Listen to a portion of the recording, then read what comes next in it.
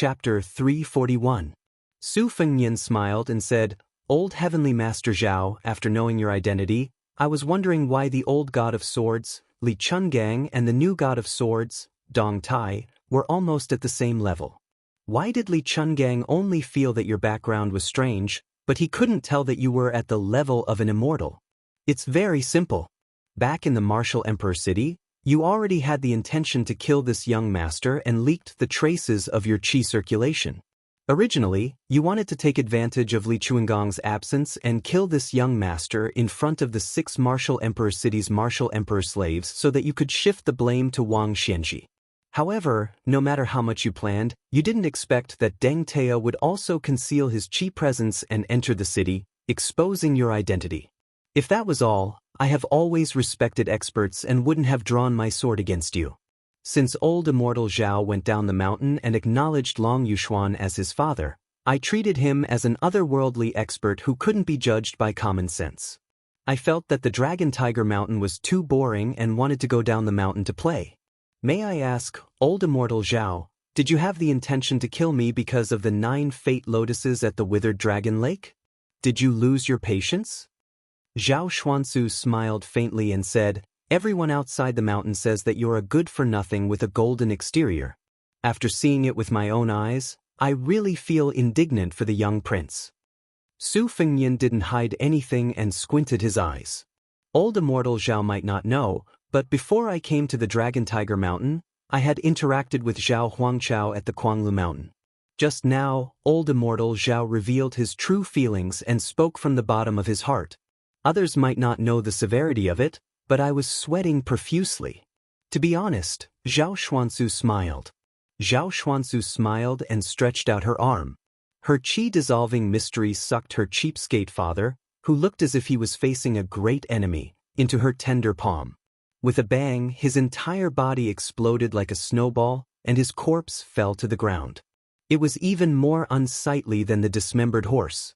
The Taoist priest, who fit the description of a 1,000-year-old tortoise, only stared at His Royal Highness.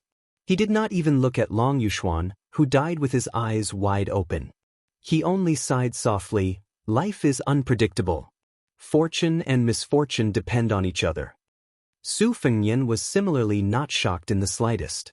He didn't even turn his head to look at the flower thief who had just become a guest of Bailiang before suddenly dying in a foreign land. He didn't even bother to wipe away the blood seeping from the corner of his mouth. He looked down at the old ancestor of Mount Longhu and asked curiously, "I was only lucky enough to guess that old immortal was going to make a move. As for why you wanted to kill me, I still don't quite understand. I hope old immortal can enlighten me." Zhao Xuanzu stretched out his hands and pressed down. Xu Qian and Yang Qingfeng, along with their horses, were instantly pressed to the ground by a heavy weight. The 2 horses were crushed into meat paste. The 2 northern Liang retainers struggled to hold on, bleeding from their 7 orifices. Against this ancestor of Mount Longhu, they actually had no strength to fight back. The Taoist priest glanced at the surface of the Eastern Sea and chuckled. "It's okay if you want to delay time. I'm also waiting for the divine gate to open. Li Chungang, you're indeed the best swordsman in the 500 years after Ancestor Lu." Xu Xiu, who was on the verge of death, spat out blood. She lay on the ground and struggled, "Your Highness, save me." Su Fengnian turned a deaf ear to her and laughed. "Why? Old immortal has such a mysterious supernatural power. Are you still afraid of the illusory fate that entangles you and prevents you from ascending?" The Taoist priest sighed. "How can I not be afraid? Since things have come to this, I'll make it clear to you. I, Zhao Xuanzu, am only 1 step away from ascending to immortality. It was so before 60 years, but it's still so after 60 years. Just like how I killed Long Yuxuan just now, fortune and misfortune are intertwined. The Taoist priest's residence, Zhao family, shares the same surname as the Son of Heaven, Zhao family. 500 years of karma entangled with each other, just like how the black tortoise totem entangled with a snake. Their fates have long been mixed up. When I entered the Martial Emperor City and met Dong Tai, my killing intent had faded. When your fate was strong and you weren't destined to die, I was happy to be a coward and hide in Mount Longhu. Unfortunately, when I got here, Li Chungang opened the divine gate with his sword. Even if I killed you, I could take the opportunity to ascend. Look, that's the divine gate. I once made a bet with Zhao Huangqiao that whoever ascended first would lose a seal. Once I ascended today, my fate would be retribution. If that old bastard dares to take the seal, he would have to find Zhao Huangqiao. As for you, Su Fengnian, you died in front of Wang Xianji. Zhao family's imperial court borrowed Su Zhao's butcher's knife to cut off the rotten meat of martial emperor city. Evil people will be dealt with by evil people. It's my compensation to my century-old friend, Zhao Huangqiao. Su Fengnian praised, Old immortal, you have a good plan. Zhao Xuanzu laughed, I've lived for a long time. My Tao is ordinary, but I'm thick-skinned. The Taoist priest laughed, I advise you not to expect the two land immortals to notice the abnormality here. I still have the ability to do so. An instant spear curved like a crescent moon and swept down from the sky. Zhao Xuanzu did not move and allowed the instant spear to hit the young body. However, the next scene was Blue Bird vomiting blood and flying backward. The Taoist priest said regretfully, Little girl, it's a pity for your body. Then, he looked at His Royal Highness and seemed to be mocking, You can still keep your composure? Blue Bird stood up shakily, but the instant spear did not leave her hand. Su Fengnian glanced at Xu Xiu and Yang Qingfeng who were struggling. He waved his hand to stop Blue Bird who was trying to fight to the death with the Taoist priest and asked, Everyone here has to die? Zhao Xuanzu nodded. Su Fengnian chuckled and said, Then let me go first? Zhao Xuanzu did not say any nonsense. He instantly shrank the ground and swept in front of Su Fengnian. He did not give him any chance to draw his knife and block. His move was a killer move. But just as he was about to touch His Royal Highness, a hand blade strangely pierced towards him. Even Zhao Xuanzu, who had a high realm, was repelled by this mysterious move. He looked down and saw a scarlet blood groove on his neck. He looked up and saw a girl with an old-fashioned smile. Zhao Xuanzu frowned. He saw that the sword in the distance had opened the gate of heaven and opened the line between the sea and the sky. It was clearly the best time. He twisted his neck and his body made continuous cracking sounds. It was like a string of soybeans exploding. Zhao Xuanzu sneered, Not bad, not bad. His Royal Highness has some skills. He actually forced me to summon my real body. The Taoist priest's bones, flesh, and blood began to grow like an old tree in spring. Su Fengnian said calmly, So that's what they say. You are really not a master. Not to mention the old god of swords Li Chungang, even the new god of swords Dong Tai is far from you. Zhao Xuanzu was furious. He looked up to the sky and laughed. Nephew, your flattery is just SOS. A unique mellow voice came from the bottom of the hill. I gave you the sword first and repaid half of your kindness. After killing you, I repaid the other half. I saved you twice. From today onwards, Dong Tai and your mother, Wu Su, no longer owe each other. You are not a master if you don't show off. How is he not a master? He obviously lived his whole life as a dog. Dong Tai is here to kill the dog. Since Senior Li's sword was formed in the Eastern Sea, Dong Tai will not make a fool of himself. Swordrise. Zhao Xuanzu showed a panicked expression for the first time. He said angrily, Dong Tai, how did you know this place changed? Dong Tai raised the sword. How would the world know it reached the peak? Dong Tai, who was standing 10 feet away, spread out his hands and smiled, Ame, Du Ke, Huang Tong. Tai Tai, Jin Lu. Tai Ah. 6 small swords broke out of the box. They were nailed to the top of Zhao Xuanzu's head, temples, and 3 dantians. The Taoist said that the immortal could level the earth and shatter the mountains and rivers. Why don't you let me see it? His body collapsed. Zhao Xuanzu forced his primordial spirit to leave his body. Like a rainbow, he flew towards the heavenly gate. Dong Tai took a step forward. He said calmly, You want to become an immortal? You have to ask Dong Tai's sword first. Come back. The 6 flying swords were clearly nailed to Zhao Xuanzu's body. However, the primordial spirit of the Taoist reflected the outline of the 6 swords. The primordial spirit was pulled back into the body. Su Fengnian did not say anything. He cut the primordial spirit in half and laughed, "I will let you become an immortal." Chapter 342. Seeing that the body of the elder ancestor of Dragon Tiger Mountain, which had returned to its original state, was split open by Su Fengnian's saber, Shu Xiong, who was lying on the ground, had a gleeful and ferocious look in his eyes. In the past, when he was living under someone else's roof in the northern Liang mansion, he had done a lot of dirty business involving human lives. There were also several dangerous situations where his life was hanging by a thread, but it had never been as futile as today. Facing Zhao Xuansu, who had been showing the appearance of a child all the way to Martial Emperor City, he could not even touch half an inch of his sleeve before he was suffocated by Zhao Xuansu's majestic qi, bleeding from his 7 orifices. Seeing His Royal Highness succeed in one strike with the help of Dong Tai's divine sword skill, she felt so comfortable that she could not wait to marry this young crown prince on the spot. She was well aware that if Su Fengnian had not spoken, her and Yang Qingfeng's qi would have exploded together with their flesh and blood. Shu Xiu could not be as open-minded as Lu Qiantang, who had died in the common reed marsh. She had just escaped from the gloomy prison in Baiyang and even had the chance to replace Pei Nanwei as the fake princess of Jing'an Palace. How could she be willing to die here?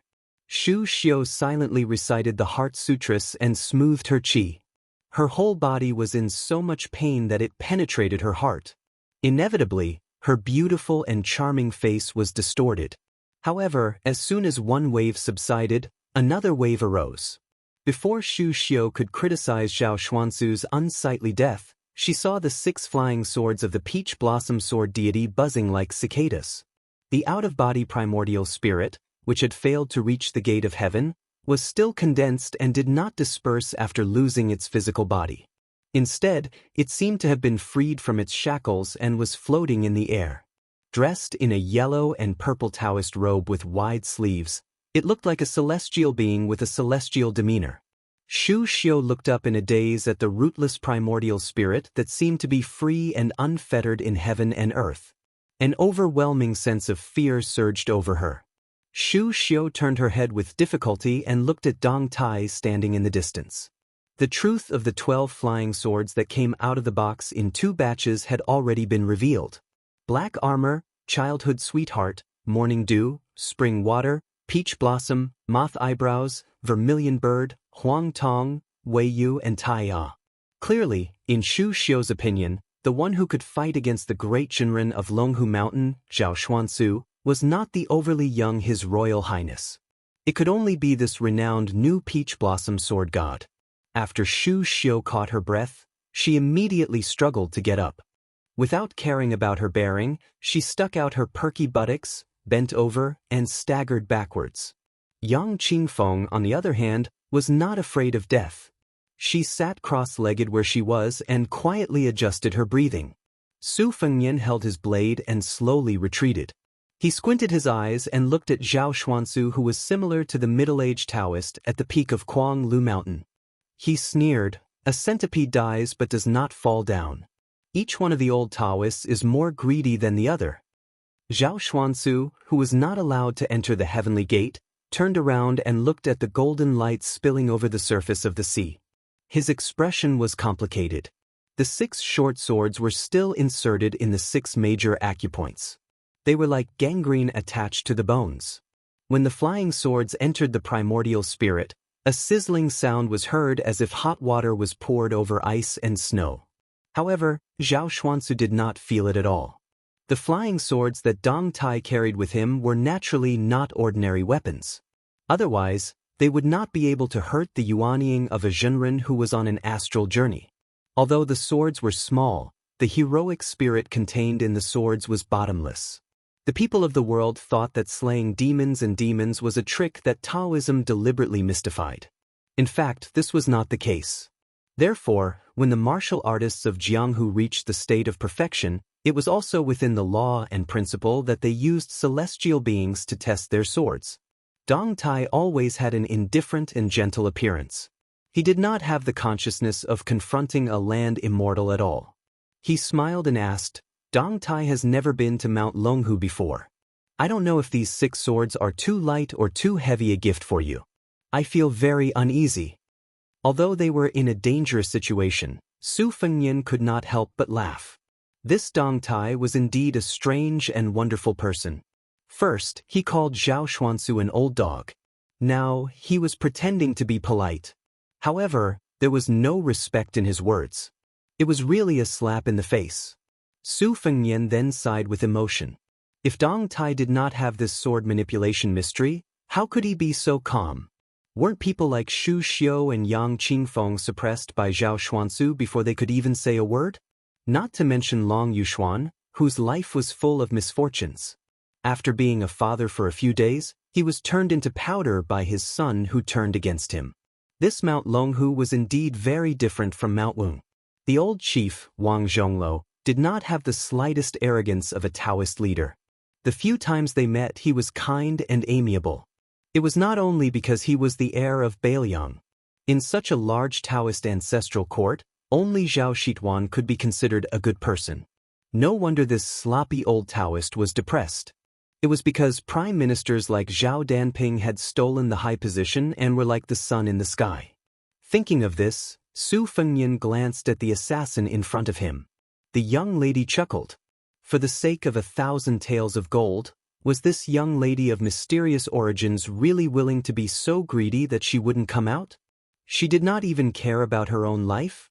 First, it was the 11th in the world, Wang Mingyin. Now, it was the great spiritual master, Zhao Xuanzi. What was she planning? Was she going to kill or save? Jia? The three characters of the name were all homophonic. Su Fengnian had once sent a secret letter to Su Xiao, asking if she had planted a death warrior by his side. This was a major matter that involved Su Fengnian's life and death. Su Xiao had personally written a letter stating that this girl was not the #1 death warrior in the palace. As a result, Su Fengnian was even more confused. What was in this girl's little head? Who would believe that she was purely a little money grubber? As for the fact that he did not disperse Zhao Xuansu's spirit with one strike, Su Fengnian was definitely disappointed. However, he was not surprised. The methods of celestials were originally mysterious and unpredictable. The two on the surface of the East Sea had moved mountains and drained seas to open the gate of heaven. Each of them had displayed their magical powers. How shocking! Although Zhao Xuansu was definitely inferior to Wang Xianji and Li Chungang in terms of martial arts, it would be too degrading to say that she was killed by His Royal Highness with one strike. After all, he was an old Taoist who had cultivated for a few lifetimes on Mount Longhu. Zhao Xuansu knew the Jianghu without going out, and knew the world without going down the mountain. Untainted by the mortal world, he gently flicked his sleeves and flicked the two flying swords named Mothmei and Vermilion Bird out of the two major acupoints. The flying swords were not broken. After being forced out, they flew around the old Taoist. Zhao Xuansu ignored them and laughed softly. I heard that Dong Tai's swordsmanship is 2 realms higher than his peers. It's close to Lu Zu's sword art. Today, I was fortunate enough to experience it personally.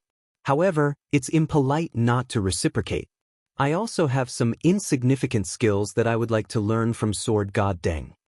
Dong Tai asked, Old Taoist master, since you have no hope of becoming an immortal in this life and your body has been destroyed, why don't you go with the flow and find a good family to reincarnate while your vital spirit is still gathered?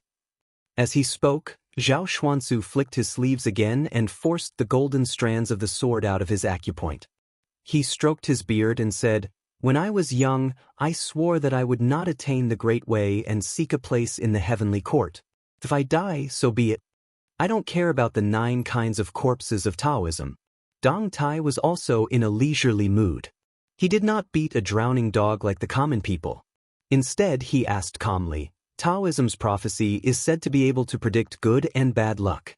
It can predict the wind and rain of the next 500 years. Can't it predict one's own life? Su Fengnian watched as the old Taoist flicked his sleeves for the 3rd time and sent the 2 flying swords into the air. Only the small Taiya sword was left. Zhao Xuansu shook his head and said in a low voice, The heavenly way is like a carriage. It moves as fast as lightning. There are moths circling leisurely in it. Why doesn't this moth hit the wall of the carriage? Dong Tai said with a face full of emotions, How can one be free in the heavenly way? If one can't step out of Kunlun, one can't live for more than 100 years. Chapter 343. Su Fengnian was baffled and did not feel enlightened. He only knew that the two masters were ready to attack. To be precise, Dong Tai was confident to the point of conceit, allowing Zhao Xuansu to escape from the six swords prohibition. In the carriage, Murong Tonghuang lifted the curtain to watch the battle. Murong Wuzhu was timid and did not dare to look. She shrank in the corner and shivered. Suddenly, she widened her eyes. She saw the yellow pearwood box rise slowly and shake violently. The sword box opened and the 6 exquisite swords flew out. Dong Tai waited until the small swords that shared the same fate as him flew into the air. He said softly, "I don't think about the way of heaven, but ever since I started practicing, I have never doubted the sword in my hand." Everyone only saw Dong Tai, who was unparalleled in the art of killing, smiling as he stretched out his finger and flicked it. 12 small swords lined up in a straight line in front of him, as if they were going to draw a gap between heaven and earth. The heaven and earth changed color, and its momentum was not inferior to the surface of the East Sea. 60 moments in a flick of the finger and 900 deaths in an instant. This was the essence of the finger mystery. Therefore, Wang Xinji once said that in the world, only the white-robed monk Li Dongxin had obtained the essence of the Vajra realm. Chao Changqing took 8 portions of the celestial phenomenon spirit, and Dong Tai won the first finger mystery. There were 4 realms in the first stage, but it did not mean that the level of martial arts attainment was higher or lower. Especially for the saints of the 3 sects who had the advantage of time, place, and people. Even if they entered the Earth Immortal realm, they might not be a match for the loose immortals outside the 3 sects in a battle of life and death. Moreover, the 3 sects had always valued the way of heaven and despised martial arts. Even the supernatural power of Lu Zu's flying sword was regarded as a strange skill that was incompatible with the way of heaven. It could be seen that the saints of the 3 sects did not value martial arts. Dong Tai smiled and said, "The sword formation is called the weapon release. I originally prepared it for Wang Xinji. It is a pity that I used it on you." Zhao Xuansu squinted and said, "What a great thunder pool. I dare to cross it and see if Sword God Deng can use the weapon release." The ancestor of the Dragon Tiger Mountain crossed it. The sword formation was like a rainbow. The out-of-body primordial spirit was instantly shredded into nothingness. In a flash, Dong Tai angrily said, "Old dog Zhao, how dare you be so opportunistic?" Dong Tai came behind His Royal Highness, grabbed him by the collar and was about to throw Su Fengnian back. However, the new god of swords was alert and quick enough, but he still could not resist a torrent of purple gas pouring down in front of Su Fengnian. He could vaguely hear Zhao Xian's last words on the eve of his death, "Since I can't cut off the fate, I'll use a trick and steal a heavenly secret. I'll pass the calamity of Mount Longhuan to you." Purple chi from the east. Although the sword formation had destroyed most of it, about 20 to 30% of it still flowed into Su Fengnian's body. It was the first time that Dong Tai showed such an angry expression. The world was silent as he shouted, "Zhao Xuansu, I want your mansion of Taoist master to have no descendants." The Sanqing purple chi was vast and mighty, lingering around Su Fengnian's body. The calamity was imminent. Dong Tai was extremely annoyed. He was familiar with many unorthodox methods of Taoism, and this Zhao Xuansu obviously wanted to use his life to kill Su Fengnian and destroy his fate. Although Dong Tai thought that he rarely met a worthy opponent, karma and fate were the most unpredictable things in this world. His karma with Su Fengnian was very shallow. In fact, after the death of his consort Wu Su, all that was left was a verbal promise from a young swordsman. He had already paid it back by using his sword twice inside and outside the Eastern Sea martial emperor city. In a flash, the purple gas and Su Fengnian were very harmonious. No matter how powerful Dong Tai was, he could not cut off the chi dynamic. Even if he took a step back, he was willing to bear this calamity, but he was powerless to absorb the fate. This was also the reason why Dong Tai hated Zhao Xuansu the most. As a Taoist spiritual master, he was actually so vicious. The girl turned around and stared blankly at Su Fengnian, whose red date between his eyebrows had turned from purple to black. She smiled, but she was not gloating. Instead, she looked a little sad. Perhaps even Huang Sanjia would be shocked if he saw this unfamiliar emotion. She tiptoed and reached out to touch His Royal Highness's black glabella. Even Dong Tai was stunned, but he did not stop her in the end. Bailiang was cold and bitter. That year, it was snowing. A little girl knelt by the roadside and sold her body to bury her mother. She was born at the bottom of the market. Her father was addicted to gambling. They used to be a small family, but after a few years, he lost all his fortune. After his daughter was born, he swore to his wife that he would never gamble again. He even chopped off one of his fingers, but he still could not stop his addiction to gambling. For as long as the child could remember, she saw her father threaten to sell her and threaten her mother to become a prostitute. He drank and scolded the mother and daughter without restraint. That was his greatest achievement. As the child grew up in poverty, her mother's face gradually withered and she earned less money. The girl could never forget those vulgar men who walked out of the leaky thatched house with their waistbands and threw a dozen copper coins to her father. That man bent over to receive the money with a flattering smile. Later, when her mother knew that the man was determined to sell her daughter, she, who was terminally ill, changed into the last set of plain clothes she had. She sent her daughter away to pick some wild vegetables and cooked a pot of rice porridge with arsenic. When the girl returned home, the man who had not called her father since he was sensible was already cold. The small pot of porridge only had 6 bowls. He only cared about himself and drank 5 bowls in one breath. Naturally, he died quickly. The woman who only drank 1 bowl of porridge hugged her daughter before she died. She bled and cried, unable to speak. The little girl, whose fingers were bleeding from frostbite, washed her mother's face and put her on the straw mat. She didn't look at the man and went to Liangzhou City, kneeling beside the straw mat. This scene was not strange in the winter of Bailiang, so she didn't need to write anything on the charcoal, nor did she need to cry and complain. But who would be willing to do such an unlucky thing that would cost a lot of money for a filthy little girl in thin clothes? The road was full of beautiful women in mink fur. No one would take a second look at the little girl who might not be able to survive the harsh winter. A few ruffians who had taken money from her family passed by and kicked away the straw mat, revealing the body of the little girl's mother. She was lying on her mother's body. They said that her mother was a dirty woman and that they should just throw her body out in the wild. She cried and said that her mother was not dirty at all, so they stepped on the body. The little girl bit one of the ruffian's legs, but she was pulled up by the hair and punched in the stomach. He asked her if she was dirty or not. Every time she said no, every time she shook her head, she was punched. How old was she at that time? How many punches could she take? But the passers-by were indifferent and no one cared about this. Many people were bored and watched with great interest. Later, a luxurious carriage passed by. Probably because he heard the noise, a young man in a luxurious white coat got off the carriage and came to her side.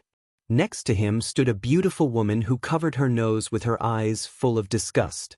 He asked her who was prettier, her mother or the woman next to her. The little girl, whose mouth was bleeding, gave an answer that made the onlookers burst into laughter. The seductive woman who accompanied the young man was embarrassed, and her eyes were full of anger and coldness. The young man, whose absurd reputation had spread all over Bailiang, didn't show any expression. He took a pearl hairpin from the head of the woman next to him. There was a huge pearl hanging at the end of the hairpin. The little girl didn't know that a pearl was worth 1,000 gold. She only saw the man squat down and put the hairpin on her mother's head, asking her if it was pretty. The little girl cried and said yes. He patted her head and chuckled, but didn't say anything. He returned to the carriage and left. After that, someone immediately buried her mother. That winter day, the little girl knelt at the grave and met Huang Longshi. In these years, other than killing people, her only hobby was collecting hairpins. This year, outside Xianxia City, she killed that so-called 11th in the world. Whoever wanted that young man to die, she wanted him dead. She didn't care if he was a first-rank master or an immortal on earth. To her, this was the only reason. Chapter 344. Killing a man in 10 steps, leaving no trace for 1,000 miles. When the deed is done, I leave with a flick of my sleeve, hiding my identity and name. The essence of this popular paladin poem was the word kill. If it was changed to save, it would obviously be neither fish nor fowl. At this moment, His Royal Highness, who was sitting sickly in the carriage, was in a very strange mood. His aunt, Xianxia, who kept a big cat as a pet, originally thought that even if it was not because of national enmity, she was a cold-blooded and ruthless first-class assassin who would not lend a helping hand. Zhao Xuansu's 3 Pure Tribulations. A few days ago, at the top of the Donghai slope, Su Fengnian's body was like an alchemy furnace, boiling abnormally. Unlike the external elixir that used gold, stone, and medicinal herbs as bait, the inner elixir melted one's essence, qi, and spirit. The danger within was not inferior to Taoist Zhao's killing move. Zhao Xuansu's purple qi from the east and Su Fengnian's big yellow courtyard were like weapons of war. Su Fengnian fell into a coma and was on the verge of death. When he woke up, he found out from Bluebird that it was Jia who saved his life and caused the purple qi to flow into her body. Then she left without leaving a word. The Peach Blossom Sword deity asked Bluebird to leave a message for his distant nephew, saying that he had removed the prohibition of the 12 swords and needed a new master to feed him with blood. The shortest was 3 years, the longest was 10 years. As long as he had enough qi and learned a superior sword-controlling technique, he would be able to control the 12 swords. Back then he owed the Su family or Wu Su a life-saving debt. Even if he did not owe them anything, he would not meet them in the future. Old Man Li opened the curtain and bent over to enter the carriage. He sat down lazily against the wall. Su Fengnian glanced at him. How the Battle of Donghai ended. He only heard that it was a draw, but no one could see any clues. Wang Xinji opened the sea to send the old sword deity off, giving him enough face. Obviously, old Monster Wang, who had stood at the peak of martial arts for 60 years, had never forgotten the kindness of half a wooden bull. This made Su Fengnian have a good impression of the martial Emperor Castellan. The old god of swords saw a yellow pearwood box on the cotton blanket with a picture of 100 birds paying homage to the phoenix. He opened the sword box without a trace of politeness. Despite the dense sword aura, the old man with the sheepskin fur coat said, "Sissy, embroidery needle. Is this junior surnamed Deng a woman?" Su Fengnian, whose injuries had spread from the inside out, was pale. His knees were covered with a small satin blanket made by Shishu. In addition, there was a new charcoal stove in the carriage. It was not winter yet, which showed how weak His Royal Highness was. He smiled bitterly and said, "Fortunately, Dong Tai was not present. Otherwise, you would have to fight." Li Chungang reached out to take off his boots and buckled his feet. He blew his beard and glared. "What? This old man can't beat Wang Xianji, but he can't beat Dong Tai?" Su Fengnian raised his eyebrows and asked carefully, "You lost at Donghai?" Li Chungang pursed his lips and said straightforwardly, "This old man has lost, so what's there to hide? Wang Xianji's realm has fallen in recent years, but his cultivation has been steadily rising. His foundation is solid, and his comprehension is good. It's not strange that he can't beat Wang Xianji. However, in that fight, Wang Xianji had used 90% of his strength. If he had fought with all his strength, perhaps only Ancestor Lu from 500 years ago would have been able to suppress this ignorant man. This old man is still a bit lacking. It's a pity that you didn't see the scene of him raising the water of Donghai. It's very frightening." Ignoring the shock in His Royal Highness' heart, the old god of swords looked at the sword box again. This time, he didn't speak harshly. He sighed softly and said, "These 12 pocket-sized flying swords have their seals removed. They're almost considered half-dead objects. It's not easy for them to have such sword intent. In terms of sword nurturing and flying swords, Dong Tai is indeed the #1 in the world.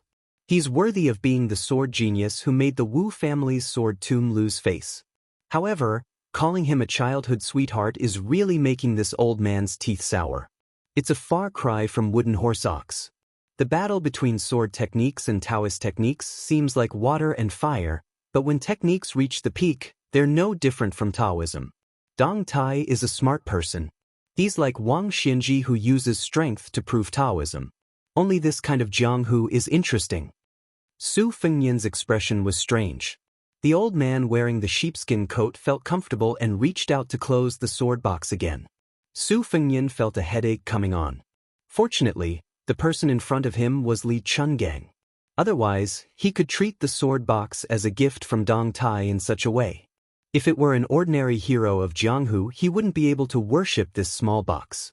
Li Chungang probably saw His Royal Highness's gaze and said unhappily, "Have you ever heard that the cold people need warmth? Don't take people's clothes and make them into lichens?" No matter how ignorant and incompetent Su Fengnian was, the poem was easy to understand and he could clearly hear the sarcasm in it. He lowered his head and saw the expensive blanket, which was worth an inch of gold. He was stunned and mocked himself. "Senior, you worry about the country and the people. You are indeed a great master." Chapter 345. The old man wearing the sheepskin fur coat was indifferent to this kid's flattery. He picked his earwax and clicked his tongue. "I heard that Zhao Xuanzu didn't hesitate to risk his old life to frame you for the calamity of Mount Longhu. It's fine if the young assassin who killed Wang Mingyin didn't take advantage of the situation, but she even helped you? King of Jing'an and Zhao Heng's 1,000 taels of gold were all wasted?" This old man couldn't understand this matter no matter how much he thought about it.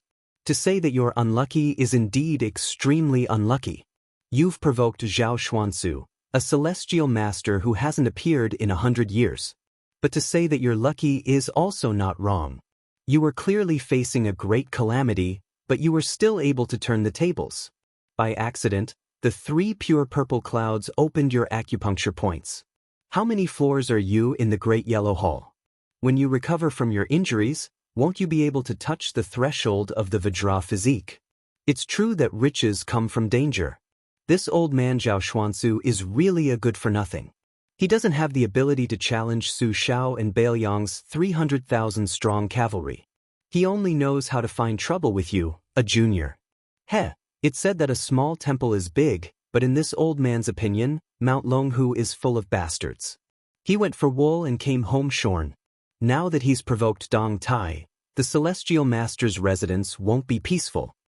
Su Fengnian covered his stinging chest, gritted his teeth, and sneered. This stinky old Taoist was stopped by Dong Tai. He couldn't kill me, so he took advantage of the opportunity when you opened the gate of heaven and wanted to leave his body and ascend.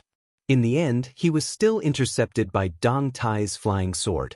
I had no choice but to burn both jade and common stone. Originally, I didn't haggle with Mount Longhu last time because Zhao Shituan accepted Huang Manor as his disciple. Sure enough, kind people are bullied. No matter how Dong Tai acts, the next time I climb Mount Longhu, I'll definitely let this group of noble people suffer." Li Chungang sneered and said, "With your little cultivation? Do you really think you're like Dong Tai or Chao Chongqing?" Su Fengnian smiled calmly and said, "I'm young. In addition, with the guidance of the old senior, I'll be able to achieve twice the results with half the effort. There will be a day when I can take my revenge and vent my anger." Li Chungang stretched out a finger and tapped the sword box. He chanted the word, "Rise," and the box slid open. The 12 flying swords floated in the air and lined up in a line. It was exactly the same as Dong Tai's formation. He ignored Su Fengnian's surprise and said, "The path of sword intent has reached the peak. The turbulent river flows to the East Sea and the rolling thunder strikes the heavenly court. It seems to be too overbearing and without any rules. But in the end, it is still going along the path and there are rules to follow. Formula Dao and Formula Dao were both indispensable. For example, if a person traveled a long distance, technique was the strength of the feet and Dao was the path. If one only had the strength of the feet, going astray was just drawing a circle around the ground and not going far. If one only knew the direction but did not walk, it was nothing more than looking at plums to quench one's thirst. Dong Tai is still too stingy. He only gave you the 12 flying swords but did not leave behind the sword-riding method. Instead of giving a man a fish, teaching a man to fish is better than teaching a man to fish. This old man showed the 2-sleeved green snake no less than 100 times. If you really memorized it, it would be a superior sword-riding method. One day, you would be able to break through the bottleneck and use the big yellow cord in your body to kill people with flying swords. The ancients said that after reading 10,000 books, one would be able to write like a god. This was also the reason why this old man wanted little Jiang to practice calligraphy and not swordsmanship. How is calligraphy not swordsmanship? It's not that this old man is boasting, but the two-sleeved green snake is the pinnacle of swordsmanship in the Jianghu for 100 years. It's equivalent to spreading the 10,000 books on your desk. As for how much you can understand, it depends on your luck. This old man can't teach you swordsmanship like a child walking. Firstly, it's too degrading. Secondly, it's just pulling up seedlings to help them grow. It's not beneficial at all. The 12 flying swords trembled at a speed almost invisible to the naked eye. Descend. The flying swords slowly descended and lay quietly in the sword case. In the face of the old god of swords Li Chuangong's unprecedented sigh, Su Fengnian softly called him Old Senior and did not say anything else. The one-armed Li Chungang lifted the curtain and looked at the scenery outside the window. He smiled and said, "As you guessed, after this old man's battle with Wang Xianji, he has no regrets about swordsmanship or life. This old man has no children. He's an old man with no one to rely on. He has no attachments. What he said today is true even if he's about to die. In this life, he was once young and frivolous. He used his sword to cut down injustice. But the world is so big. How can this old man settle it with his sword alone? I remember that a long time ago, there was a female poet who praised this old man for destroying the 5 great mountains with his sword. This old man disdained to take responsibility for it. But now that I think about it carefully, there's some truth to it." For a moment, Su Fengnian had mixed feelings and was speechless. Logically speaking, Li Chungang should have been the undisputed champion of swordsmanship after returning to the realm of swordsmanship and fighting with Wang Xianji. At the very least, he could be on par with Dong Tai. He was one of the top 3 martial arts grandmasters in the world. It was time for him to rise up and make the new Jianghu look at him in a new light. But now, the old man wearing the sheepskin coat was calm and relaxed. He had the intention to completely withdraw from the Jianghu. It was not because he was disheartened, but because he had no attachments and no more requests. He truly had the strength of an immortal. Li Chungang put down the curtain and said softly, "After I send you back to Bailiang, I'll go see Miss Jiang one last time and teach her everything I've learned. Do you have anything you want this old man to tell you?" Su Fengnian shook his head. Li Chungang was not a narrow-minded person who was obsessed with love, so he did not continue on this topic. Suddenly, he said to himself with a smile, "I wonder who will be able to subdue the old monster Wang Xianji in the future." Su Fengnian asked tentatively, "How's the face of White Fox who came out of the tower after reaching the top? How's the Huang man, who entered the finger mystery?" The old man wearing the sheepskin coat thought for a moment and said, "That White Fox's face is still far from being as good as the one who came out of the tower. But if he is given some opportunities and fights with a few of the top 10 masters for 10 or 20 years, then he can go to the martial emperor city and have a wonderful fight. As for your brother, hey, he's the second Wang Xianji. There's no need for him to fight." Su Fengnian was in a good mood. Su Fengnian lifted the curtain and saw the beautiful scenery outside. There was a green mountain in front of them with green bamboos as far as the eye could see. He asked Bluebird to stop and got off the carriage to take a walk, feeling relaxed and happy. This was the first time Pei Nanwei and the Murong siblings had seen His Royal Highness recently. In addition, the scenery in the distance was very beautiful, so they all got off the carriage to enjoy the scenery. Shu Xiu looked at the young crown prince who was seriously injured and somewhat dispirited. She did not know why, but after the white horse left Liangzhou, it had been nurturing something. Until outside the martial emperor city, the man who had experienced the great calamity finally transformed. Shu Xiu stared at the back of the figure in a daze. For a moment, she was a little dazed. Chapter 346. As they ascended the mountain, green bamboo lined the path, and a cool breeze blew. Qing Niao draped a fox fur coat over Su Fengnian, which was out of season. Su Fengnian was tall and slender, and his skin was excellent. As a result, it added a lot of otherworldly aura to this young master, making him look like a wild fox. Princess Jing-un, Pei Nanwei, and the Murong siblings followed closely behind. The old god of swords Li Chungang stayed at the foot of the mountain to guard the carriage, so he did not follow them. This allowed Xu Xiu to leave her post to guard the carriage for once. While admiring the sea of bamboo, she quietly observed the back of that figure from a close distance. When Pei Nanwei saw a small lake as clear as a mirror halfway up the mountain, she was quite amazed. Especially when she saw that there was a house built in the middle of the lake. On the lakeside, there was a delicate bamboo raft made of nanju. The green bamboos reflected the scenery and the sound of the bamboo rustling in the wind. It was like a fairyland. Su Fengnian did not intend to disturb the owner of the bamboo house in the middle of the lake. He walked straight to the beautiful and graceful bamboo by the lakeside. With a gentle tap of his toes, the bamboo would rather break than bend. It had always been compared by scholars to have a strong moral integrity.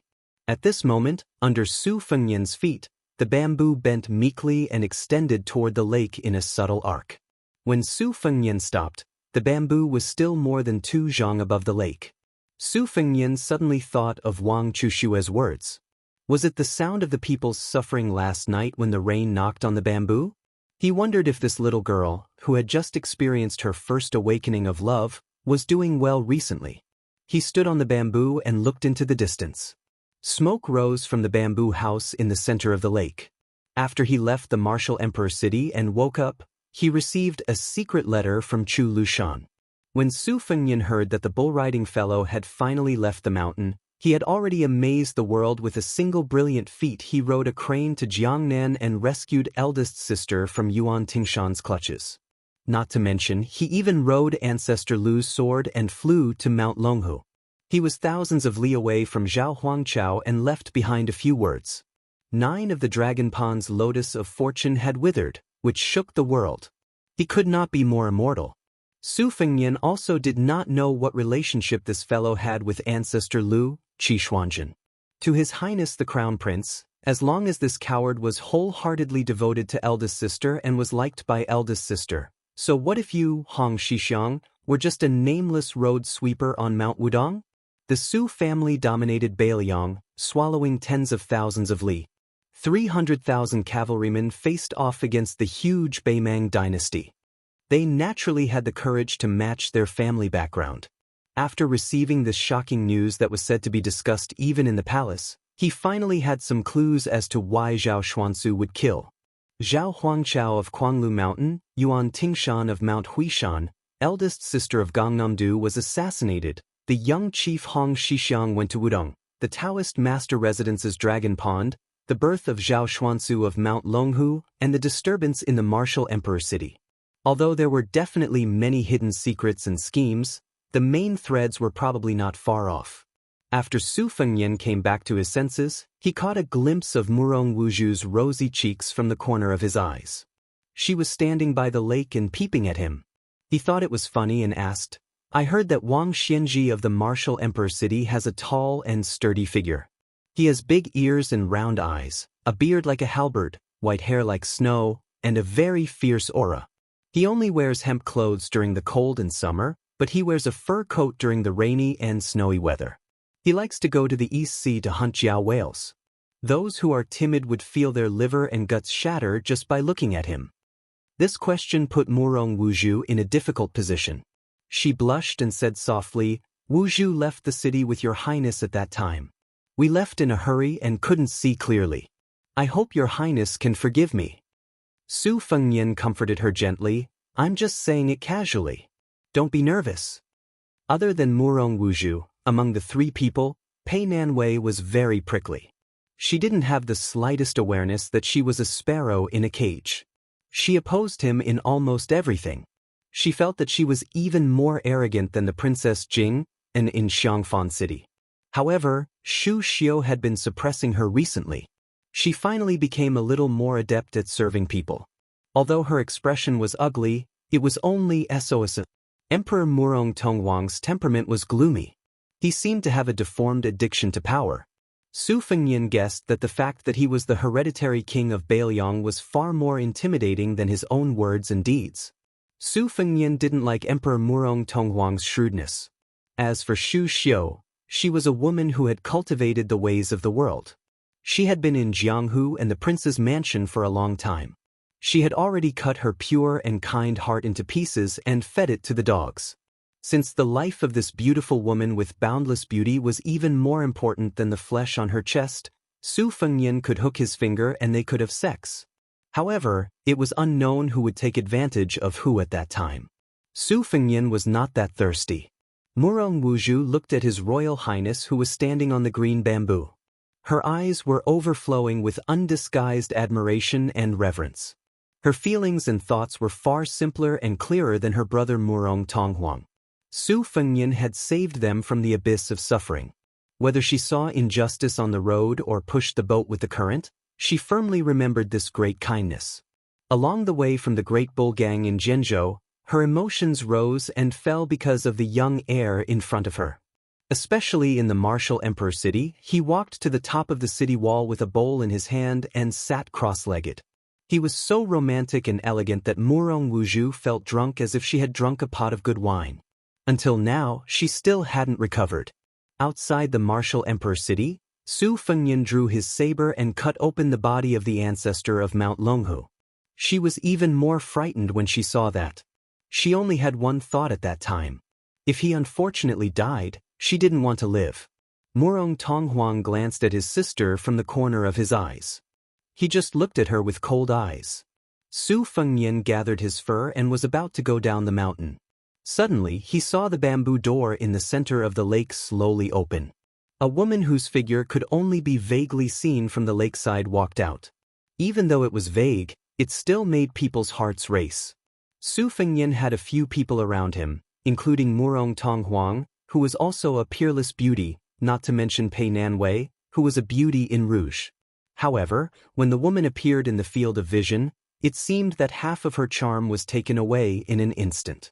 The woman in the bamboo house in the center of the lake, wearing a wooden hairpin and plain clothes, walked to the mossy stone steps near the lake and squatted down. She picked up a handful of water with both hands and gently moistened her cheeks. Then she turned her head and looked at Su Fengnian from afar. She didn't make a sound. She just quietly looked at this group of uninvited guests. She was always an orchid in a secluded valley, aloof from the world. Su Fengnian, who was wearing a brocade fox fur coat, was stunned.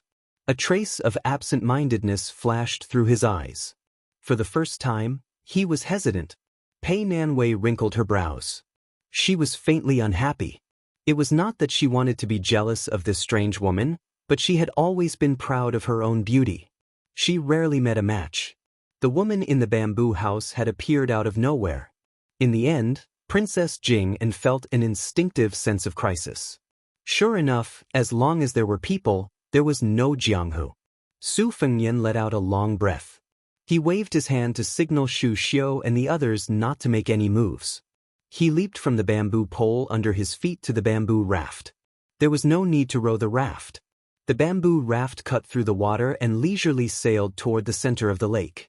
The bamboo raft stopped 3 zhang away from the bamboo house. The woman stood up and looked at Su Fengnian. Her hair was wet from the lake water and stuck to her cheeks.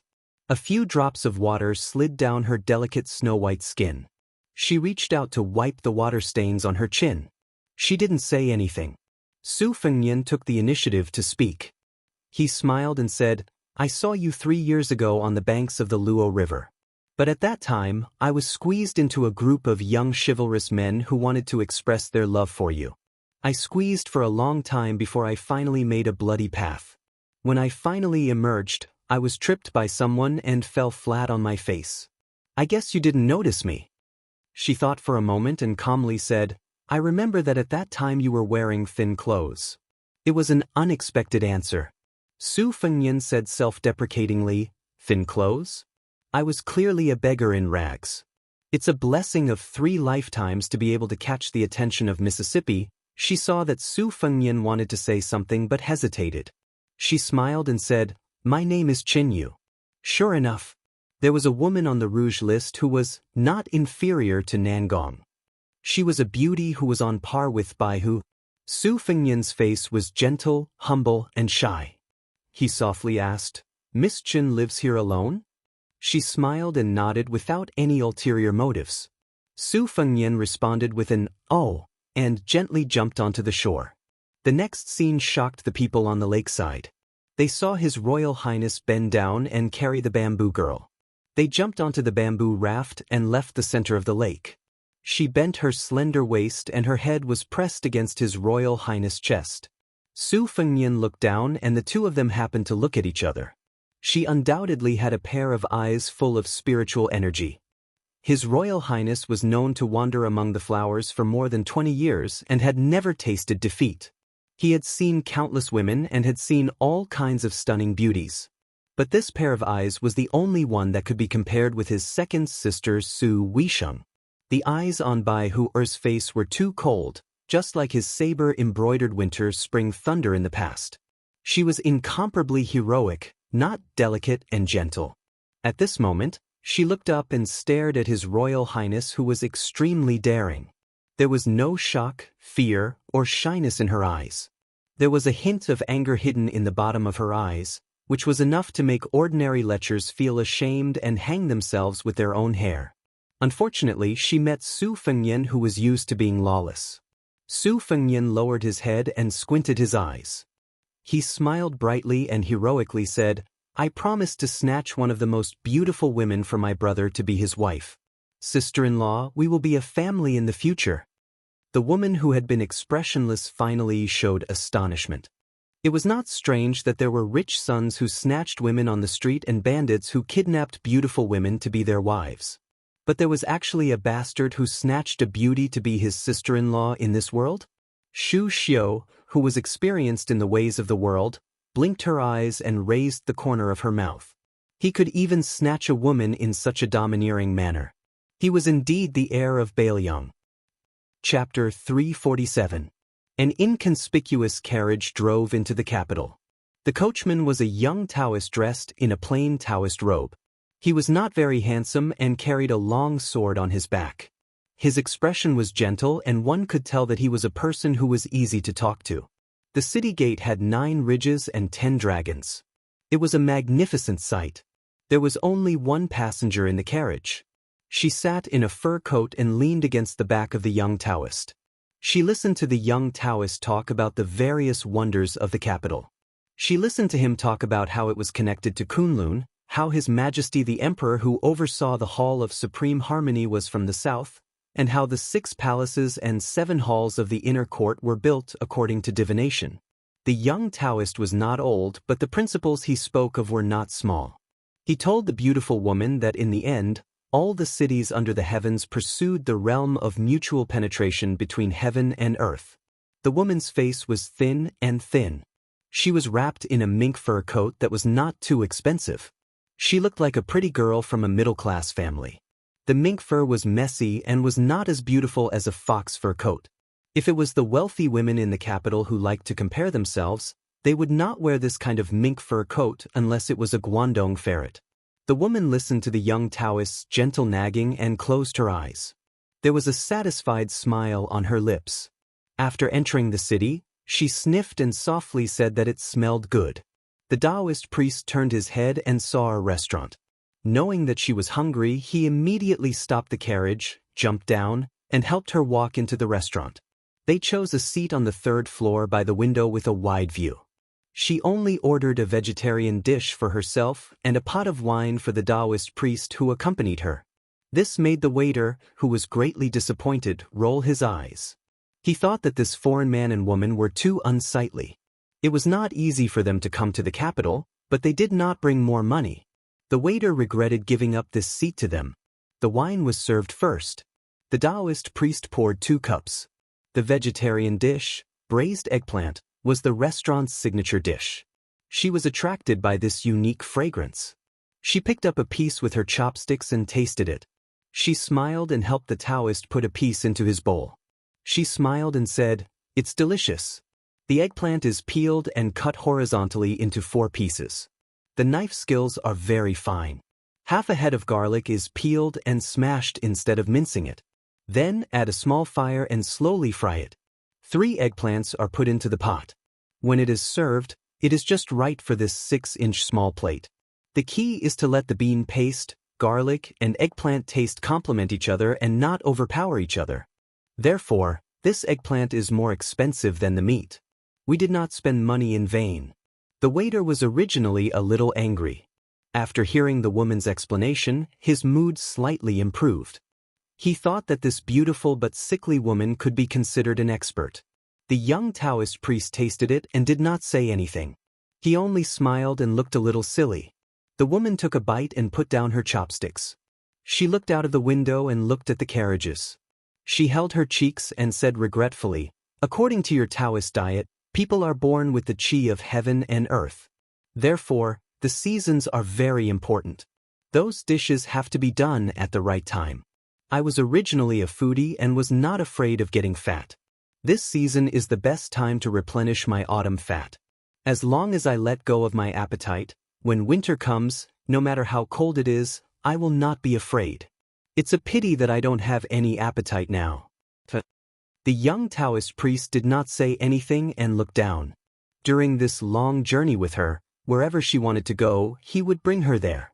No matter how far away it was, no matter how high the mountains were, he would bring her to see the scenery. He only wanted her to have fun and return. In the Old West Shu, he brought her to see the most spectacular bamboo sea in the world. In the Old West Shu, they went to see the ruins of Shilabi. Further south, he brought her to the nunnery. She asked for a lot, but it was the worst lot. In the far west, there were mountains that could reach the sky. Then, she said that she wanted to take a look at the capital.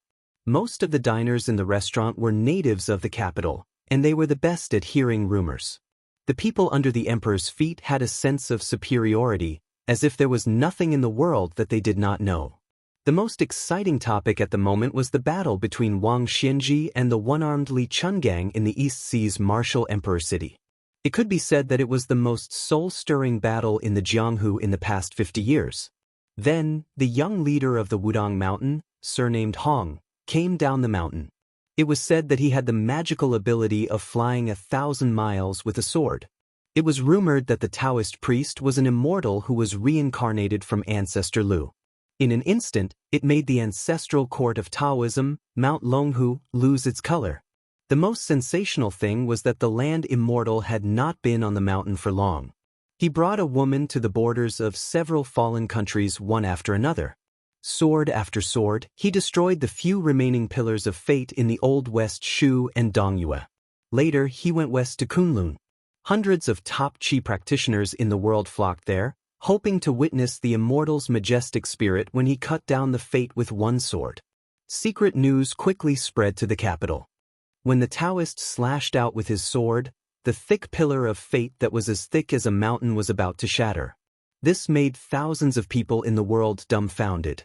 They were all curious whether there was really such an immortal in the world who did not ascend.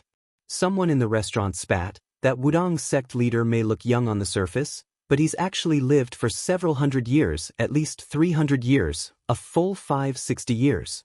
Someone immediately doubted, "Doesn't that mean he's much older than the old sect leader Wang Zhonglo? Since he's so old, why did he only leave the mountain recently?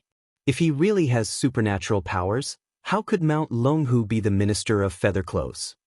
The person who spoke earlier slammed the table and said angrily, "This spiritual master is worthy of being called the immortal of earth.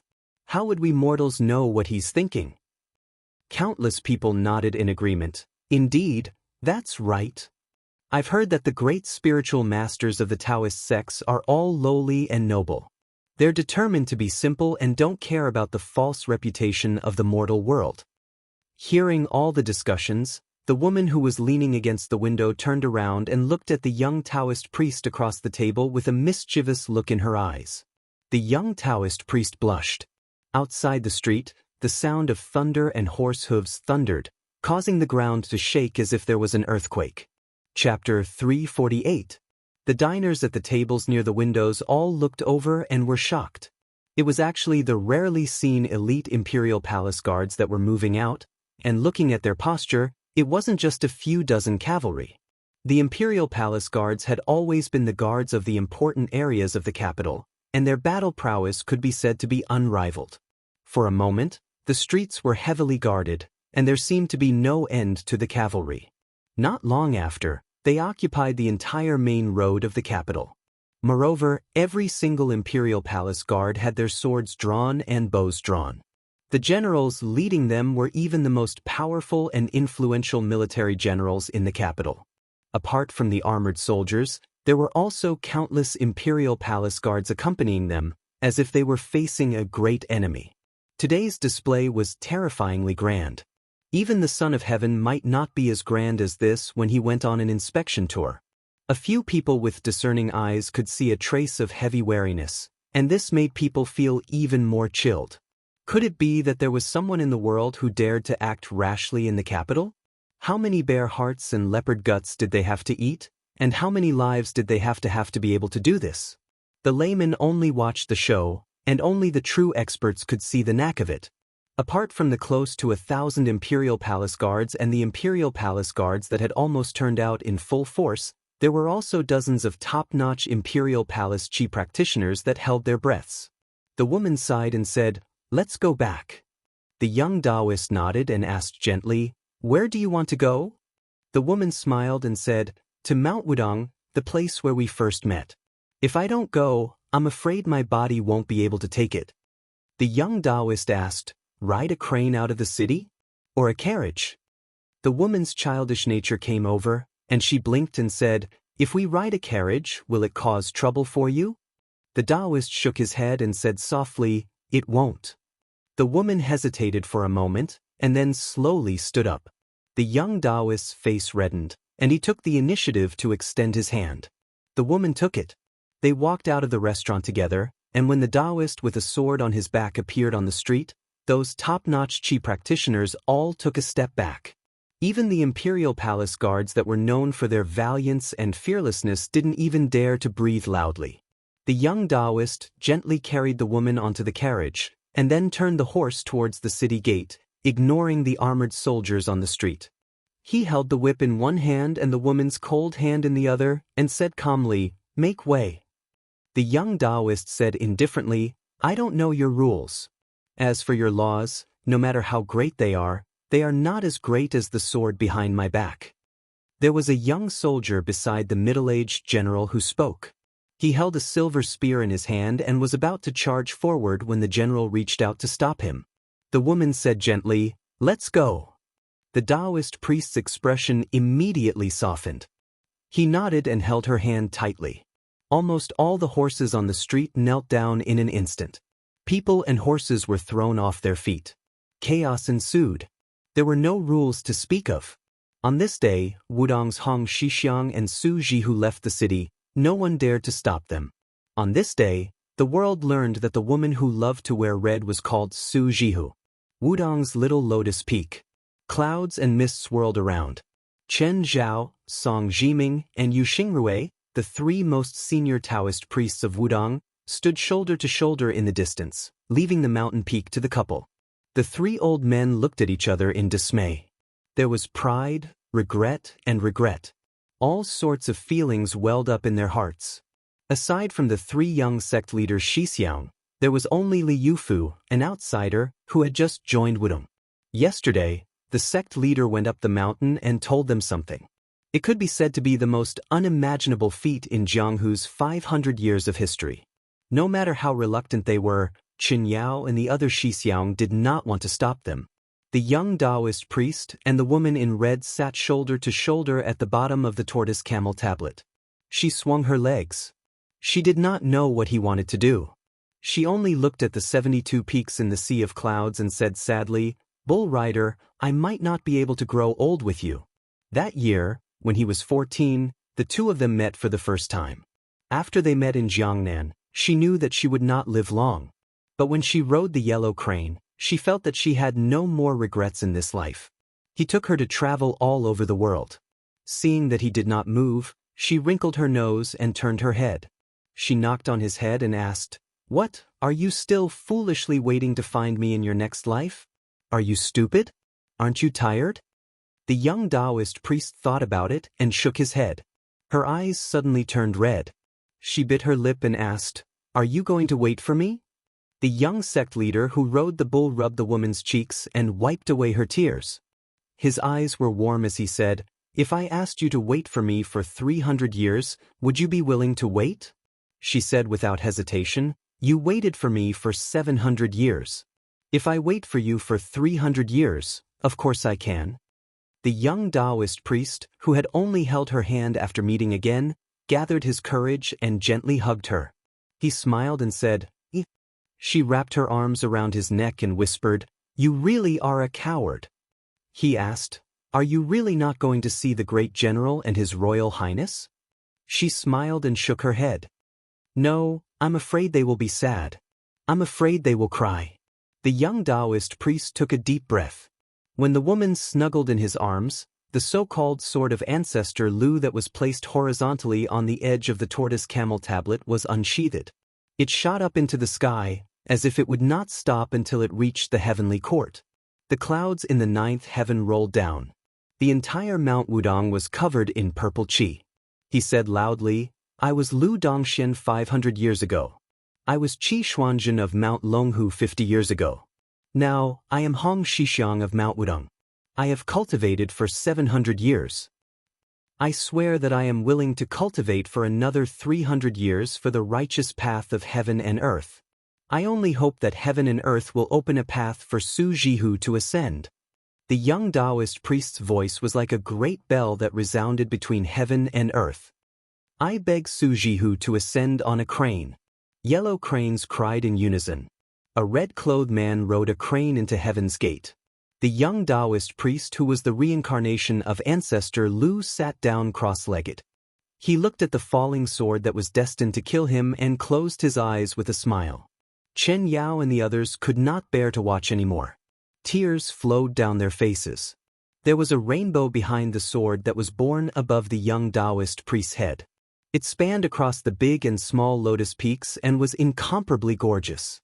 1,000 years of cultivation, only hoping to meet again. Chapter 349. His Royal Highness and his entourage made a slight turn on their way back and arrived at Guangling River.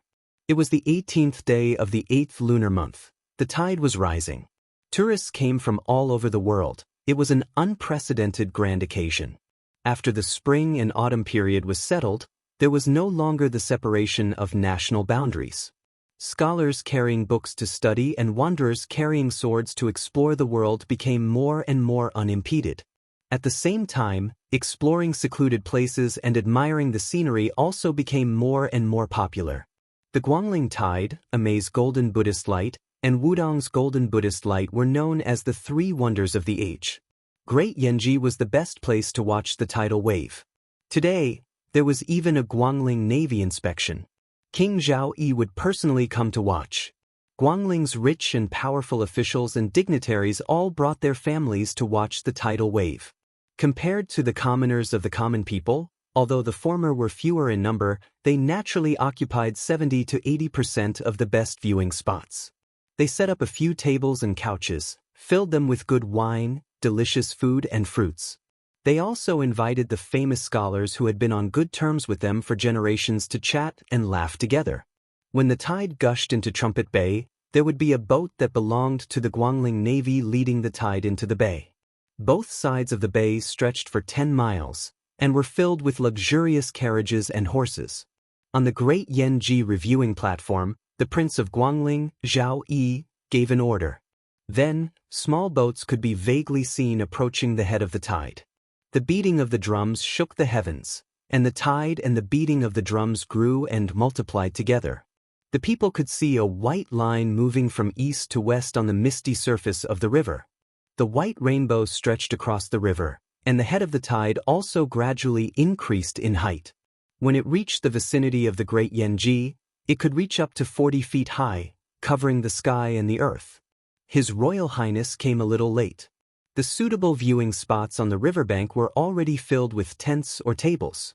When he heard the deafening cheers, he could already guess that the boat was approaching. He had to abandon the carriage and let Xu Xiu and Yang Qingfeng stay behind to watch. However, before they left, His Royal Highness smiled and reminded the two retainers that they might as well sit on the roof of the carriage to watch the scenery. Qing Miao was carrying a small jar in her hand, and the scarlet cloud sword that was left behind by LV Qiantang was hanging on her waist. Su Fengnian was walking at the very front. Murong Wuzhu's delicate body was being led by him. With her personality of going with the flow, she might not have the face to call for help even if she got separated. Murong Tonghuang was on the right side. Some lechers who liked to join in the fun and take advantage of women were about to make a move but were slapped or kicked by Murong Tonghuang without hesitation. Most of the lechers who suffered losses wanted to immediately take advantage of this young lady. However, when they saw Su Fengnian's embroidered fox fur coat, they immediately lost their momentum and withdrew their hands in embarrassment. They looked for other targets and picked a few soft persimmons to make a move. Anyway, in the sea of people watching the tide, there were many girls who kept quiet after being bullied. There was no need to hang themselves on a tree. Just like Pei Nanwei, Qinyu, who was abducted from the bamboo forest, wore a dense veil hat on her head. Her figure was enchanting, even surpassing the Murong siblings whose genders were hard to distinguish. However, these two great beauties who were ranked on the Rouge list followed closely behind His Royal Highness. On the right, Murong Tonghuang was slapping the Murong siblings, while on the left, the maid Bluebird was cleaning up the obstacles with her scabbard. No one was able to get close to them. The old man wearing a sheepskin fur coat was responsible for bringing up the rear, so there was nothing for him to do. Most of the time, his gaze was on the woman surnamed Qin, or more precisely, on her small waist. Even with his 100 years of experience, the old god of swords still had to admit that Su Xiaoshou's eye for women was even more brilliant than the climb of martial arts. Even Li Chungang was unconvinced by this point. During this period of time, the old god of swords was busy admiring Pei Nanwei's buttocks, Shu Xiu's breasts, and the Murong siblings' twin lotuses on one stalk. It was a feast for the eyes, but the one he saw the most was the unfamiliar woman surnamed Qin, especially her slender and soft waist. It really made the onlookers feel horrified. The charm of a woman could be judged by her spiritual energy, her eyes, her charm, and her waist. If she walked slowly, her waist would sway too much, it would be coquettish and vulgar. However, if it was too small, it would be slightly petty. However, even though Qin Yumei was an absolute beauty, the old god of swords had a tinge of doubt in his heart. The timing and location of her appearance were too coincidental. After being abducted by Su Kei, she had been too calm. She had already exceeded the category of a lady from a respectable family. Observing her aura, this absolute beauty who exuded mystery from head to toe was not a martial artist. After all, how many old dogs like Zhao Xuansu could exist in this world? What exactly was her backing? Old Man Li squinted his eyes. It was not easy for the group to rush out of the crowd. If they continued forward, they would reach the riverbank that was occupied by the Guangling family. There were many sturdy and stocky servants standing with their arms crossed over their chests, intimidating the common people. Some of the disciples of the great families had hired many famous guests in the Jianghu. They carried swords and sabers with them, looking strong and powerful. The two areas were clearly separated. This was very similar to how the famous scholar Chu Shuishang of the Baogui Temple disdained to sit together with the common people. Su Fengnian was probably basking in the light of the beauty beside him. With him as the center, a circle of vacuum was formed around him. At this point, there was no need to stand on tiptoe to watch the tide. Old Man Li stood with his hands behind his back, looking at the line of tide that was as fast as thunder. His expression was bleak. Back then, he had looked down on the world with his sword and rode on the head of the tide on the Guangling River. How high-spirited he was. Now that he was old and more skilled at riding on the sword, he did not even have the slightest desire to be the tallest tree in the forest. Chapter 350. This old man, who only liked to play with his feet, did not know that after he had done this, he had attracted countless heroes of Jianghu to show off their skills on the Guangling River. There were strong men carrying cauldrons that weighed 1,000 pounds to smash the head of the tide, swordsmen rowing boats to resist the tide, and there were also powerful archers who shot arrows in succession and collided with the tide, creating thousands of ripples. Before Lu Qiantang became famous, he had practiced swordsmanship on the riverside for more than 10 years. Was it not because he admired the sword god Li Chuangang's appearance when he walked the Jianghu with his sword? Unfortunately, after Zhao Yi took over the territory of the Old West Chu, the Guangling Navy was like a dragon and a tiger. There were no Jianghu people who dared to show off their skills. The Guangling Navy, regardless of size or combat power, was the #1 navy in the dynasty. It was far from the embroidered pillows of the Qingzhou Navy that could be compared to them. Once war broke out, they would not even be enough to fill the gaps between Guangling's teeth. Every year during the inspection, other than the great vassal King Zhao Yi, who was overlooking all living beings from the top of the Great Yanji, the one who stood out the most would be the Tide Runner, the symbol of the Guangling Navy, who crossed the river alone on a boat. At this moment, when the people on both sides of the river looked over, the huge boat was light as a feather. A young general stood with his hand on his sword. His armor was bright, and he looked valiant and formidable, causing the hearts of countless young ladies to sway. The scholars of the south were like a forest, and it was a magnificent sight. If you went to any temple, you would see walls full of poetry and calligraphy. Even some shabby inns with holes in the wind and rain could see all kinds of undiscovered essays. Therefore, they had seen and heard too many of the literary talents of scholars of the same age. The one in front of them had not even reached the age of 20 yet, but he had been bestowed with the title of Grand Scholar. He also had a wonderful cursive script, known as one-stroke calligraphy. No matter if it was 10 words or 100 words, it was always written with one stroke without any embellishment. In terms of martial prowess, he had once defeated a grand guest of the Guangling prince's household in swordsmanship. This person's literary and martial prowess were top-notch, and he was undoubtedly the #1 talent in Guangling. Even the domineering Guangling heir was willing to become sworn brothers with him and treat him as an elder brother. When the boat sailed past, many tourists who had prepared bonfires and reed flowers threw them into the Guangling River with all their might, praying to the Guangling Dragon King. These people were all men and women from the local noble families or foreign aristocratic families. The most ordinary people could bring was a bunch of reed flowers, and most of them were some distance away from the river bank. How could they have the guts to throw it into the bonfires? If they did not have enough strength and did not throw it into the Guangling River, they would smash it into the tents of the extravagant descendants and would be severely beaten. These were just some of the commoners who had the courage to throw the reed flowers. Before they could escape, they were caught by the fierce servants and evil slaves, thrown to the ground and beaten. They did not dare to make a sound and could only crawl back to the crowd with bruises all over their faces. Su Fengnian was originally one of the most famous profligate sons in the dynasty. He did not find it strange and did not have the chivalrous heart to help others when he saw injustice on the road. His ears did not listen to injustice, and he only pursed his lips and walked forward quietly with his snow-white fur coat wrapped around him. In front of him were 2 piles of aristocratic families, and a few well-built servants came forward to block his path. Bluebird used her scabbard to slap them away without a word, and they spun twice in the air before falling to the ground and fainting on the spot.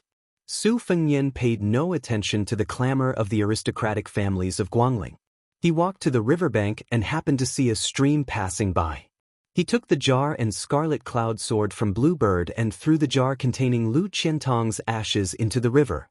With a toss of his sword, he hit the small jar and the ashes scattered into the water.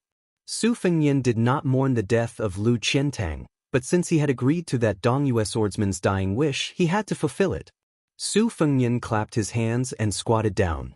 Looking at the surging tide, he said softly, "They say that if a hero doesn't die, his name will rise. No wonder you were cursing loudly before you died." Su Fengnian stood up and found that Qinyu was looking at the back of the man on the bai and warship.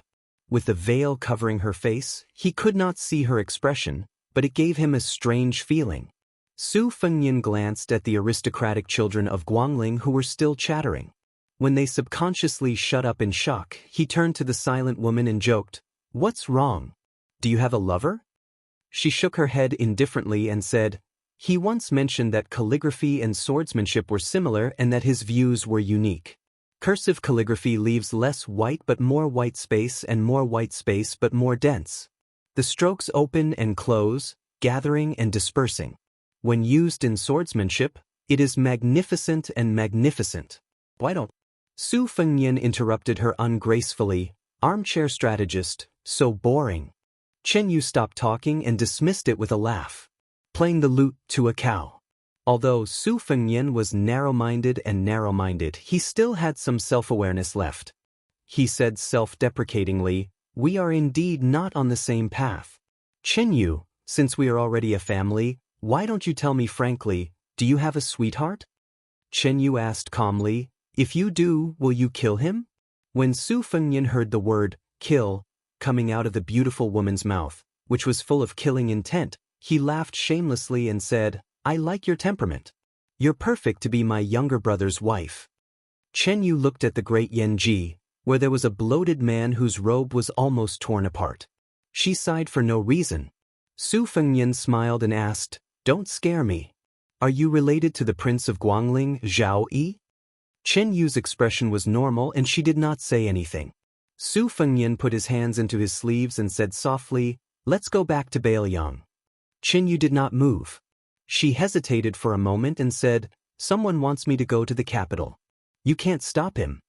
Su Fengnian stopped and said with a playful look, "Who is it that opens his mouth like a toad and wants to swallow the sky and spit out the earth?" Qinyu stared at his Royal Highness' face and did not seem to be joking at all. Su Fengnian's expression became strange.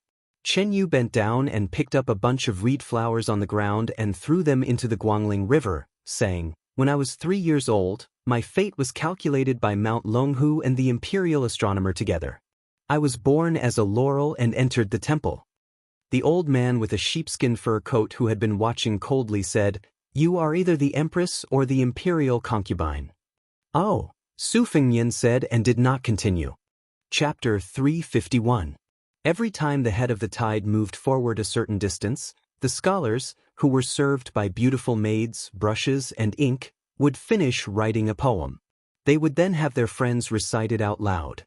After winning the applause of the audience, they would then throw the poem along with the rice paper into the Guangling River. Although it was said to be impromptu, everyone knew that these meticulously crafted poems had already been prepared. Some of the noblemen who did not have enough ink in their stomachs would rack their brains for a long time before watching the tide. Some of the more unscrupulous ones would simply throw gold and silver to buy some from the scholars of the Han family. The price of each word would depend on how generous the buyer was and the quality of the seller's words. The lowest price would be a dozen taels of silver, and the highest price would be a basin full of gold. In his early years, the heir of Bailiang was the most famous sucker in this line of work. When he heard the endless chanting that followed the tide, he naturally knew the knack of it. There were constantly scholars who spoke eloquently and fluently, echoing the majestic military posture of the navy on the Guangling River. It really did have the flavor of a flourishing dynasty. It was very capable of making the common people submit to the might of the vassal king Zhao Yi. Su Fengnian did not let Qinyu get to the bottom of the matter as he wished. He only raised his head and glanced at the Prince of Guangling, Zhao Yi. Looking at the blurred figure, he really looked like a small mountain. Under this fat pig, there were 2 empresses of the fallen Spring and Autumn Kingdom. As for the princesses and concubines that were reduced to prisoners, there were even more that could not be counted with one's fingers and toes. When Zhao Yi took the order to hold the line in Guangling, it was rumored that every few days, there would be noble ladies from the royal family who could not bear the humiliation and would jump into wells, swallow hairpins, or hang themselves. His notoriety spread throughout the dynasty and was on par with Bailiang's Chu Lushan. However, if one thought that Zhao Yi was just a lecherous man who defiled the women of the nobility, one would have underestimated this king who weighed more than 300 pounds. The Baron Bailiang where Su Shao was from and the Baron Southern Tang where Xianxia was from had a valiant culture. Bailiang was even under the control of hundreds of thousands of people. However, to be fair, Guangling, which was the old land of West Chu and East Yu, was the most difficult to pacify. The scholars of West Chu were unparalleled in the world and there were many famous scholars. If Guangling King Zhao Yi didn't have any real ability and only knew how to suppress bloodshed instead of winning over the people's hearts, Guangling, which was rich with taxes, would have been devastated long ago. This was tantamount to a disaster for the empire's financial operations. Although the current emperor's brothers weren't all great talents, none of them were mediocre. The Liang dynasty was able to conquer the world not only because of fate, but also because of the Zhao family's manpower. Just as His Royal Highness had completed the Lu Qiantang and was preparing to leave the riverside, an untimely sound of horse hooves suddenly sounded. Turning his head to look, Su Fengnian frowned. There were actually dozens of light cavalry in bright armor galloping over, forcibly cutting through the sea of people to create a path.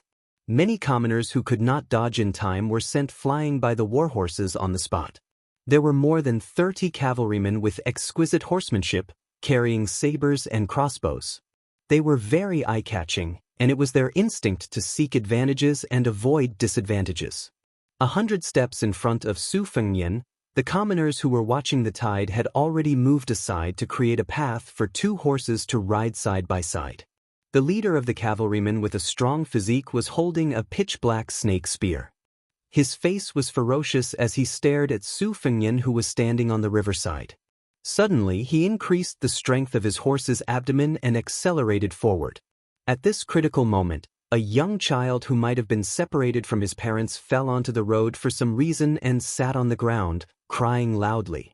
The cavalryman with the spear did not have the slightest intention of reining in his horse.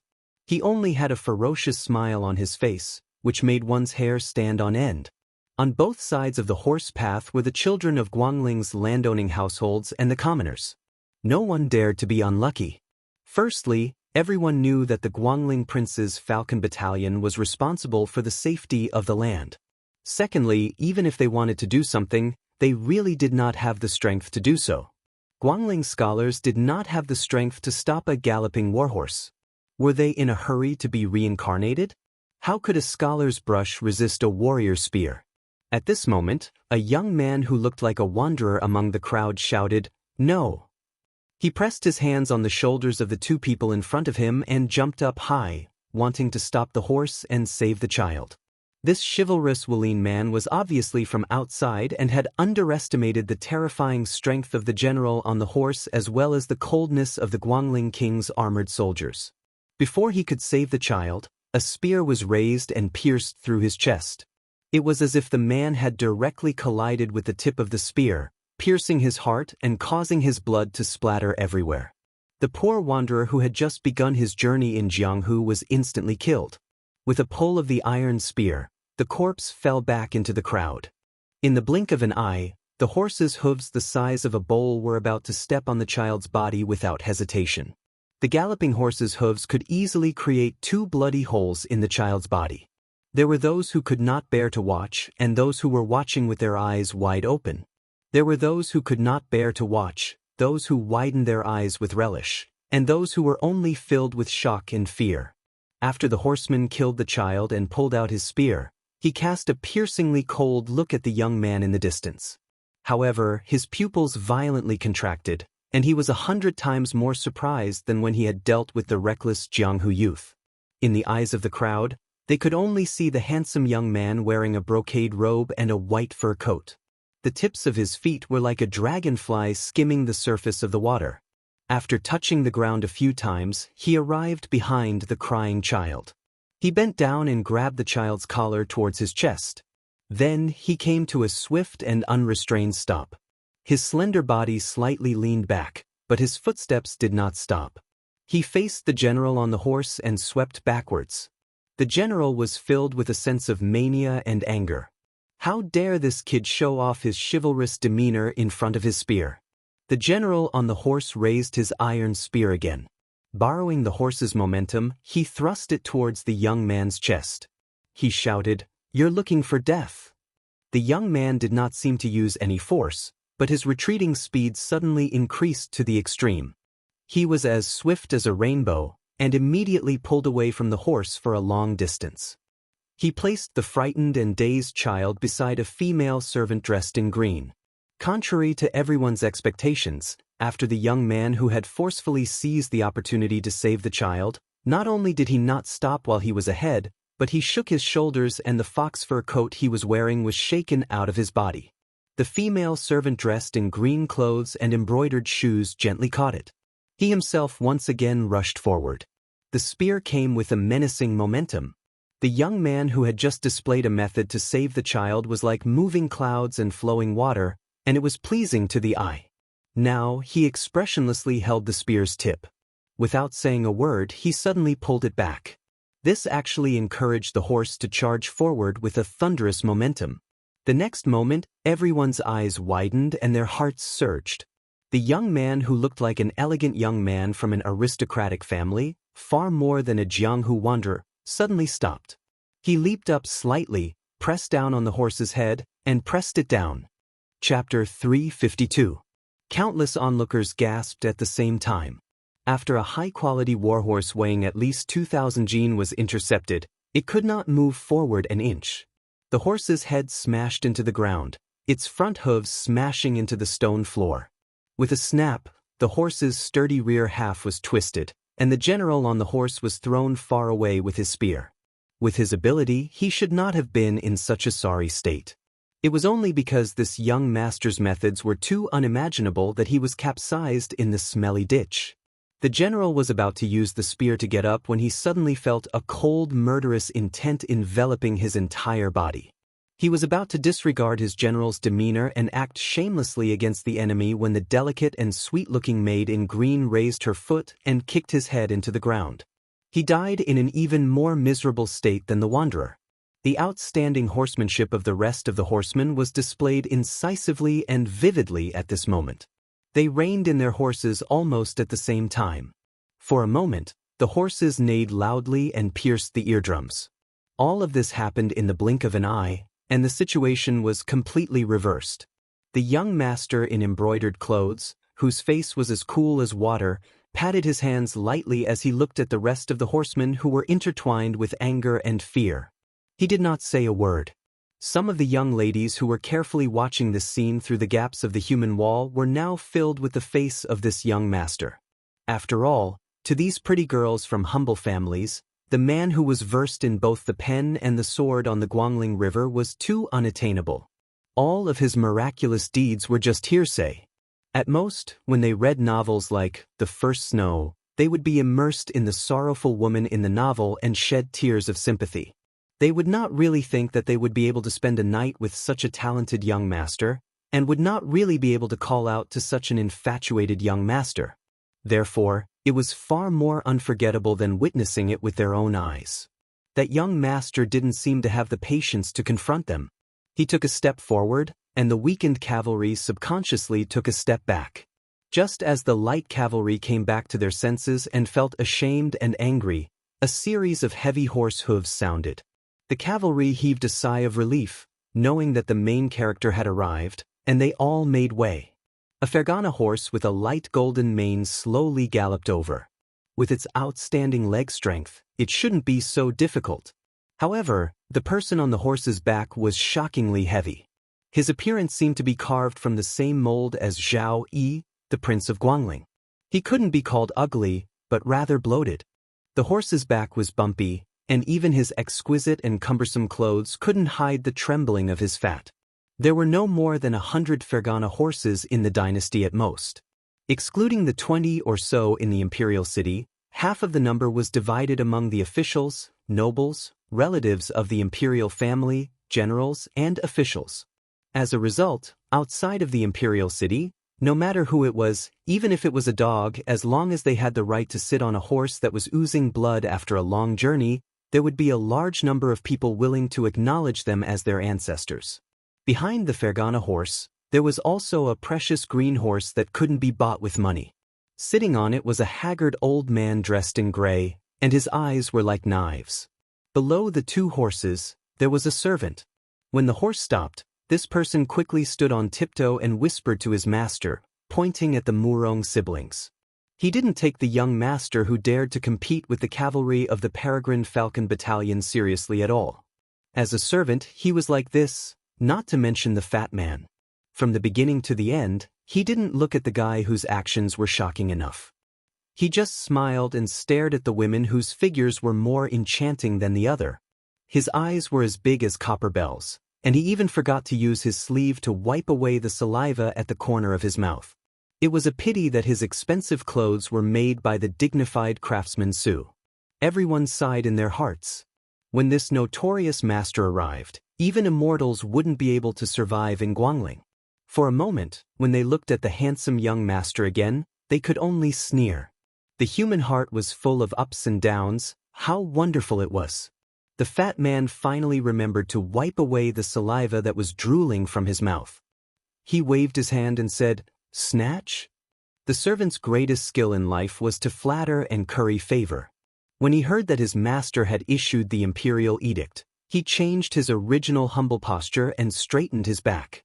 He hurriedly turned his head to look at the Peregrine Falcon Battalion cavalry who were incompetent and scolded, "A bunch of useless things. Didn't you hear His Royal Highness's words?" In Guangling, which encompassed the entire Old West Chu dynasty and a small part of Dongyue, the scholarly spirit of the scholars could be said to be the most important in the world. Although in these years, under the rule of the Guangling king, there were descendants of powerful families who bullied men and women, which was reasonable, most of these filthy acts would not be so brazen. No one would be foolish enough to do things under the noses of the countless aristocratic families who were watching the tide viewing ceremony. The 30,000 students of the Imperial College in the capital, excluding the Gangnam-do, were mostly scholars from Guangling. In addition, the old Grand Tutor of West Chu, Sun Shiji, who was in charge of a province under the title of Left Servant Shi, had become the stabilizing force in the hearts of the scholars of Guangling. Generally speaking, no matter how lawless the scholars were, they would have to think twice before committing crimes.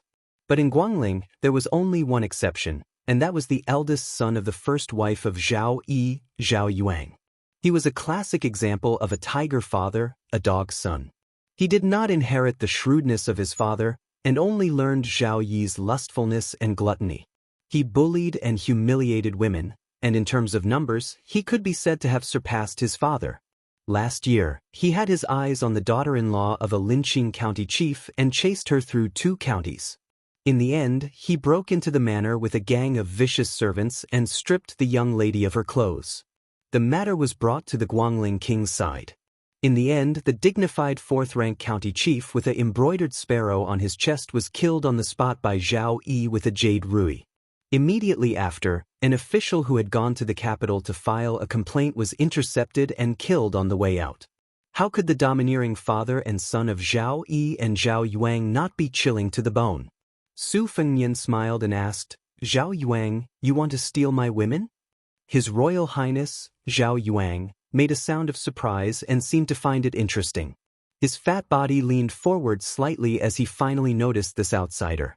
He asked a question that was very much in line with his style. "You know this heir? Do we know each other very well?" Su Fengnian smiled and said, "Not very well." Zhao Yuang rolled his eyes and said, "Then what are you talking about?" "Don't worry, this heir is not an unreasonable person. I'm in a good mood today, so after stealing a few of your women, I'll return a few of your servant girls that this heir is tired of playing with." Su Fengnian didn't know whether to laugh or cry. Why was this fat pig so different from Jinggan heir, Zhao Sun? He was twice the weight of the latter, but the meat in his head was probably not even the size of Zhao Sun's finger. He believed that if it weren't for Zhao Yi, the prince of Guangling's protection, he wouldn't even be able to sell these 300 caddies of meat for much money. Zhao Yuang pursed his lips and muttered to himself, "Heh, this heir only admires one person in this lifetime, and that is Beiliang's Su Fengnian, brother Su." His Royal Highness said in a bad mood, "Why aren't you scramming? This heir is giving you a lot of face by stealing your women. If you don't know what's good for you, I'll skin you and throw you into the Guangling River." Chapter 353. When interacting with His Royal Highness, it could not be said that one is marked by the company one keeps, but it could be said that one is marked by the company one keeps. Presumably, Su Fengnian would also pinch his nose and admit it. Ever since she met His Royal Highness by chance at the border of Jianzhou, the timid Murong Wuzhu was not afraid in this situation, even if she had vaguely guessed the terrifying identity of this fat piece of meat. It was hard to imagine that this girl would have accepted her fate of going to Mount Hui to become the bed toy of a 100-year-old man. In her previous life, even though she was born into a noble family in the Sword Province, a county magistrate was already a powerful official to her.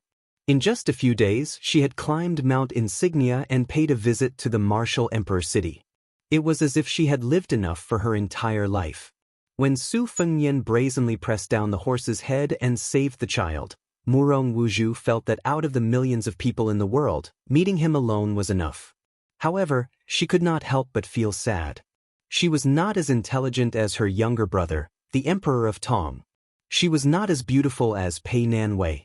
She was not as powerful as Sister Bluebird. What could she do for him? While Murong Wuzhu was inexplicably sad, a middle-aged woman staggered out of the crowd and hugged the child tightly. However, she did not shed tears of gratitude to His Royal Highness for saving her child.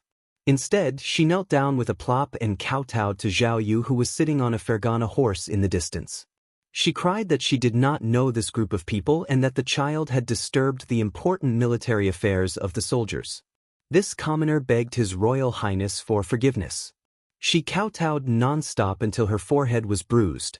The onlookers looked at each other and felt relieved. This was how it should be. They did not feel that there was anything wrong with this young woman's ingratitude. Under the jurisdiction of Guangling, everything was decided by the Guangling prince. Law. Was this not the family law of the Zhao clan? Some young scholars who were secretly jealous of Su Fengnian's elegance were waving their fans. Some were whispering and guessing how Su Fengnian would end up tragically. They were in a very good mood. Murong Wuzhu had just come out of the fire pit. Although she was similar to Xu Xiu and had stumbled into Baoyang's dye vat, her temperament was still as pure as Bai Xian, who had never put pen to paper. When she heard the woman's heart-wrenching words, she was so angry that her face turned red. She jogged over and slapped the woman's face. Murong Wuzhu did not know how to reprimand her. The woman was stunned by the slap and stopped crying. Instead, it was Murong Wuzhu who began to cry. A hesitant scholar with a headscarf shrunk behind his head and did not dare to appear. He should be the woman's husband. When he saw this beautiful girl slap his wife's face, his face began to burn. However, in the end, he did not have the courage to walk out. He carefully glanced at His Royal Highness Zhao Yu on the other side of the horse and then looked at the handsome young master below the horse. He only hoped that these important people whom he, a small commoner, could not afford to offend, would not harm his family of three. He was even more regretful that he had come to watch the show. Su Fengnian turned his head to look at Bluebird, who was holding the fox fur coat. Without saying anything, Bluebird, who had a telepathic connection, came in front of the trembling woman and said coldly, "Go." The woman, whose legs had turned to jelly, got up in a panic. She pulled the child and squeezed into the crowd without looking back. After meeting with her husband, she squeezed through the crowd and returned home. From the beginning to the end, she did not look at the young master. As for whether she felt guilty or glad, only God knew. Those who had some status in Guangling all knew that every time there was a large gathering, Zhao Yu would definitely place many scouts who were specifically responsible for finding beautiful women. These lackeys had a very good sense of smell and would usually be able to bring His Highness back with a full load. Otherwise, with Zhao Yu's physique, whether it was by carriage or by horse, how difficult would it be for him to travel? Other than tirelessly hunting for women, Zhao Yu was also quite good at making money. There was a housekeeper in his residence who was responsible for commenting on the appearance of the women in the surrounding families. If they did not want to be brought back to the Guangling prince's residence and pressed under his crotch, they had to offer him a large amount of silver. Even the eldest son of Provincial Governor Zhou, who practically grew up together with His Royal Highness, could not escape this calamity. Just because he had a wife who was of equal social status and was beautiful and attractive, he had to pay 70 to 80,000 taels of silver as a tribute, without missing a single copper coin. He only dared to privately joke that His Royal Highness was very fair and honest. From this, it could be seen that Zhao Yu's table manners, whether it was eating women or eating silver, it was hard to see what kind of realm he was in. But Guangling Prince Zhao Yi liked it very much. He joked that this eldest son of the Di was a little Taotai and that it was a great blessing to be able to eat. When Zhao saw that the person in front of him did not move, his already pitiful patience completely dissipated. He made a hand gesture and no longer paid attention to his peers in front of him. He only raised his head and craned his neck to look at Murong Wuzhu. He swept his eyes over them. They were actually a pair of beautiful sisters? There was actually such a beautiful pair of twin lotuses on one stalk? The heavens were not unkind to this heir. He narrowed his eyes and looked more and more pleasantly surprised. There were also 2 women wearing veiled hats.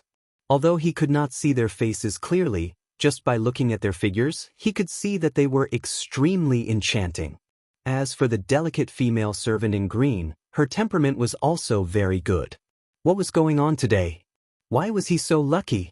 These extraordinary girls were enough for this heir to deal with half a year of boredom. Zhao Yu's saliva was dripping as he clicked his tongue and said, "Young ladies, quickly come into this heir's bowl. This heir loves beauties the most. I will definitely eat and taste them slowly." Chapter 354. Su Fengnian saw the gray-robed elder dismount from his horse and was about to make a move.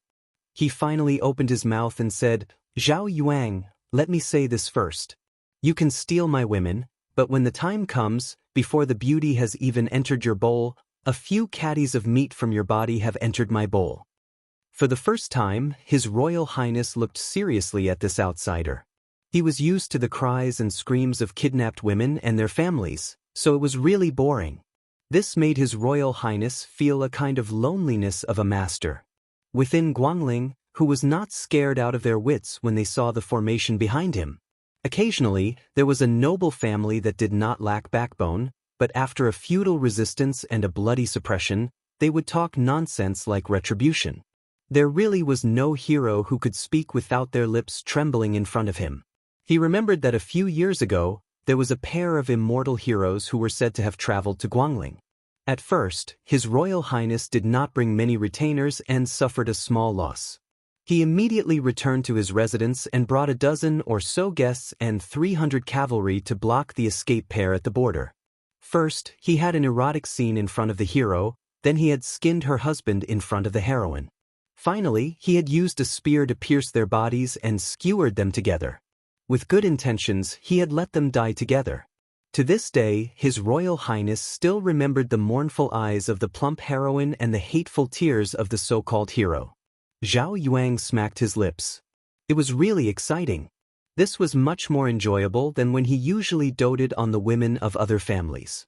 The aftertaste was really endless. When Zhao Yuang thought of this, his eyes burned with even more passion for the women. He began to think of a few new tricks that he had thought of but had not yet implemented. As he thought and thought, he habitually put a finger into his mouth and mumbled, "It is a pity that I do not have the opportunity to see Brother Su. I heard that his Wutong Yuan has many beautiful women. Otherwise, I could use them to compare notes. Besides, Brother Su also has 2 older sisters. I treat you with sincerity and respect and do not mind sharing the women of my family. Presumably, Brother Su should be more generous and give the 2 older sisters and the entire Wutong Yuan to me." Zhao Yao continued to mumble to himself, "What if he doesn't want to be unkind? What should we do?" His Royal Highness sighed. He pulled out his finger and dipped it in his saliva. His face was full of smiles, but his eyes were gloomy. "Beiliang, it's so far away. I don't have the strength to travel so far to ask for it.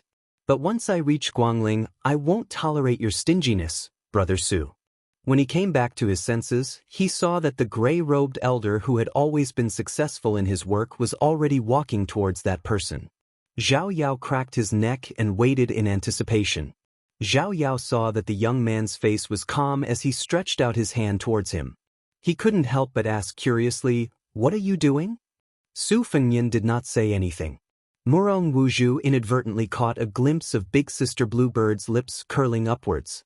The most unremarkable old man wearing a sheepskin fur coat slowly walked into everyone's field of vision and said in a bad mood, "A good Guangling river. 60 years ago, the sky was high and the river was wide. Now it's actually so unlucky. Even this old man can't stand it anymore. Su brat, that running dog and 30 riders are mine. That dead pig is yours. This old man, let me say this first. If you don't cut off a few pounds of meat from him, don't even think about wasting your energy on this old man in the future." Just as the old man finished speaking, the scene left everyone dumbfounded. The 30 riders and their horses were torn apart by the invisible sword energy. As for the gray-robed guest elder who had the demeanor of an expert, he didn't even have time to open his mouth, let alone move his hand. His head seemed to have been flattened by an invisible weapon. The old god of swords, who didn't move, continued, "A true expert is coming from the great Yanji. Also, if you don't want to be chased by thousands of armored riders, you'd better act immediately." Su Fengnian smiled. He stretched out his arm and grabbed a sword from the corpse of a rider on the ground. Controlling Qi? Qin Yu, who had been watching the development of the situation from the sidelines, narrowed his eyes. His Royal Highness, who wasn't too stupid, turned his horse around and was about to run away. Where there's life, there's no need to worry about not having a wife. Su Fengnian strode forward and grabbed the horse's tail with one hand, pulling the front hooves of the charging Fergana horse into the air. Zhao Yuao, who needed 3 servants to help him get on the horse, had no horsemanship to speak of. He immediately fell backwards onto the ground. Su Fengnian used the scabbard to stab the neck of this crown prince, who was also an influential member of the dynasty, rendering him unable to move. Su Fengnian then sliced off 3 tails of flesh from Zhao Yao's arm. He said with a smile, "Look, your flesh is in my bowl. I'm not lying, am I?" He wailed like a ghost and howled like a wolf. The second sword cut off half a pound of meat from Zhao Piao's thigh, which was as round as a pillar. It was still a smiling face that could charm women to death. "That's right, I'm your brother Su." The fat crown prince's heart was torn and his lungs were torn. He struggled fiercely. Su Fengnian changed the position of the scabbard and nailed it firmly onto Zhao Yu's head. The crowd could only see the crown prince's limbs rolling about, but his head could not move. Su Fengnian's third sword cut off a piece of meat from Zhao Piao's left cheek. He then smiled and asked, "Does it hurt?" Zhao Piao was scared out of his wits. Su Fengnian made an "oh" sound and cut off his right cheek. "It seems to hurt quite a bit." Zhao Piao's pants were soaked. He foamed at the mouth and fainted from the pain. The old god of swords smiled and said, "Young Su, there's someone coming soon. Take it easy. Leave or stay, you tell me." "Bluebird, go to the carriage and get the embroidered winter spring thunder." After Su Fengnian finished speaking, he turned to Li Chungang and asked with a smile, "Old senior, do you dare to come with me to Yanji to watch the tide?" Li Chungang was stunned. He then laughed loudly and heroically. Back in the day, the Wu family's 9 swords defeated 10,000 cavalry. This old man alone could take on 9 of them. Chapter 355. Chen Yu originally thought that after this person got into trouble, he would run away from Guangling with his tail between his legs. So what if the king of Bailiang was his royal highness? This was Guangling, the territory that the vassal king Zhao Yi had painstakingly managed for 20 years. He had accumulated great power. According to the laws of the vassal states, the king of Yan and the king of Guangling were not allowed to meet the king of Bailiang. Unfortunately, Zhao Yi was one of the 7 vassal kings. Other than the most powerful navy in the world, Guangling also had a considerable number of elite cavalry. Among them, the 8,000 personal guards of the king of Bailiang were the best of the best. They were as fast as an arrow and fought like thunder and lightning. The commander of the cavalry, Lu Xianxia, and the general, Zhang Erbao, were publicly recognized as enemies of 10,000 people in the Liang dynasty. Their reputations were comparable to that of Su Zhao's 5 foster sons, other than Qin Jibao. Among them, Lu Xingxiang first went down to Luzhou on a snowy night in the spring and autumn period, and then his cavalry crossed Dongyue. His military service was illustrious. The great general Gu Jiantang broke up his old subordinates and only brought his direct subordinates into the Ministry of War. All the military power fell into the pockets of the king of Yan and the king of Guangling. The dozens of provincial governors did not dare to ask for a single soldier. In terms of military service and strength, the king of Guangling, Zhao Yi, could not compare to the vassal king Su Shao of a different surname. However, a strong dragon could not fight a local snake. Moreover, Su Fengnian was at most a young snake crossing the river. How could he compete with Zhao Yi, the giant snake of Guangling who had already become a demon? Forced by the situation, Qin Yu and the maidservant Bluebird walked slowly together. Looking up, the spectators on the shore had all scattered and fled for their lives. The ground was in a mess. They could see a black stream coming from the land. It was the distinctive black horse of the Bailiang army, and its momentum was not inferior to that of the Guangling front line. Qin Yu frowned. Had this Su Fengnian lost his mind? She did not dislike his cruel method of teaching the crown prince, Su Fengnian, a lesson. Evil people would be dealt with by evil people. The grudges between the top playboys were mostly not tender feelings. However, Su Fengnian was in a dangerous situation, and yet he went against the current. This was not a rational thing to show off. This was not the way. Did he not understand such a simple principle? Chen Yu snorted coldly and smiled coldly. It was really a pity that the grass snake's gray line had been hidden for thousands of miles. It had just left the garden and the grass hut, but it was going to be cut off by the Guangling River. Xu Xiu and Yang Qingfeng had no reason to stay out of the matter. Blue Bird held a spear. The three of them pulled away from His Royal Highness and the old man wearing the sheepskin fur coat. Since they had abandoned the carriage, Blue Bird did not forget to let Xu Xiu bring along Dong Tai's sword case. The two in front were prepared to face the first wave of cavalry head-on. It was really too arrogant. His Royal Highness moved forward confidently, with two swords hanging from his waist and the hilts in his hands. Although his face was slightly pale and he did not look well, no one doubted that His Royal Highness was just a sickly person after he pressed down on the horse's head and used his qi to control objects. The one-armed old god of swords. Since today's battle would most likely be the last time he fought in the world, there was no harm in piercing through the sky. Back then, the Sword Emperor of Shishu had killed thousands of cavalry and died of exhaustion. Li Chungang wanted to teach the martial artists of the world that the peak of swordsmanship was not limited to this. He, Li Chungang, had lived in Jianghu for 100 years with his sword. So what if he had lost 2 battles to Wang Xianji? Was there really no junior swordsman who could pull down the Lord of Martial Emperor City? There was only one Dong Tai. On the great river of swordsmanship, there were still too few. Qin Yu was the last to leave. At his feet, the fat pig Zhao Yuang, who had fainted, opened his eyes slightly. The 300 gene of meat rolled around as he climbed to his feet at lightning speed. His body was so strong that it made one wonder if their eyes were playing tricks on them. After rising, he ran in the opposite direction of Su Fengnian, running as fast as he could, hoping to leave this place as soon as possible. Seeing all this, Qin Yu was slightly stunned. He thought that the crown prince of Guangling was not really that stupid. He even knew how to play dead to get away. If he had not made such a fool of himself, a few more pieces of meat would have been sliced off. Chen Yu stopped looking at the pile of filthy fat and turned around to see that His Royal Highness of Bailiang was about to draw his sword.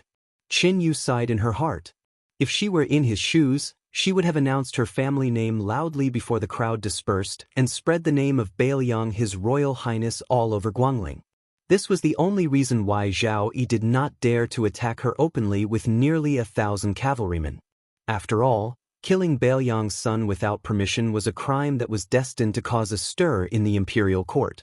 Moreover, this son was the most important person in the Liang dynasty and was a first-class descendant who had inherited the title of His Royal Highness. However, the opportunity was fleeting. Those spectators, regardless of their family background, did not even have the courage to watch the fun. Even if they knew the inside story later, they were not qualified to be witnesses. Who would risk their lives to tell the imperial court? Qin Yu, whose origin was unknown, had complicated thoughts. She remembered the back of young master by Qiu who threw the altar and the sword. At that time, she vaguely heard a sentence. She murmured to herself, "It's true that a hero's name will rise after his death. But this is the way a hero will cut off all means of retreat and sink all boats." You clearly have the potential to become an ambitious and ruthless marquis who occupies the north and swallows the south. Why are you so reckless? I thought you were a loser on the outside but a loser on the inside. I didn't expect you to be a loser on the inside. On the Great Yan Dynasty's reading platform, a large banner with the character, Zhao, was fluttering in the wind. A middle-aged man who was even more obese than Zhao Yu was wearing an embroidered robe with a jade belt and 9 pythons. His robe was embroidered with golden Sichuan brocade. The chair under the man's buttocks was 3 times the size of an ordinary chair. He did not move the mountain. Just by sitting there, he was already taller than many of the civil officials of the Great Yan Dynasty. The embroidered robe of the dynasty could only be worn by members of the imperial family. Of course, those who raised the banner and rebelled were not included. This embroidered robe, which symbolized the peak of glory, splendor, wealth, and rank, was divided into 9 grades. In terms of color, unless it was the crown prince, the vassal kings and ordinary princes would wear embroidered robes of light yellow, blue, or stone green according to the law. At most, the edges of the embroidered robe would be embroidered with gold. However, this small mountain who was in a mess was specially bestowed with a golden embroidered robe of the best quality. It could be said that the heavenly grace was extremely vast and mighty. This was because this vassal king who held great power was born from the same mother as the current emperor. Compared to the other vassal kings, naturally they could not be mentioned in the same breath. The Prince of Guangling Zhao Yi was the only existence in the world who could sleep on the same bed as the emperor. In the past, when he hit the head of the county chief with a jade rui, the result was nothing more than a great eunuch from the capital, Qiandiao Temple, rushing to Guangling to pass on a few words of verbal reprimand for the emperor. Beside the vassal king, Zhao Yi, stood an old man who looked like a skinny monkey. He had a mustache and was wearing a first-class robe made by Su Zhonggong, but his appearance was really ugly. On the other hand, there was a middle-aged general on the right side of Zhao Yi. He looked dignified and handsome, standing with his hand on his sword. It could be seen that the vassal king trusted this general very much. This man was the famous general of the present age, Lu Xianxia. He was a crafty commander, and was especially good at using a small number of elite cavalrymen to raid thousands of miles away, winning the victory by surprise. Half of the merit of the fall of Dong should be credited to Lu Xianxia. Lu Xianxia, who came from a cold family, had a very good reputation both in the army and in the scholarly circles. It was unknown why he always stayed in Guangling. When Gu Jiantang entered the capital with 12 cavalrymen, there should have been Lu Xianxia. These years, there was often a rumor that Lu Xianxia would go to the capital to serve as the assistant minister of the Ministry of War. After 5 or 6 years of hard work, when Gu Jiantang reached a higher level, he would take over as the Minister of War. It was not until this year that the Tangxi sword immortal Lu Baijie of Huding County appeared out of nowhere and became the assistant minister of the Ministry of War that the court and the common people stopped guessing and clamoring. The shifty-eyed old advisor of the Prince of Guangling stretched out his orchid fingers to twirl his beard and said in a strange tone, "Xingxiang, you overestimate this Bailiang heir. If you had known earlier, you could have slowly swallowed him like a cat catching a mouse." The moment the Bailiang heir and his entourage stepped into Guangling, the secret agent of the Prince of Guangling had already sent the news to the Spring Snow Building of the Prince of Guangling. This Spring Snow Building was an important place for the Prince of Guangling's military.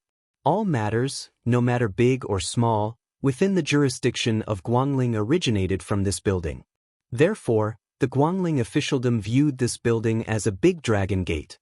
To be able to enter this building and meet with the Prince of Guangling, Zhao Yi, proved that this official had truly stabilized his position in Guangling. To be able to give advice to Zhao Yi, who had just become the Guangling Jidushi, meant that this person was already a powerful official within Guangling. He was so popular that he was almost purple. Compared to those provincial governors who had the titles of feudal officials, he was even more frightening. Chapter 356. Today, when the Su Fengnian came to watch the battle, the direct descendants of the vassal kings and the advisors on the Spring Snow Building all responded with a cold and indifferent strategy of not trying to win him over or beat him. It was just that His Royal Highness Zhao Yu had disrupted their plans. To the shadow bigwigs of Guangling in the Spring Snow Building, this was nothing much. Most of them were young men who had only found a place in the building in the last 20 years. They did not have much reverence for Su Shao, who had a different surname. A few of the more radical advisors had been sparing no effort in advocating for the Bailiang cavalry to be used as a stepping stone for the mighty army of Guangling.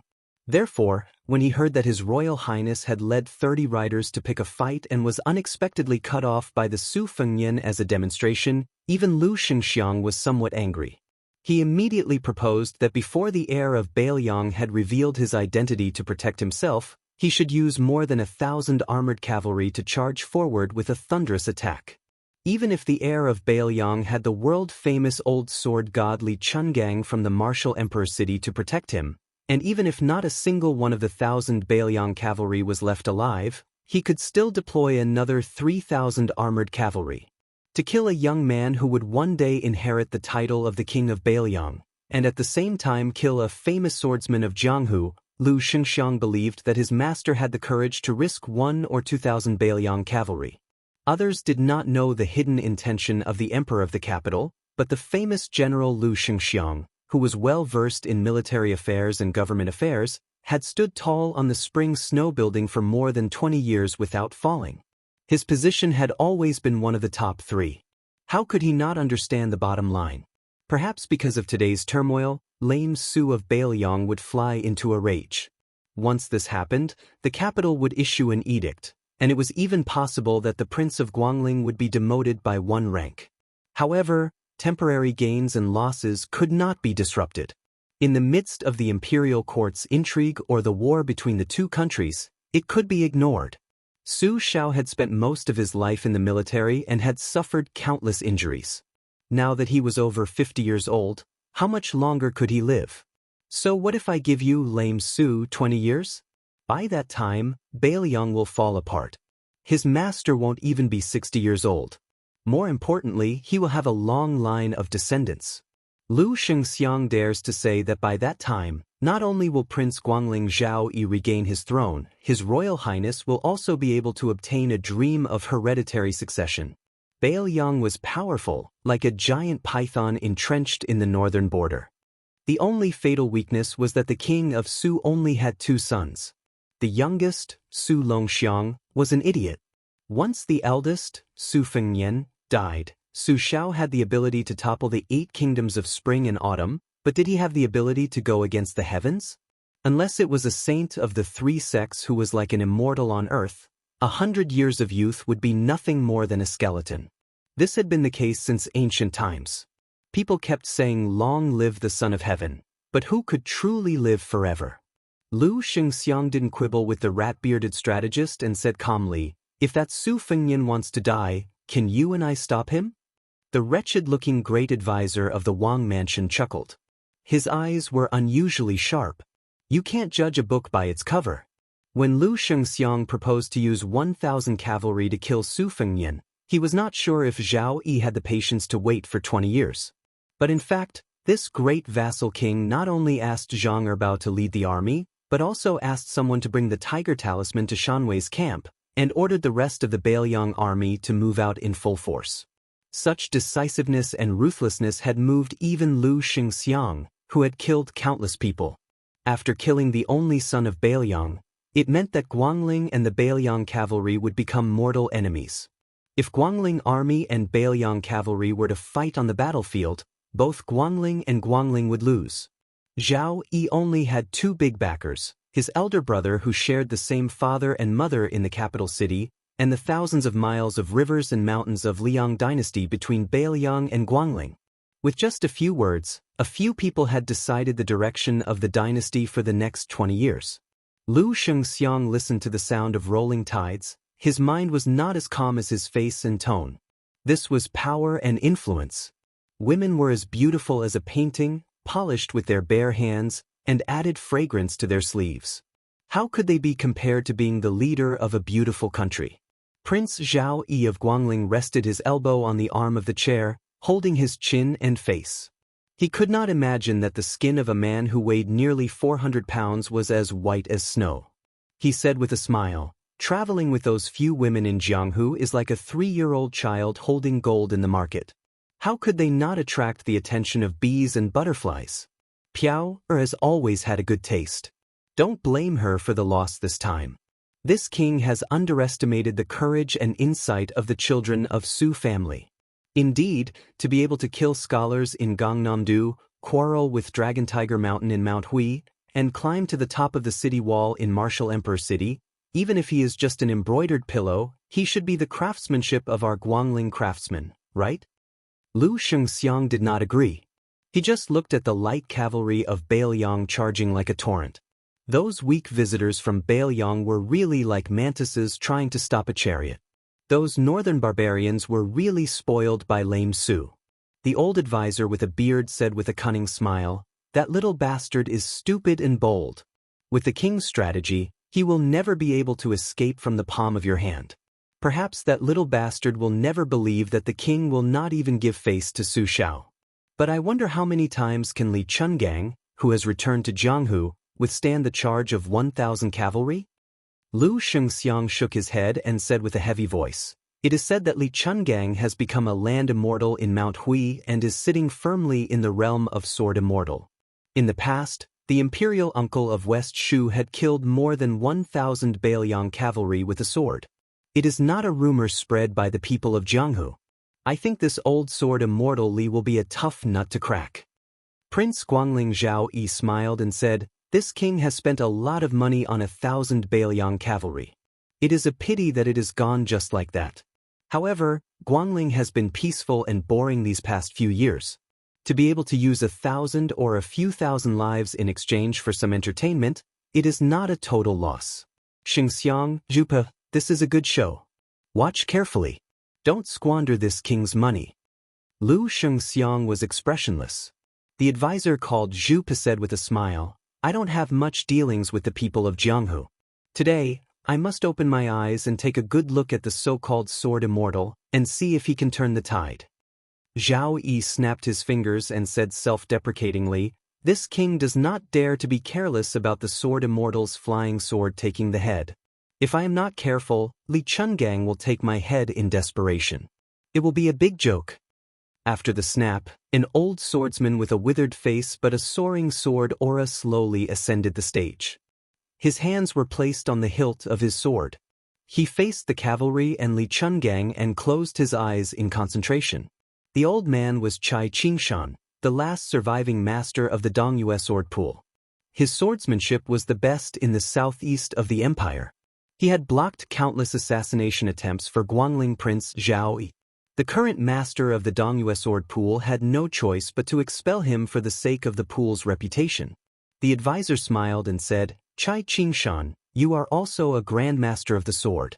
Moreover, your senior brother was humiliated by Li Chungang and committed suicide out of shame. When enemies meet, your eyes should be exceptionally red. Why are you so calm? Could it be that you were scared out of your wits by Li Chungang opening the gate of heaven at Donghai?" Zhao Yi frowned and said, "Zhang Zhupe, don't be so narrow-minded like a woman. Honorable guest Chai only killed your disappointing nephew. It's not a big deal. If you continue to nag, do you believe that this prince will make you fight with honorable guest Chai on the spot?"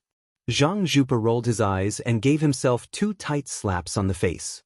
He apologized, "I know I was wrong." Chai Qingshan held his breath and did not move. The naval drill on the river went on as usual, but the Guangling riverbank was suddenly filled with turbulence. The vanguard general, Zhang Erbao, took the lead. He wielded a lance and waved it, splitting the air. The old man with the sheepskin fur coat carried a standard sword for the Peregrine Falcon Battalion cavalry. It was far from being a divine weapon. Looking at the endless Guangling cavalry, a smile appeared on his old face. "When I first entered Jianghu, I walked on the Guangling tide with my sword. I only felt that as long as I had a sword in my hand, the world would be free and unfettered. I really miss the feeling of being young and carefree. I'm finally going to enter Jianghu. Fate has brought us together on this Guangling river. Little Su, this old man and you have known each other for a while. We can't be considered friends, but this old man finds you pleasing to the eye. If you fight with all your strength, you will have enough fame, but it may not be a good thing for you to take charge of the Bailiang cavalry in the future. You, His Royal Highness, have to pay attention to concealment. You can only sleep peacefully by pouring dirty water on yourself every day. This old man sees that you are not living at ease. You are very different from us Jianghu people who fish for fame. Therefore, in this battle, don't blame this old man for stealing all the limelight. If 1,000 cavalry is killed, Zhao Yi won't feel any pain. Just kill another 3,000 or 4,000 cavalry. This old man has to be satisfied. If you are really defeated, you don't have to think about collecting this old man's corpse. Just say that this old man will save his strength to send you out of Guangling before he dies. Su Fengnian smiled and said, Su Xiao once said that it's okay for a man to be cynical about small matters.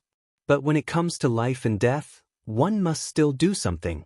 There are things that one cannot do.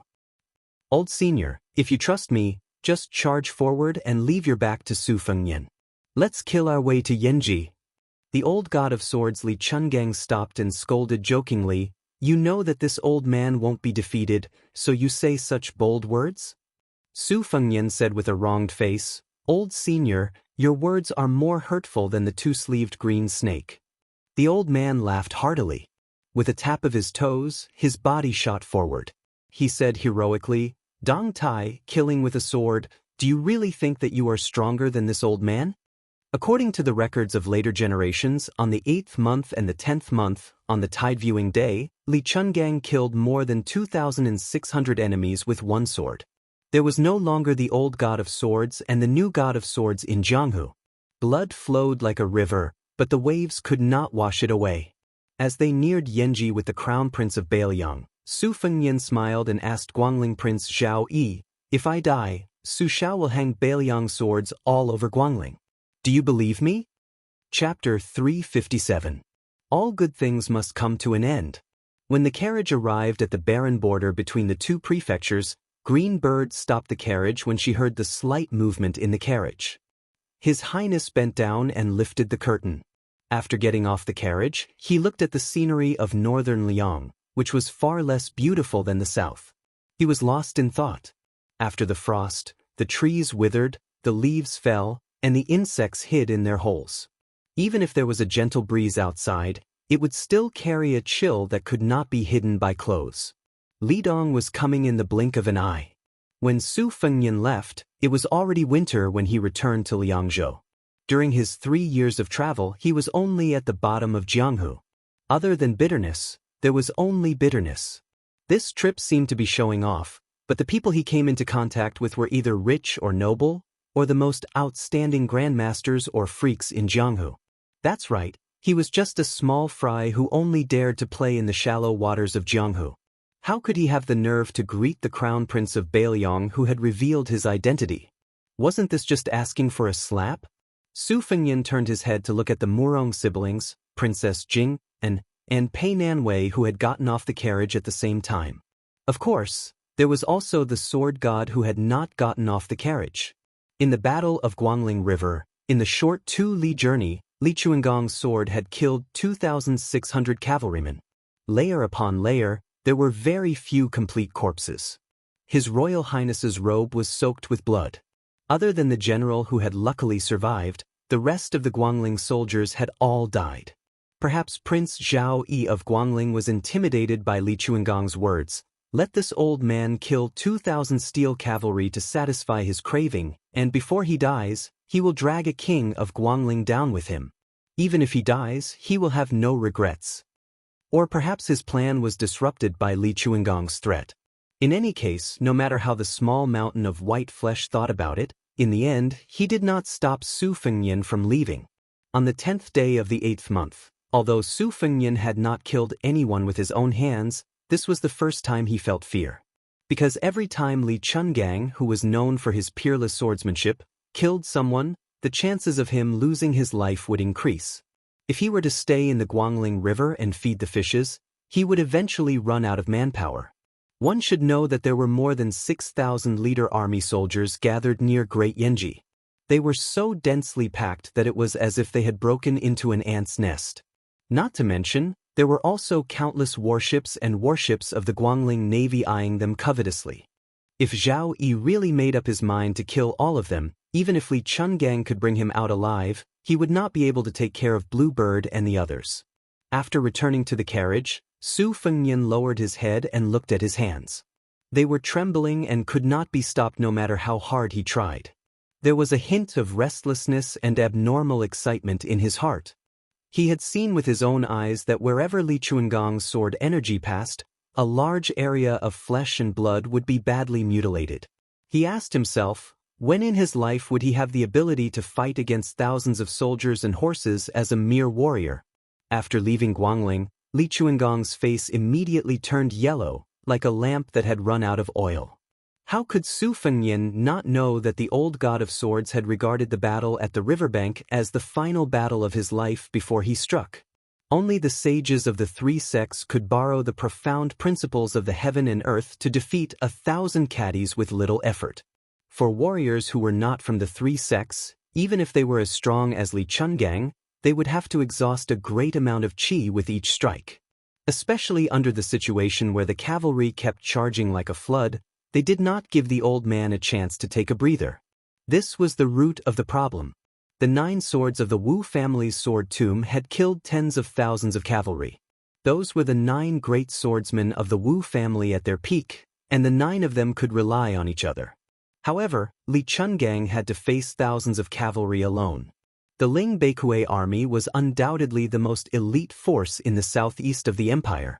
How could the 9 ancestors of the Wu family compare to Li Chunggang's ability to break 2,600 armor in a short hour? Su Fengnian raised his head and looked at the green and white luan in the sky. He knew that Lu Qiu'er was rushing over with the Bailiang cavalry. Li Chungang slowly got off the carriage and walked to His Royal Highness's side. He asked, "What's wrong? You don't want this old man to send you to the city gate of Liangzhou?" Su Fengnian shook his head and smiled. "Forget it. Chu Lushan has already brought troops to welcome me. There's no need to trouble you, senior." The old man in the sheepskin coat pretended to be surprised. He rolled his eyes and said, "Little Su, how did your conscience, which was eaten away by dogs, come back?" Su Fengnian could only smile bitterly. Li Chungang smiled and said, "This old man accompanied you in your madness by the Guangling River. In the end, we are still standing here alive. In fact, you and this old man do not owe each other anything. Without you, even if this old man killed another 2,000 cavalry, he would still have to obediently die. His ending may not be better than the Sword Emperor of Shishu. Your words are more powerful than this old man's hundreds and thousands of swords. It can be seen that the anger of an ordinary man is far inferior to the anger of a king, let alone the anger of a heavenly king. This old man can be considered to have seen through that the people of Jianghu should behave themselves in Jianghu. Otherwise, no matter how capable they are, they will not be able to distinguish between gratitude and grudges. The people of Jianghu will know each other in Jianghu. This is the right thing to do. You emperors, generals, ministers, and rich families are fighting and scheming against each other. Whoever gets involved will get himself into trouble. Just count with your fingers. Mount Longhu and Dongyue Sword Lake seem to be in power, but aren't they all turtles in a jar and carps in a pond? One day, when they are fattened up, they may be steamed or braised as they please. This old man looks around and only Wudong and the Wu family are decent." Su Fengnian's face was filled with unconcealable sadness. Li Chungang glanced at him. He knew that mentioning Mount Wudong had hit His Royal Highness's soft spot. Unable to bear it, he changed the topic and asked, "In Guangling, you even dared to cut off the fat meat of Xiaogo and put it into your bowl." This old man was amazed by Qin Yu's beauty. "Are you willing to spit out the meat in your mouth into the big bowl in the capital?" Su Fengnian calmly said, "It's probably still the same sentence. There are things to do and there are things not to do. Everything in the world can't just go according to my whims. First, there was the threat of Xiaogo, who was almost destroyed by Chao Chongqing. Then, the Empress personally sent people to me with the Empress's decree. She beat me with the stick and then gave me the date, using both the carrot and the stick. What can I do? If it weren't for the Guangling River incident, perhaps I would still have the courage to act shamelessly in front of the Empress. In Xiangfan, I almost completely fell out with the king of Jing and Zhaoheng. I even kidnapped his princess consort to Bailiang and formed an enmity with the king of Guangling, Zhao Yi. It's a dead knot that even the immortals can't undo. Right now, I reckon that Su Shao is ready to beat me with a broom. If I cause more trouble for him, even the Empress will have a bad impression of me as not being able to see the big picture. I'm afraid that I won't even be able to enter the house. The matter of Princess Sui Zhu has already caused this woman, who is known to be the first in the harem, to feel resentment. To tell the truth, I would rather be seen as unreasonable by the one sitting on the dragon throne than let this one worry about me again and again. When a woman's heart is ruthless. Speaking to this point, His Royal Highness suddenly shut his mouth. Li Chungang stretched his back and twisted his neck. He didn't take it to heart and laughed. It's widely rumored in Jianghu that there's going to be a reassessment of the martial arts rankings. This time, they're going to dig out those deep-water bastards like Zhao Xuansu and dry them under the sun. Moreover, they're not going to be ranked based on their level of cultivation, but rather their methods of killing. It's a pity that the originally deserving number 1 in the world, the Wudong sect leader surnamed Hong, has already committed suicide. Otherwise, Wang Xianji would be even more deserving of being number 2 in the world. As for this old man, I reckon that by virtue of the battle in Guangling he'll be ranked ahead of Dong Tai. Furthermore, this old man asserts that Gu Jiantang, who has always been looked down upon by Jianghu, won't be able to hold back this time. There's an 80 to 90% chance that he'll be able to enter the top 5. However, all of this has nothing to do with this old man. This old man has never seen a woman with so much talent. Her face is full of joy and surprise, but in fact, her heart is full of sorrow and tears. She has racked her brains to seek riches and fame, but only when she opens her eyes did she realize that it was all a dream. The little girl's unintentional words are all about the disappointment of the world. Li Chungang exhaled a long breath. This old man can probably hold on for a few more years. In the future, if little girl Jiang succeeds in swordsmanship and wants to fight with you, don't criticize this old man in your heart. Su Fengnian smiled warmly and said, if I can cultivate a female land immortal earlier, wouldn't I be able to meet her earlier? Otherwise, with her shallow skin, how could she have the nerve to kill me? I have to thank you for this. Li Chungang nodded and said with a smile, let's not talk about other things, your magnanimity suits this old man's taste very well. The old man with the sheepskin fur coat had sharp ears. When he heard the horse hooves coming from afar, he sighed softly, little Su, after today, there is no possibility of meeting again in the martial world. Does this old man have anything that you want? Let me hear it. This old man will make an exception this time. Su Fengnian smiled and said, old man, what can you have? The two-sleeve green snake has already taught you. I can't learn the sword will of opening the gate of heaven with the sword. If you want to talk about what's left, this tattered sheepskin fur coat that is older than me, forget it, I won't send you off. Li Chungang picked his ears casually and took a deep look at His Royal Highness.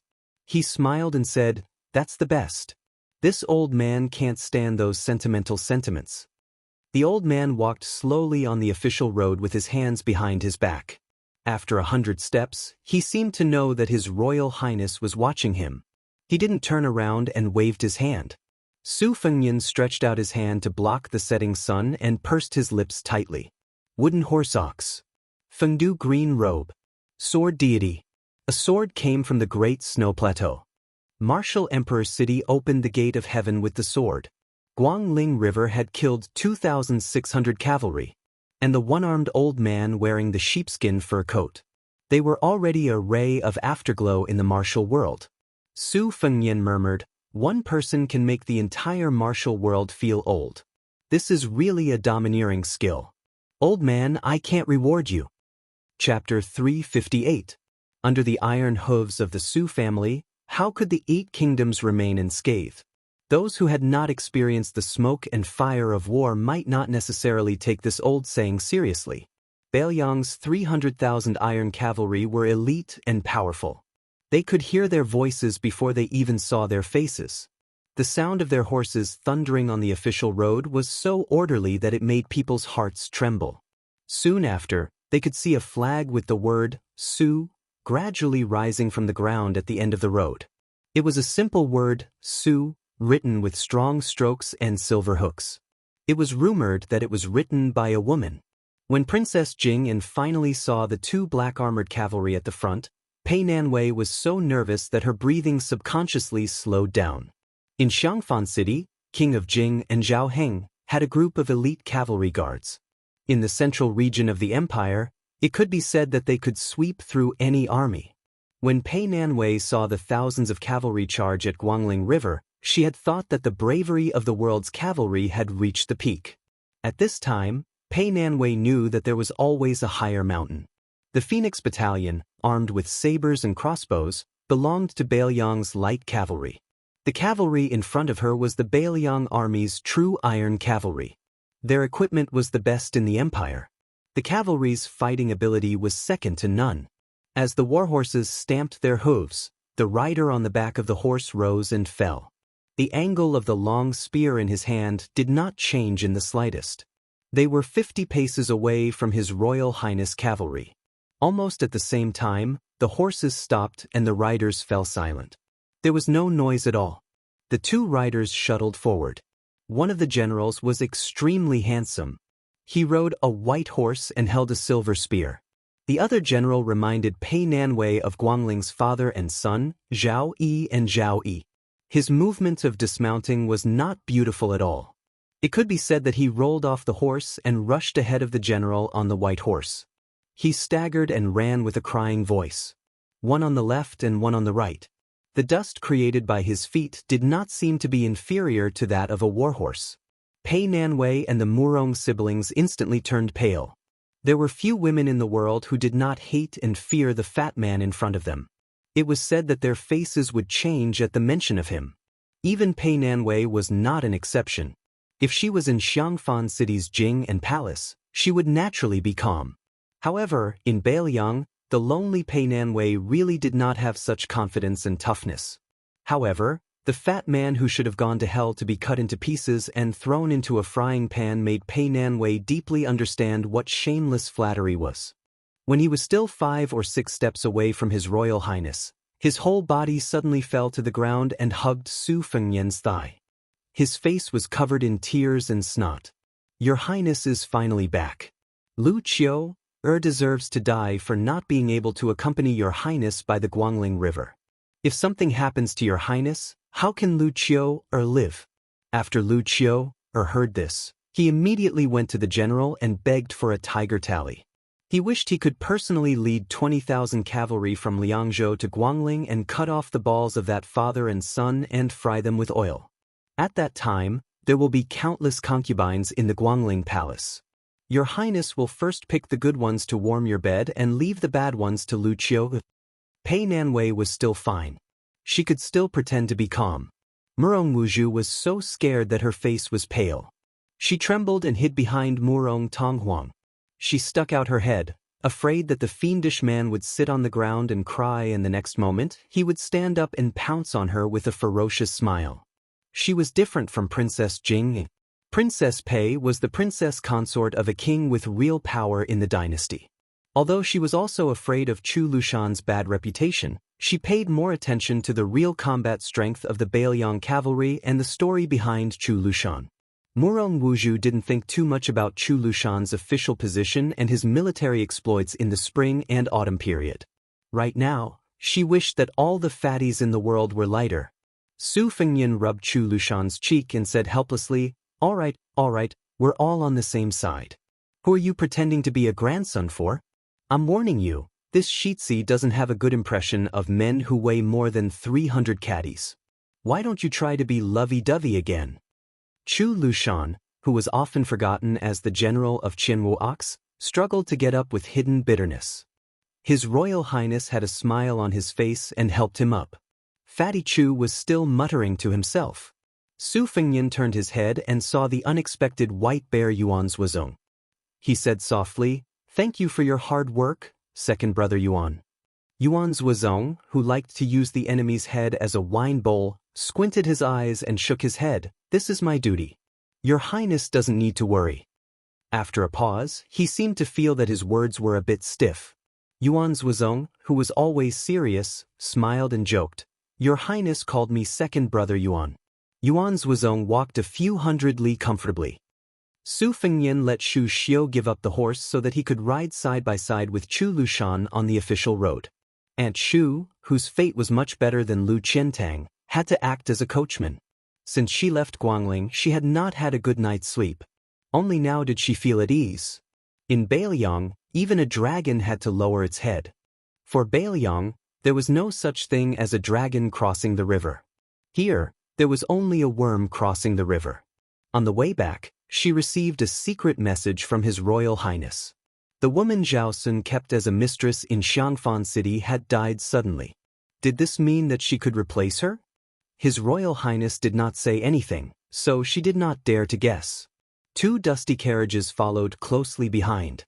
One of them was driven by Blue Bird, the head maid of Wutong Garden. She looked at the back of His Royal Highness, bit her lips and slowly lowered her eyes. On the official road, His Royal Highness was in the middle. The 2 adopted sons of the King of Bailiang were on his left and right. They were all third-grade generals with the most solid military achievements in the spring and autumn period. Although Yuan Zhuozong was not as famous as Chen Zhibao in Liang and Beimang dynasties, he was still better than Beimang's young generals like Ningame and Dian Xiong. Moreover, Yuan Zhuozong was recognized as a first-class general in the empire. Based on this point alone, there were many Yuan Baixiong in the Bailiang army. Chapter 359. The Bailiang cavalry that was a little closer to the 3 of them all kept their eyes fixed on His Royal Highness as they galloped. In the past, all they had seen and heard was that His Royal Highness was jealous of other young masters and snatching women. Previously, there had been no news of His Royal Highness's 3 years of travel, so they had only thought that His Royal Highness had gone to harm the girls of other places. But this time, news of His Royal Highness's trip had spread back to Bailiang, causing the whole of Bailiang to be extremely shocked. Outside Xiangfan City, he had single-handedly faced the king of Jing and Zhaoheng, and stabbed a general to death in front of the vassal king. Who would believe that? Later, they heard that the old god of swords Li Chungang, who had somehow become His Royal Highness's retainer, had borrowed countless swords from Mount Hui in Zhenzhou. The Taoist master's residence at Mount Longhu had flown into a rage out of humiliation and demanded that the old god of swords return. His Royal Highness had said, "Return my ass." This was a beautiful story that many people believed without a doubt. This was His Royal Highness's style. Speaking of this, they felt that it was absurd, but at the same time, it was very satisfying. As for the recent news that Li Chungang had killed 2,600 horsemen by the Guangling River, not many people believed it to be true. But His Royal Highness had said that he would make the Bailiang swords hang all over Guangling. Almost all of the listeners had slapped the table in amazement and cheered. During this period of time, because of this sentence, Bailiang's specialty, green ant wine, was almost out of stock. The people of Bailiang drank to liven things up. The restaurants and taverns in the streets and alleys were booming with business. The overwhelming condemnation of His Royal Highness vanished like smoke in thin air. Some of the storytellers with good business acumen gathered information from all over the place and fabricated even more wonderful stories. As long as they talked about His Royal Highness travels, they would win cheers from the crowd. Usually, the storytellers would use up a few caddies of saliva, and the extra tips would at most be a few copper coins. But now, they could earn quite a few pieces of silver every day. They spared no effort in flattering and praising His Royal Highness, who they had never met before. At first, the scholars snorted disdainfully, but they couldn't stand the unanimous opinions of everyone around them. At first, they were skeptical, but in the end, seeing the general trend, they had no choice but to join in the commotion. However, the Bailiang army remained unusually silent. Murong Wuzhu put down the curtain and muttered to herself, "It turns out that a great demon like Chu Lushan is also afraid of His Royal Highness." Murong Tonghuang sneered and said, "This Chu Lushan is only afraid of the king of Bailiang who has contributed so much that he can't reward him." Murong Wuzhu frowned. She wasn't used to refuting her brother, so she lowered her voice and said, "But I feel that Chu Lushan is actually a little afraid of His Royal Highness." Murong Tonghuang hesitated and fell into deep thought. Before entering Liangzhou City, His Royal Highness sat back in the carriage and rode in the same carriage as Pei Nanwei. Princess Pei lifted a corner of the curtain and saw the people pointing at them through the gap. She sneered and said, "His Royal Highness can be shy? Crossing mountains and ridges for 3,000 miles and finally turning a bad reputation into a good one. Isn't that the original intention of His Royal Highness's trip this time?" Su Fengnian ignored the sarcasm. He folded his 2 swords on his knees and closed his eyes. He silently breathed according to the De Huang Ting's Heart Sutra. The red date mark between his eyebrows faded after leaving Guangling. Bailiang Palace. Pei Nanwei followed Su Fengnian down the carriage. What she didn't expect was the grand scale of the prince's mansion and the shabby welcoming party. Such a huge mansion that occupied a mountain and surrounded a lake should have countless servants. But at this time, there was only an old man who didn't have a strong body standing at the Vermilion Gate. Today was Li Dong. As the old saying goes, the water is frozen and the ground is frozen. Pheasants in the flood become clams and toads. The old man seemed to be afraid of the cold and put his hands into his thick sleeves. It seemed that after standing for a long time, the heat in his body was quickly dissipating. The old man couldn't help but shake his feet in the wind. When he saw the carriage stop, he walked over with a smile. When he saw His Royal Highness, he smiled and said some trivial things like, "You're back. Good. You look stronger." Father has asked the mansion to prepare several meat dishes, such as rolling donkey and tender ginger duck. In a year, Li Dong is the best food for the body. "Hey, how come you brought so many women with you when you left Liangzhou? Could it be that you didn't bring enough money with you and those girls in Liangzhou are too shrewd and unscrupulous?" The corner of Murong Tonghuang's mouth twitched. Murong Wuzhu's eyes widened. She was at a loss. This old man couldn't be the Northern Liang prince, could he? Murong Wuzhu kept telling herself that it was absolutely not. Princess Jing'an Pei Nanwei was as shocked as Murong Wuzhu and Murong Wuzhu. But in the end she was more experienced in the ways of the world. She bowed politely, but her voice couldn't help but tremble a little. "Pei Nanwei greets Great General Su." Murong Wuzhu swallowed and instinctively took a step back. After Murong Tonghuang confirmed the identity of the old man in front of him, he waved his sleeves and prostrated himself on the ground. He put his forehead on the cold stone floor and said respectfully, "I, Murong Tonghuang from Jianzhou, greet the king of Bailiang." Unfortunately, Su Shao didn't even look at Princess Jing'an, who was bowing politely, and Murong Tonghuang, who was prostrating himself on the ground. The old man, whose attire was completely different from that of the first king of the dynasty, saw that his son didn't move. He rubbed his hands and put them to his mouth to blow smoke. He asked with a smile, "Are you complaining that I didn't give you enough men to kill that fat pig Zhao Yi in Guangling?" Princess Pei, who didn't feel neglected at all, twitched her eyelids. Murong Tonghuang, who didn't dare to move, trembled even more.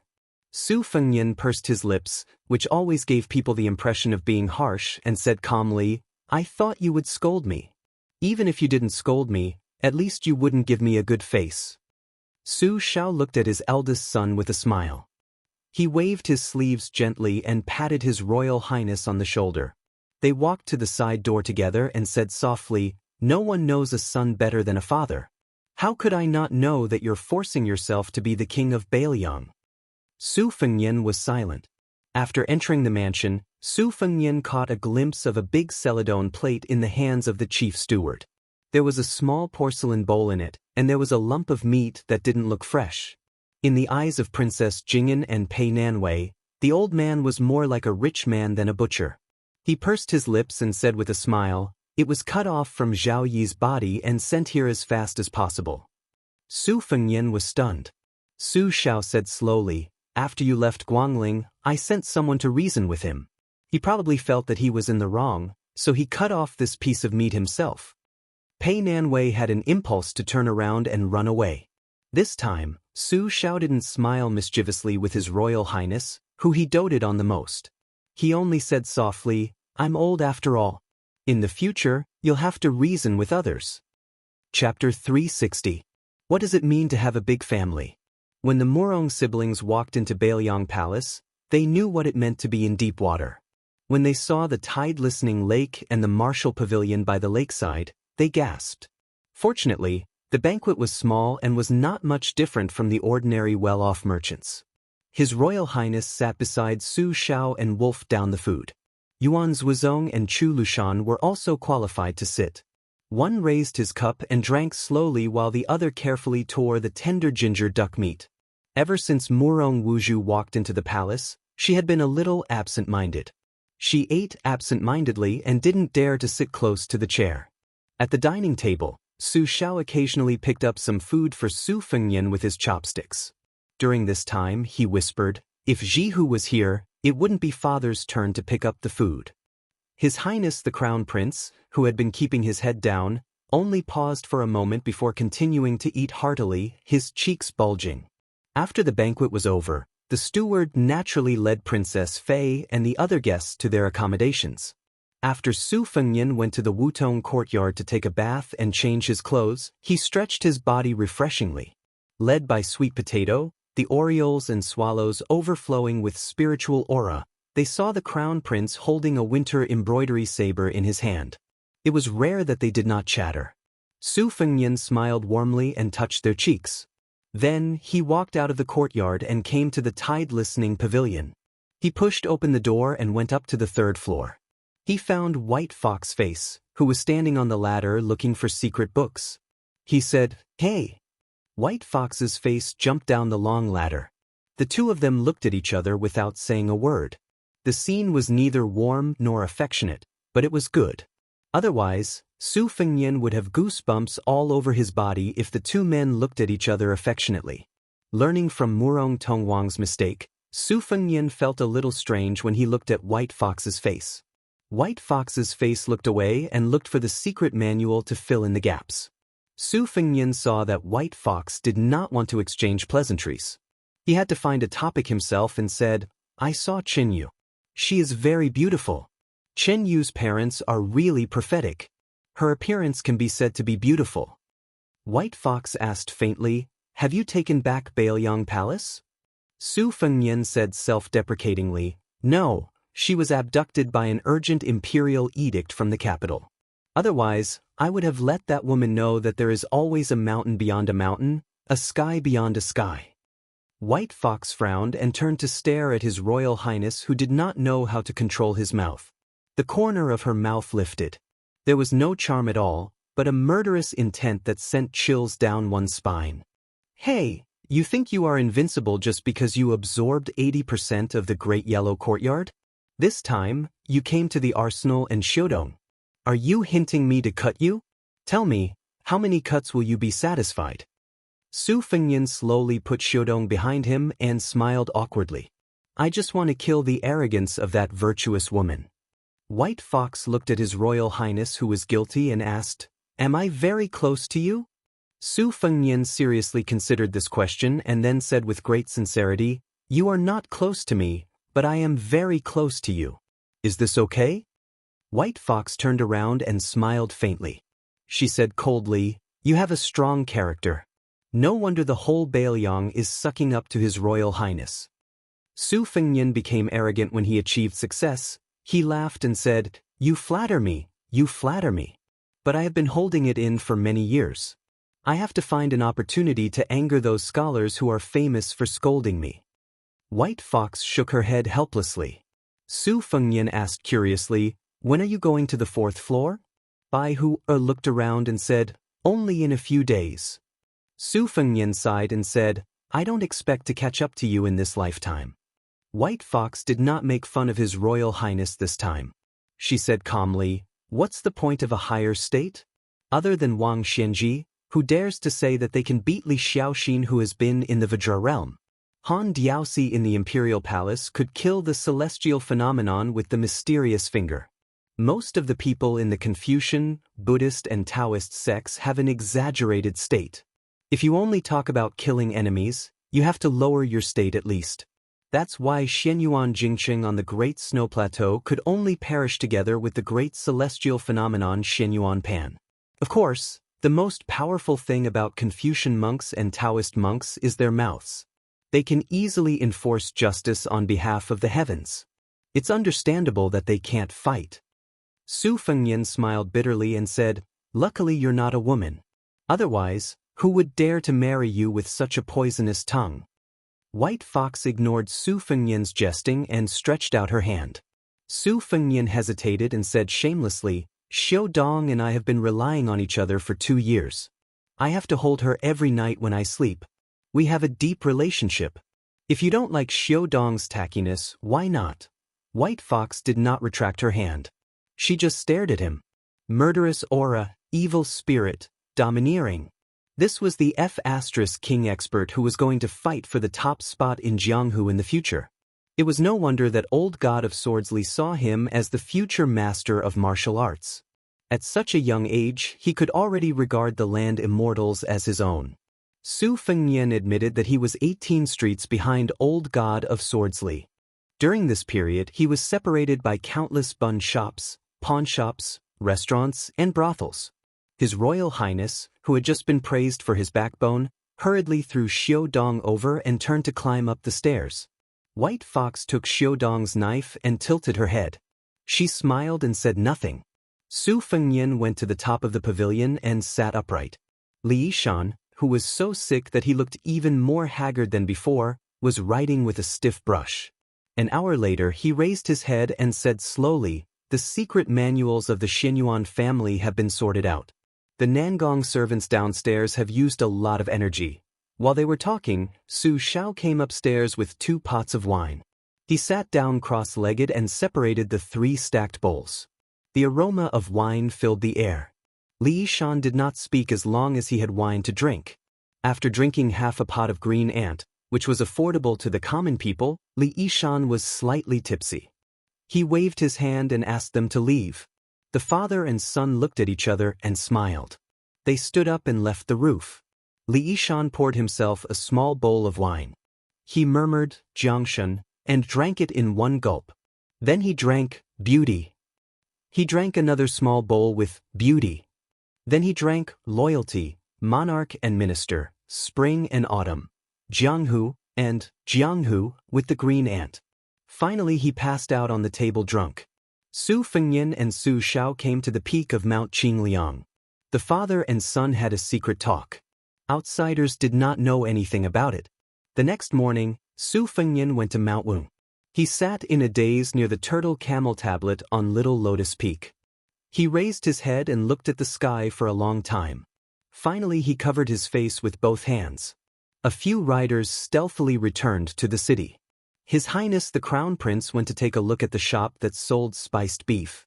It was already closed, so naturally he would not be able to see the little girl who kept a straight face in front of all the customers.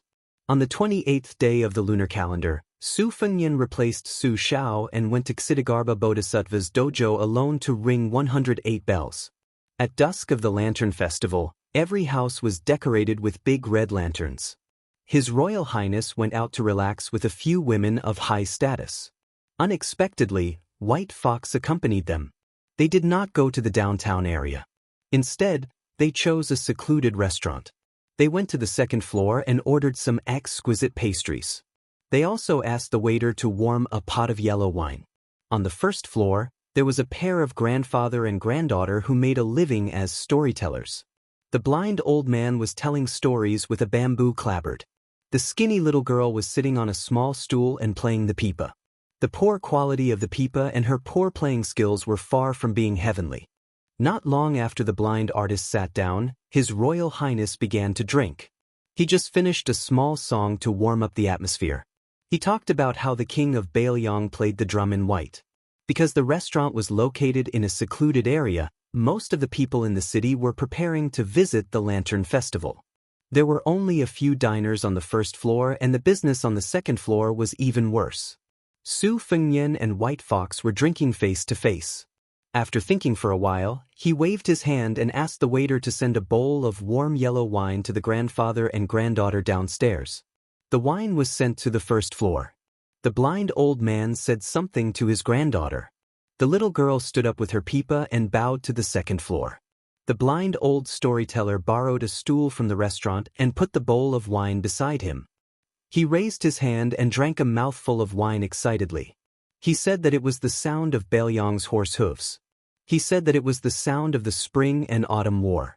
Unknowingly, he ended up talking about the words His Royal Highness of Bailiang said by the Guangling River.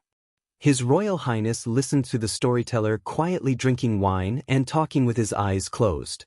He was expressionless. Perhaps it was because of her grandfather's mood, the little girl was having a hard time playing the pipa. Her face was red and her ears were red. After the blind artist came back to his senses, he reached out his trembling hand and touched his granddaughter's head. Then he reached out for the wine. He shook his hand and realized that it was empty. The old man put the bowl back and smacked his lips. It seemed that he wanted more wine, but he did not feel that it was a pity that there was no more wine. He just muttered to himself, "The old soldier of Baelyang Hanwenhu seems to have drunk out of heroism today. ## going to Baemang alone." Chapter 361. The Fish Dragon Gang could only be regarded as a third-rate gang in Baelyang, but Old Master Lu was quite famous. He was a master of both internal and external martial arts. It was said that when he was young, he met a senior immortal in Wudong Mountain, who taught him a set of superior internal strength mental cultivation methods. Coupled with his 30 years of hard work, he practiced the mountain cannon fist, which had been passed down by his family. Many heroes died under his fists. Unfortunately, Old Master Lu was stubborn. When he was at the peak of his fame, he couldn't lower his head to deal with the officials for fear of losing face, so he suffered a lot of difficulties. At that time, Old Master Lu could still rely on his fists and a few brothers in the gang to make a name for himself in Baelyang, which was full of gangs. However, as his old brothers earned enough money, they retired from the Jianghu and spent their remaining years with their grandchildren. Old Master Lu, who couldn't hold up the overall situation by himself, gradually found it hard to make ends meet. At this time, if he wanted to build a relationship with the officials and get a share of the gray business, he wouldn't be able to enter the temple even if he carried a pig's head. In the first 10 or 20 years, the Honghu sect and Lujian sect could only be regarded as juniors in front of the Fish Dragon Gang because they gave enough money as filial piety and were willing to put aside their pride to do a lot of dirty work for the officials. Now, most of them were rich. Not to mention the gang leader, even the guests were rich. They even had private residences in big cities like Liangzhou and Lingzhou where every inch of land was worth gold. The Fish Dragon Gang finally realized this and tightened their belts, bowed their heads, and begged people to accept the filial piety money. Some of the gang's connections that had almost been completely wiped out began to improve. The destination of this trip was the lower city of the Sword's southbound platform on the border of Baemang. He was helping a son of a general, whose father was a 4th-grade military officer, to transport some silk, satin, rouge and other goods purchased from the empire's Gangnam-do to Baemang for resale. The price difference was considerable. However, not everyone dared to do this kind of business. At this time, hundreds of lives were left on the border between the empire and Baemang. Ordinary official travel passes might not be able to pass through the passes safely. However, since the dandy's father was a general with real power, there was no need to worry that the passes on the Baelyang side would make things too difficult for him. The only thing he was worried about was the bandits on the Baemang side. The Fish Dragon Gang gritted their teeth and accepted this business. Although they were on tenterhooks, they could only get a pitiful 10% profit. However, no matter how small a mosquito's meat was, it was still meat. Besides, being able to form a relationship with the dandy was more important than making real money. Last year, a disciple of the second leader of the Fish Dragon Gang saw the young master of the Azure Dragon Gang doing evil on the way and angrily attacked him. As a result, not only was his limbs crippled, but the Fish Dragon Gang was also almost sealed by the government. This was the difference between having a backer and not having one. During that time, the young master of the Azure Dragon Gang would often go to the Fish Dragon Gang and pester the granddaughter of the old leader, which made everyone in the gang angry. This time, the Fish Dragon Gang didn't dare to slack off in the slightest as they were working for the children of the government. Besides Lu Laozi, who stayed in the gang to intimidate the small fry who only had a few fat pieces of meat left in the gang, the second leader Xiao Chang, who was good at using a double-handed sword, had originally planned to retire in the middle of the month. Because of this, he missed the auspicious day. Even Gong Sun Yang, who hadn't been involved in the affairs of Jianghu for many years, reappeared in Jianghu with the ox-horn bow. Together with Xiao Chang, he assisted Luna Rong, who was going to take over the Fish Dragon Gang in the future. There weren't too many goods, just enough to fill a carriage. If they weren't transported to Baemang, which was a primitive place, it would be very suspicious of using a big bow to shoot sparrows. As they were close to the border, thanks to the developed courier routes of the empire, the Fish Dragon Gang had an easy time traveling these days. A woman in tight clothes with narrow sleeves was sitting on the leading horse. A long sword in a green scabbard was hanging from her waist. Her appearance was clear and charming, like a femme fatale, but she had an inviolable heroic spirit. It was probably because her limpid eyes were too cold. Half a horse away, Xiao Chang rode his horse in front. Although the second leader used a double-handed sword, he didn't have one sword hanging from his waist. Instead, he had two swords in one scabbard, which was very strange. Xiao Chang's swordsmanship was also very sharp and vicious. Even if there weren't 100 people killed by his sword, there were at least 70 or 80. Which Jianghu master didn't step on the lives and reputation of others? Moreover, many old-school Jianghu masters valued their reputation more than their lives. In Jianghu, revenge could be avenged for 10 generations. Every year, more and more enemies of Xiao Chang were found at the door of the Fish Dragon Gang. It could be seen that the Fish Dragon Gang was in decline. This trip to Beimang was related to the layout of the Fish Dragon Gang in the next few years. There might be enemies who would take the opportunity to attack. The spirited woman reached out her hand to block the wind and sand that was blowing at her face. She cast a glance at the top of the city wall. Even though it looked like it was close, there was still a long way to go. She said slowly, "Master, we'll reach northern Mang once we pass the pass." Although Xiao Chang's swordsmanship was outstanding and fierce, he was recognized by the whole Fish Dragon Gang to be kind and had a good temper. Moreover, the woman beside him was his last disciple. A knowing smile appeared on his face as he said in a strong Longshichang accent, "I've only been to northern Mang once in my life. Come to think of it, I don't have any praiseworthy experience." On the other hand, that taciturn Gong Sun Yang actually gained his reputation there. The extremely beautiful woman was obviously Lu Narong, the granddaughter of old gang leader Lu. She asked in surprise, "Isn't guest Gong Sun from the old western shu?" Xiao Chang touched the scabbard and sighed softly, "Who doesn't have a difficult scripture to read? The taciturn guy just doesn't want to talk about it." Lu Narong turned her head and glanced at the carriage. Gong Sun Yang, who had been living in seclusion in the gang, was sitting alone in the carriage. She turned her head again and asked in a low voice, "Master, how much do you think the cost of this carriage of goods is?" Chapter 362. Xiao Chang smiled and said, "In terms of the goods themselves, even in the rich Gangnam-do, it is not cheap. It costs about 6,000 to 7,000 taels to get it.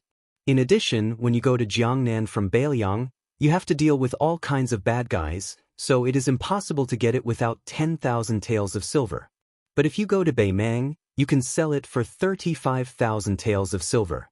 When you get back to that official's son, after deducting all the expenses, you can't escape earning 16 or 17,000 taels of silver.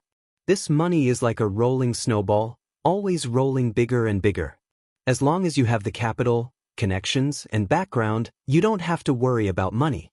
These descendants of military families, while their fathers were busy collecting the wealth of the people, they weren't idle either.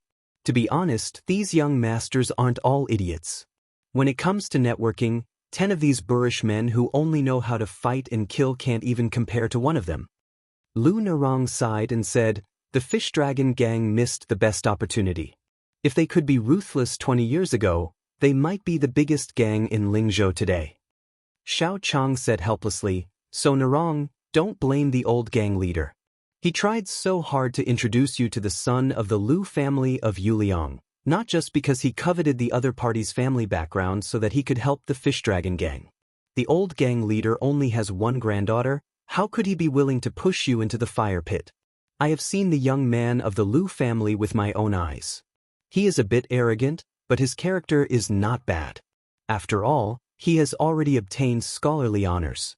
Not to mention the Fish Dragon Gang, even the daughter of the biggest sect in Beiliang, the Dragon Gate sect, may not be good enough for him. Although what I said is unpleasant to hear, it is the truth." Lu Narong was silent and pursed her lips tightly. Xiao Chang knew that his disciple was cold and indifferent. Once she went into a dead end, even 10 horses would not be able to pull her back, so he did not force her. After all, this was the Lu family's private matter. He was an old man who was about to leave the martial arts world to enjoy his life, so he did not overdo it. But Xiao Chang knew that whether his life would be comfortable and stable in the future would be directly linked to the power of the Fish Dragon Gang. Naturally, He hoped that Lu Narong could marry into a good family.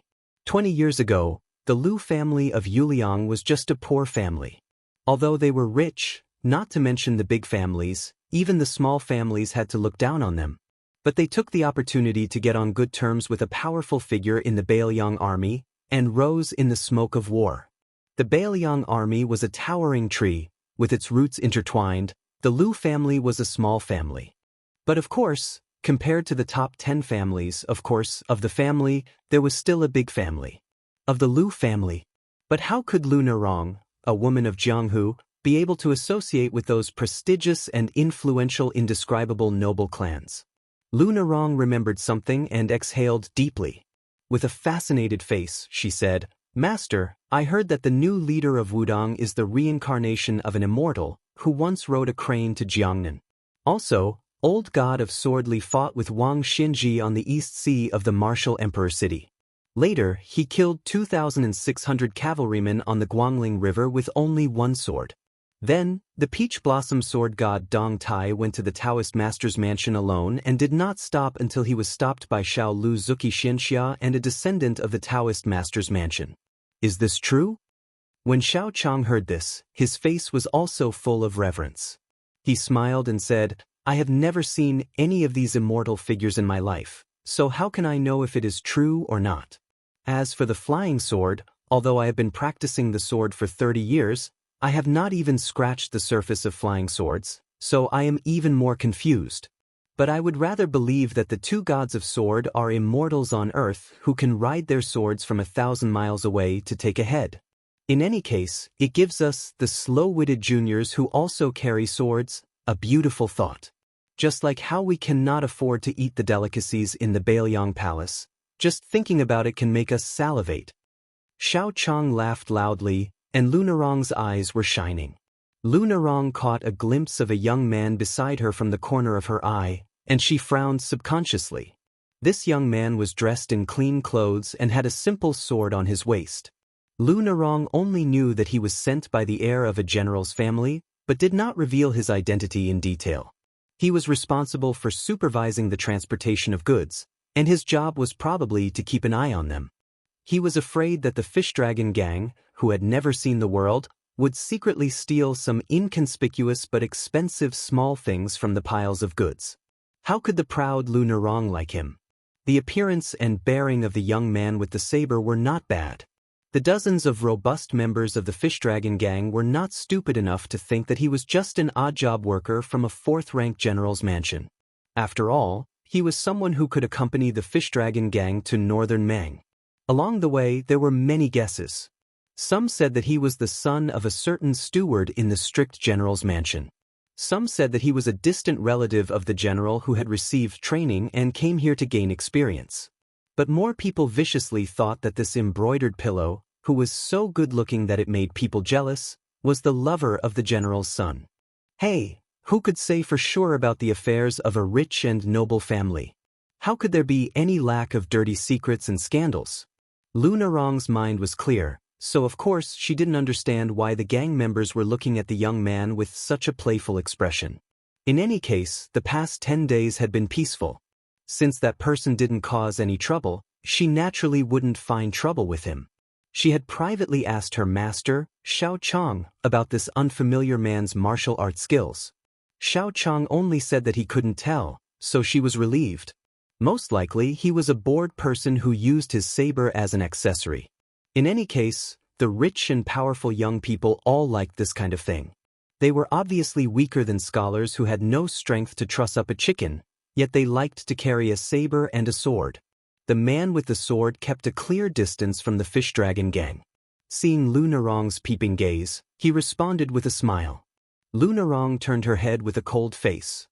Chapter 363. The young man with the saber stood out from the crowd, so the dozens of elite members of the Fish Dragon gang naturally regarded him as a government official. At first, some of the younger members of the gang were worried that Miss Lu would look at this handsome young man in a different light, which would be too embarrassing for them, who had been close to her for many years. Of course, they were vigilant and wanted to tie him up. Later, when they saw Lu Narong's cold attitude, they felt relieved. At first, Their malicious criticism of the young man with the saber also faded away. After all, it takes two to clap.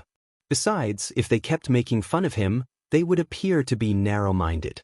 Fortunately, this young man who claimed to be surnamed Su did not order the fish dragon gang around because of his power.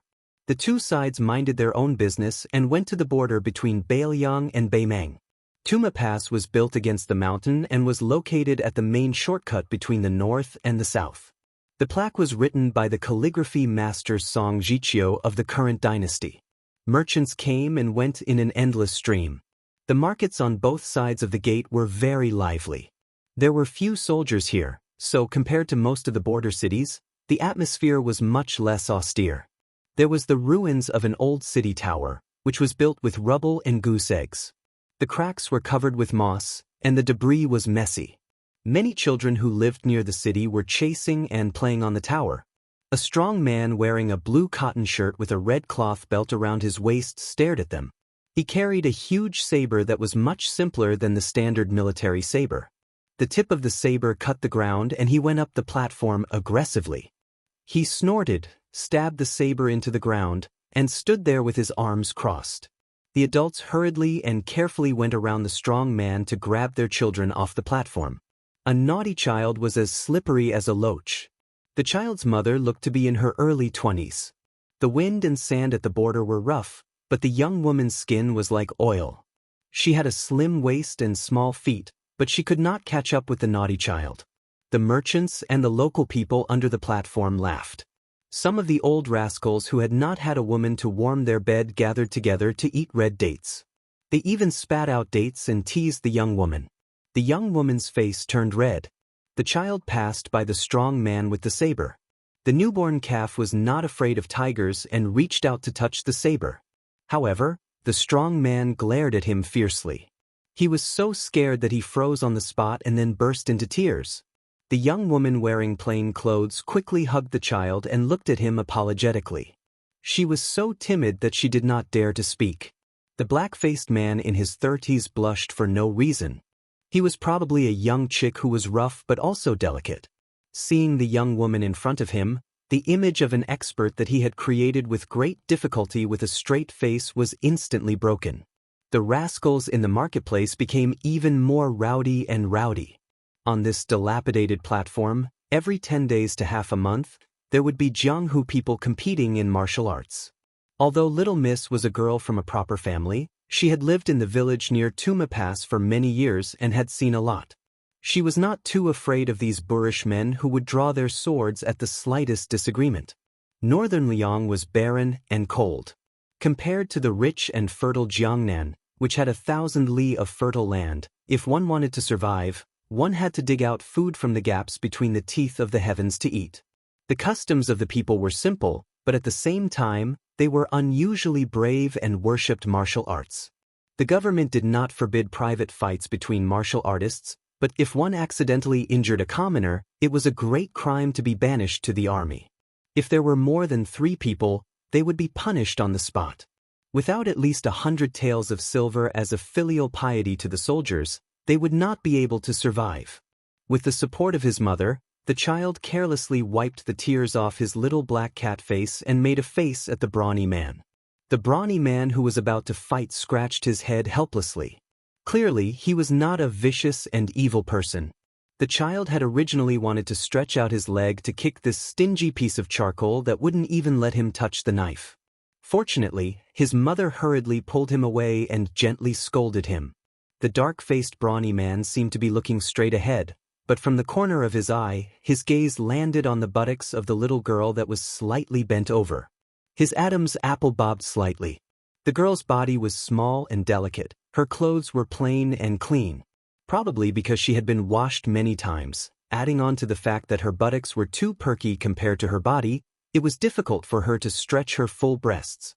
She appeared even more beautiful. It wasn't that the brawny man with the Zamadeo had evil intentions.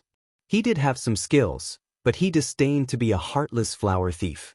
If it was shady business like robbing women, he was a wandering soul of the Jianghu with no roots and no background. He definitely did not have the capital to do it. As for traveling, what could he do without money? Today, he had an appointment with a somewhat famous swordsman on the border.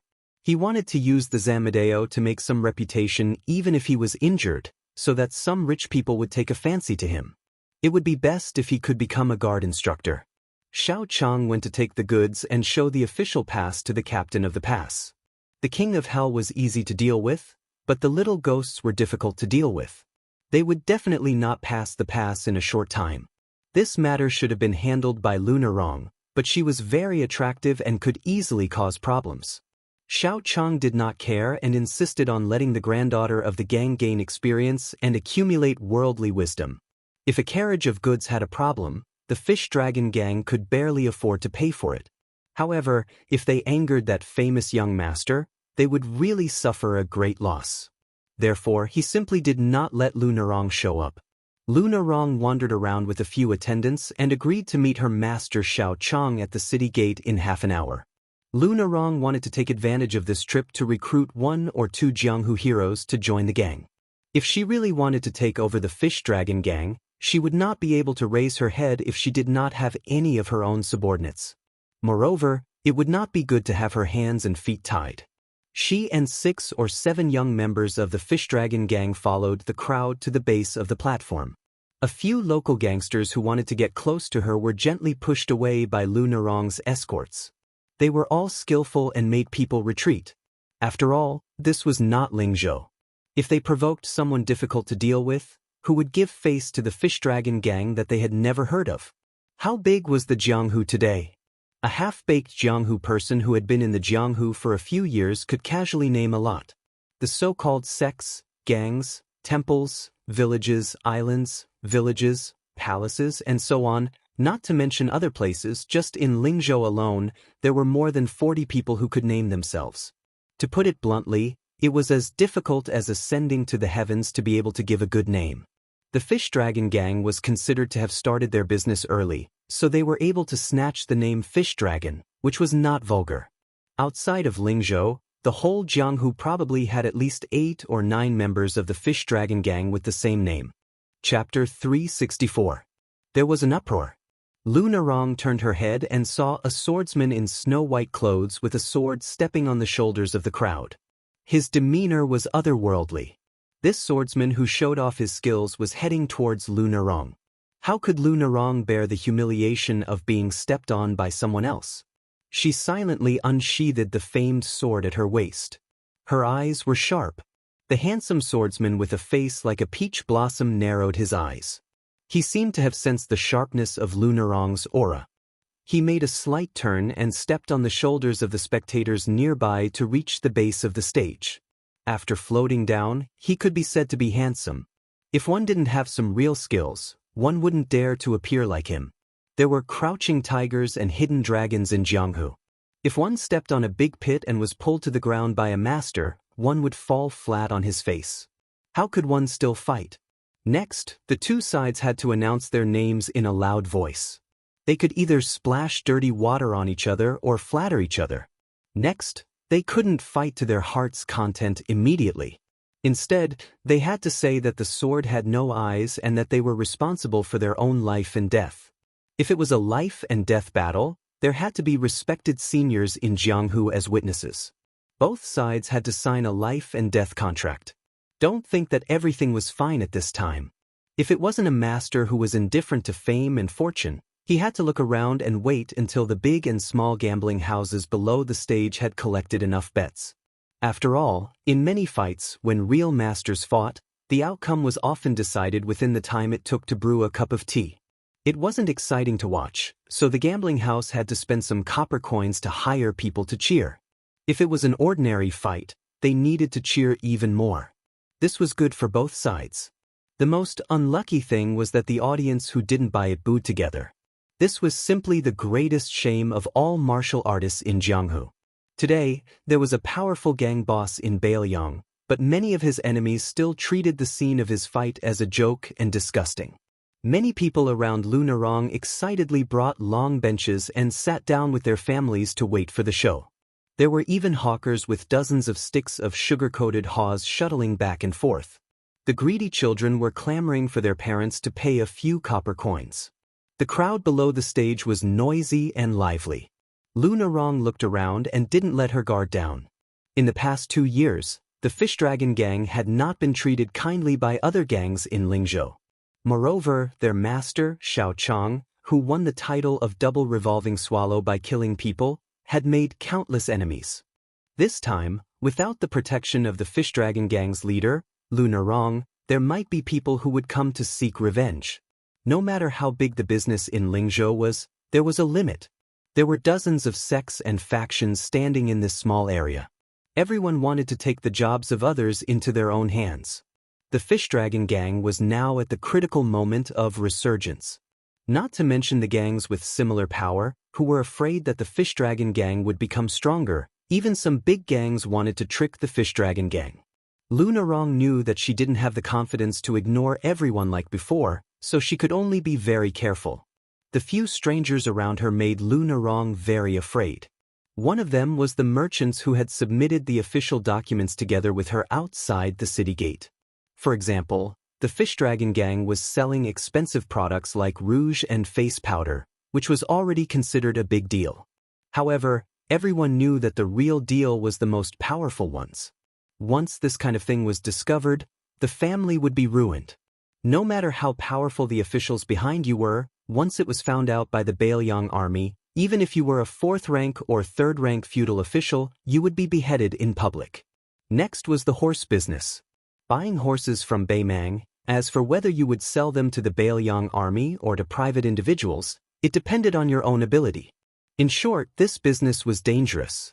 Not only did you need to have a good relationship in Bailiang, you also needed a reliable person with real power to help pave the way in Beimang.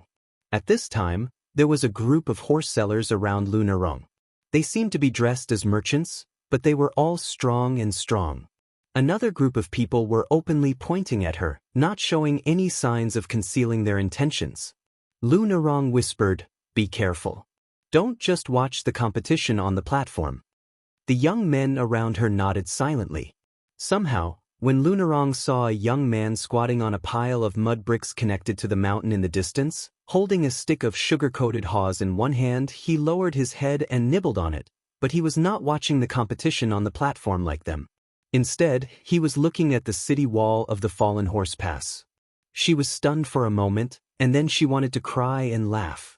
This guy was in a leisurely mood, not at all like a reckless warrior. Why did the general's mansion send such a person to escort the escort?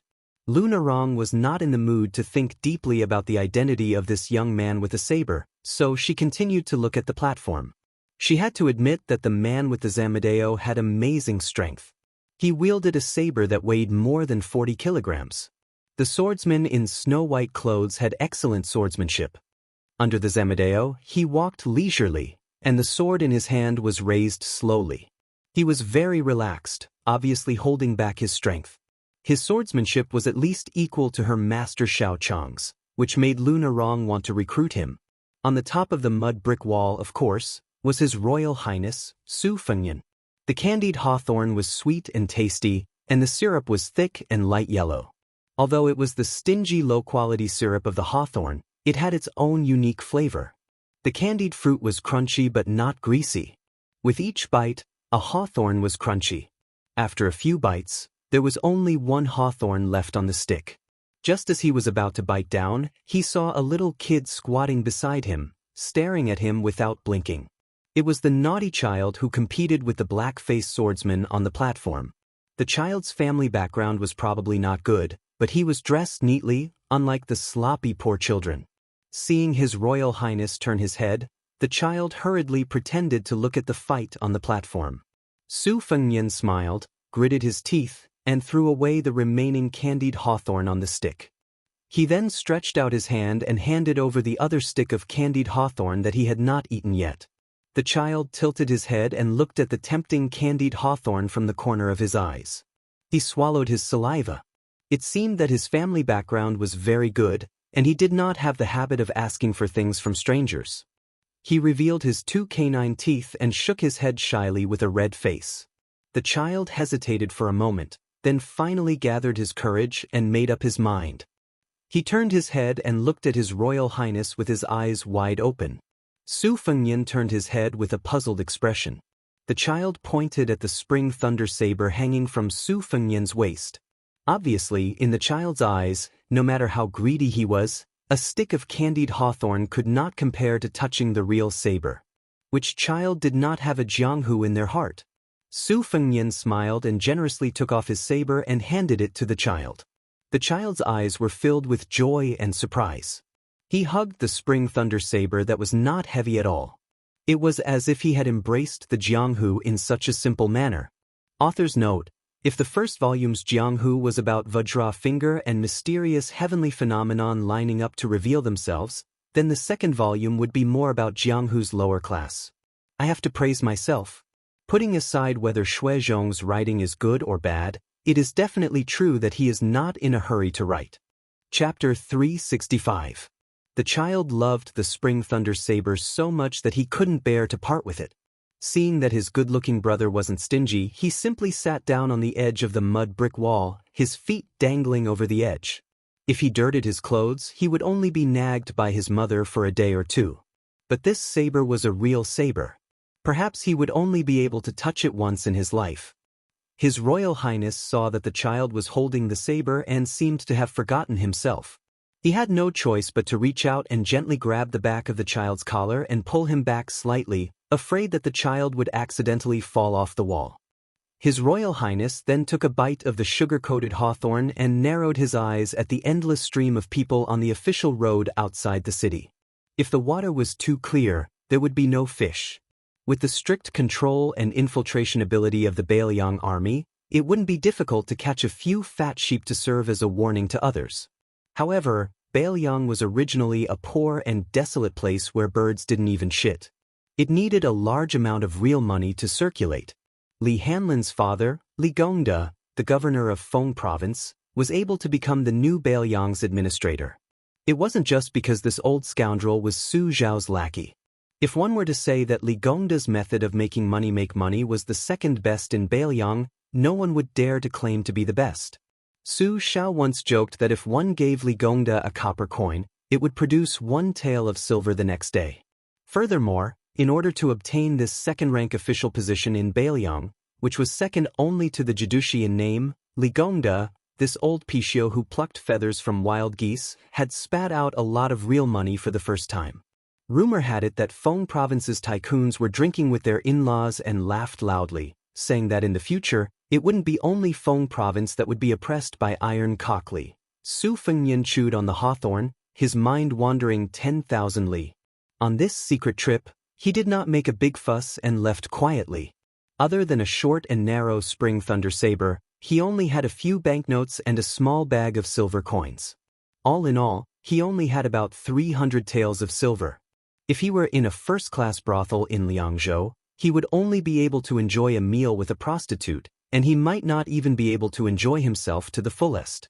Su Fengnian held a bamboo stick without any candied haws in its mouth. Seeing that the toddler obviously liked this spring thunder very much, it put its little face on the scabbard and smiled foolishly at the good-tempered big brother in front of it. Su Fengnian saw that the battle between the white-clothed swordsman and the man with the Zamadeo on the stage had reached its climax. The crowd would not disperse for a while, so he was not in a hurry to get the spring thunder back. This child, who was looking forward to Jianghu, reminded him of a certain penniless pauper. Squatting on the wall with the bamboo stick in his mouth, Su Fengnian smiled softly and said, "You can touch it, but don't take the saber out. It's very sharp. What if your mother comes after me and beats me?" The child tilted his head and secretly winked at Su Fengnian. He deliberately raised his voice and said with a bright smile, "Of course not. My mother never beats people. She has a very good temper." Su Fengnian touched the child's little head and smiled without saying anything.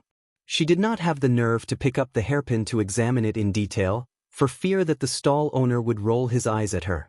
She never thought that as soon as she came back to her senses, she would discover that her son was gone. Her temperament was indifferent, she was not anxious to show it on her face. Sure enough, she saw her son on the top of the wall, accompanied by a strange young man carrying a saber. At first, she was worried that there would be some disturbance, for a poor family like her could not withstand any disturbance. She lifted the corner of her skirt and trotted to the top of the wall, but she happened to see that young man pulling the back of her son's collar. Unconsciously, her state of mind calmed down. She knew that since he was young, her son had a fondness for those chivalrous men who roamed the Jianghu. He had never once failed to participate in the martial arts competition at the old city site of Tuma Pass. Sometimes, when he heard his playmates calling him from the alley, he did not care that he was eating and would rush out. When he came back, he did not forget to finish his meal without leaving a single grain of rice behind.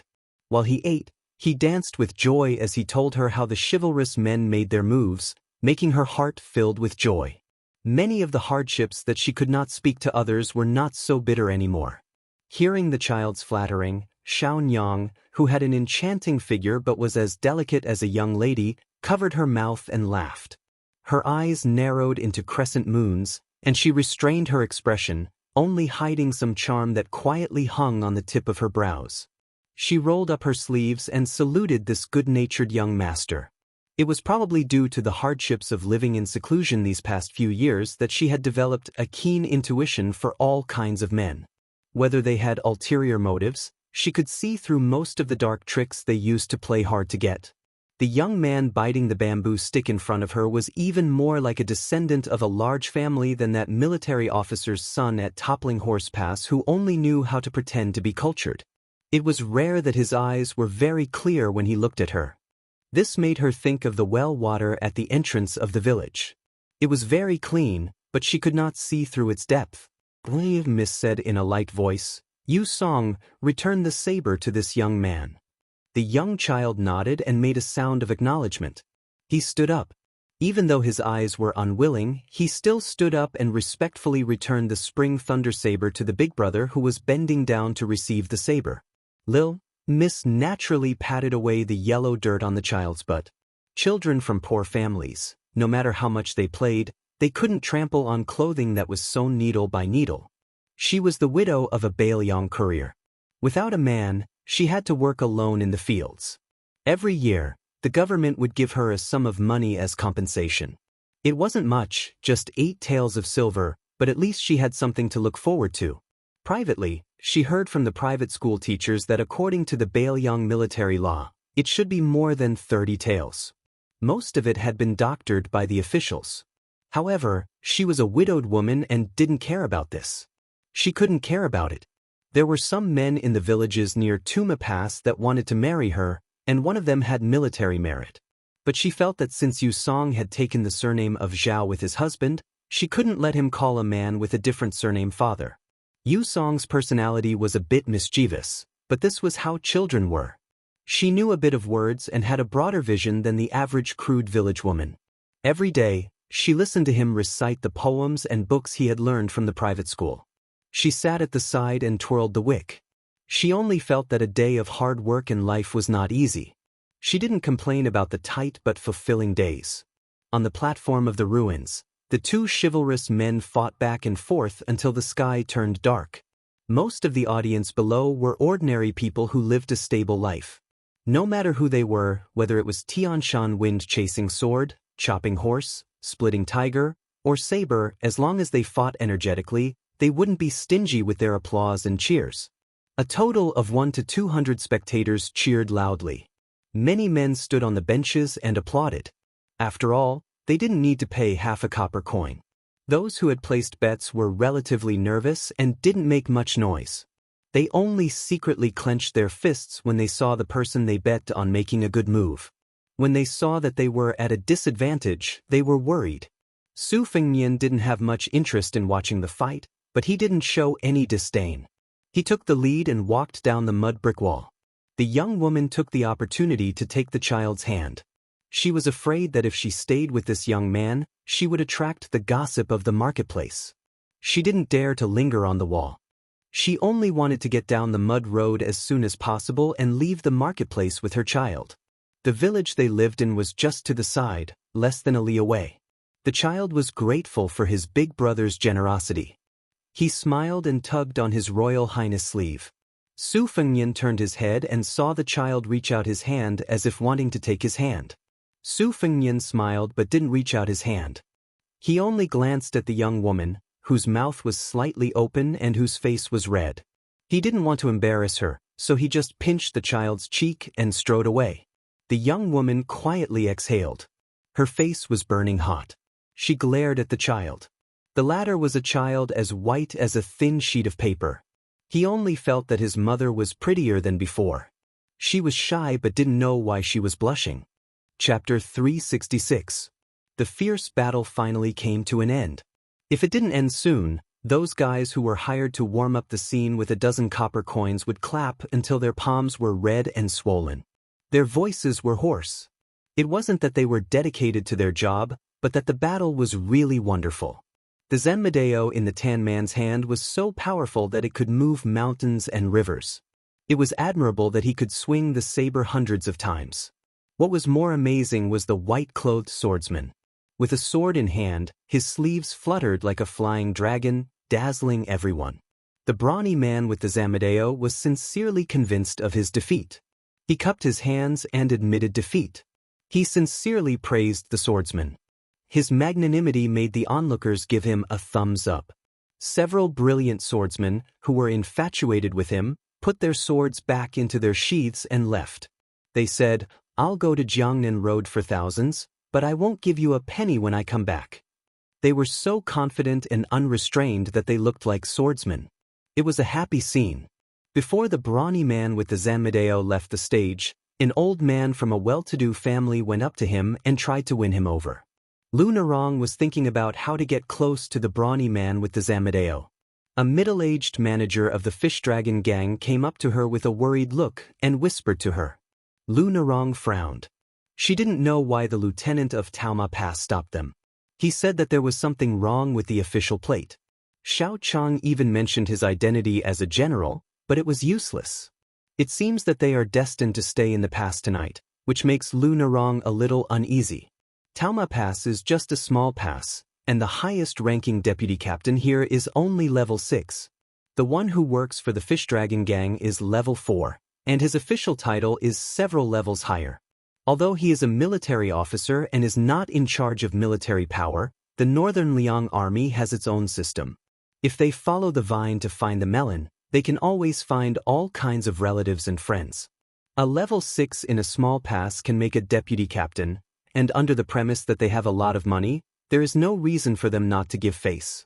Lu Narong didn't care about the brawny man with the Zenmadeo. She quickly walked to the top of the city wall and met the sullen Xiao Chang. Obviously, he was angry. When he saw Lu Narong, he walked to the side of the official road and whispered with a bitter smile, "Something's wrong. We can't sleep peacefully tonight. Let's find a shop in the downtown area to stay. It's expensive, but we can't save this money. Each shift has 10 people and we take turns. We'll be fine after tonight." Lu Narong was not a petty woman. She nodded and said, "Yes, it should be so." While they were talking, Lu Narong caught a glimpse of the horse dealers walking toward them. They were surrounded by an extremely arrogant and plump woman. The woman was quite old. She wore a beautiful mink fur headband. This kind of decoration was very popular in the border of Liangzhou. It could be used to keep out the cold in autumn and winter. It was also beautiful. It was known as the mink headband or the sleeping rabbit. It was first spread in Bailiang Palace. It seemed that the first commandery princess Su Jihu was the first to wear such an ingenious outfit. The lively Bailiang noblewomen also hurriedly followed the trend. The graceful woman with the mink headband was surrounded by old Taoist practitioners. She was calm and steady, and her breathing was much longer than that of ordinary people. Especially the old man next to the woman. His eyes were as malicious as an old goshawk's, and his fingers were like hooks. She didn't know what kind of martial art he practiced, but his hands had an unusual pale gold color. It was probably the dragon claw hand or some other kind of overbearing and vicious external martial art. Number 7 or 8 valiant martial artists surrounded the arrogant woman like stars surrounding the moon. Apart from her, the most redundant one was a man who wore a thick layer of makeup. He was handsome, but too feminine, without the slightest bit of masculinity. He stuck close to the woman like a little bird, looking at Lu Narong's group with a sinister and playful gaze. Su Fengnian slowly walked over. Seeing that the situation was about to turn hostile, he stopped and planned to watch from afar. Unfortunately, this detail was not only seen by the observant Lu Nerong, but also by the plump woman. Her eyes lit up and the corners of her mouth curled up. She didn't even care about Lu Nerong. She directly hooked her finger at Su Fengnian, her expression showing that she wanted to pamper Su Fengnian. The woman was able to look at someone so lecherously on the street. She could be considered to be thick-skinned and capable. Su Fengnian took a step back. In Lu Nerong's eyes, this was almost a death sentence that deserved to be beheaded. She thought that this young man with a saber was really annoying. Why didn't he have the backbone of a Jianghu man? Thinking about it, Lu Nerong sneered, full of ridicule and disdain. This guy surnamed Su was not a Jianghu man. He was just a dog in the general's house, wagging its tail and begging for mercy. She thought too highly of him to put her hopes on him. The handsome man wearing makeup saw that the woman beside him was moved and his eyes turned red with jealousy. He whispered like a spoiled child, "Miss, that pretty boy is carrying a saber. These barbarians are so vulgar." The woman raised her hand and slapped the man's face. The latter held his face, his eyes full of resentment, and he was about to cry. Seeing Lu Nerong and the others from the Fish Dragon gang, they all felt their hair stand on end and only felt nauseous. As a result, their disgust for the guy surnamed Su was reduced a lot. The rich woman, who raised pretty boys like she raised cats and dogs, faced Su Fengnian. Her face was hot as if the sun had risen from the west. She had fallen in love with this slender young man at first glance. She was tired of eating the pretty boys beside her who were full of makeup and powder. She needed a change of taste to make her stomach feel better. She was just about to tease him when the sound of horse hooves came from the street. 4 riders disregarded the noise of the busy streets and galloped over. Fortunately, they did not trample or knock down any pedestrians. Although these 4 riders were domineering, their horsemanship was also superb. A young master in brocade jumped off his horse, but the 3 armored retainers behind him did not move. Lu Nerong saw all of this and had already guessed the identity of this young man. He was Zhou Ziru, the eldest son of the deputy commander of the Toppling Horse Pass. Lu Nerong had already memorized the places and people along the way to the north with her master, Xiao Chong. She remembered Zhou Ziru's name because even Xiao Chong mentioned him. It was said that Zhou Ziru was not only brilliant in literary talent, but also had many excellent works passed down in Beiliang. He could also draw a 3-stone bow and shoot a willow leaf from 100 paces away. His archery skills were outstanding. It should be known that 30 Jin was a Jun, and 4 Jun was a stone. To be able to draw a 3-stone bow was already a shocking amount of arm strength. If he could also ensure that the arrow was accurate, then he could directly enter Beiliang's army and become a crossbowman. Jianghu and the military were 2 sides of the same coin, but in the world, there was no ignorant brute who dared to look down on Beiliang. Lu Nerong looked at Zhou Ziru. She didn't expect that after he got off the horse, he didn't talk to the woman first. Instead, he smiled at her. Lu Nerong, who was caught off guard, subconsciously turned her head away. When she came back to her senses, she felt ashamed and her eyes returned to their usual coldness. In Beiliang, Zhou Ziru, who could barely be considered a seed, was happily chatting with the plump woman. Perhaps it was because this mink had a real handsome man like Zhou Ziru that she had lost interest in Su Fengnian. She just winked at him and walked through the city gate with Zhou Ziru. When they passed by the people of the Fish Dragon gang who were on guard, she didn't forget to make a show of force at Lu Nerong. Zhou Ziru, on the other hand, paused his steps. Xiao Chong let out a sigh of relief. When they were outside, as long as they weren't a lone wild crane who looked down on the world with disdain, how could everything go according to their wishes? It was inevitable that they would have to face all kinds of forces several times. Afraid that Lu Nerong would take a liking to him, he found a light topic and said, "This young Master Zhou is skilled in both literature and martial arts. He is a good match for our Nerong." Lu Nerong said bitterly, "Master, you know that I dislike this kind of official's son the most. They look amiable and refined, but in reality, they eat people up without spitting out the bones."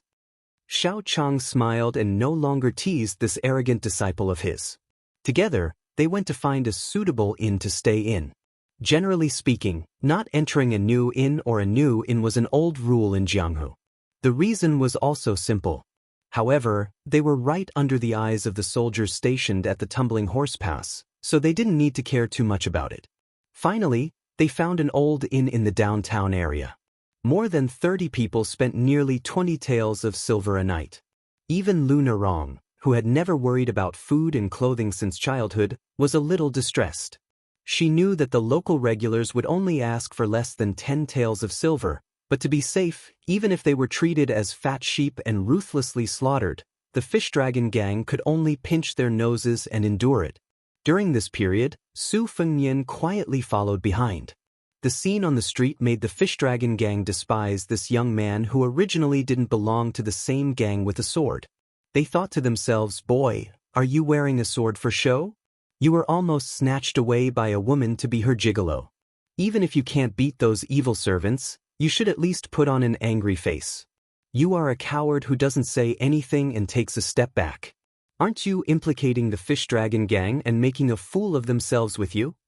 But a young man from the fish dragon gang spat at Su Fengnian's feet. Chapter 367. Jianghu people were straightforward and straightforward. Su Fengnian immediately received his karma.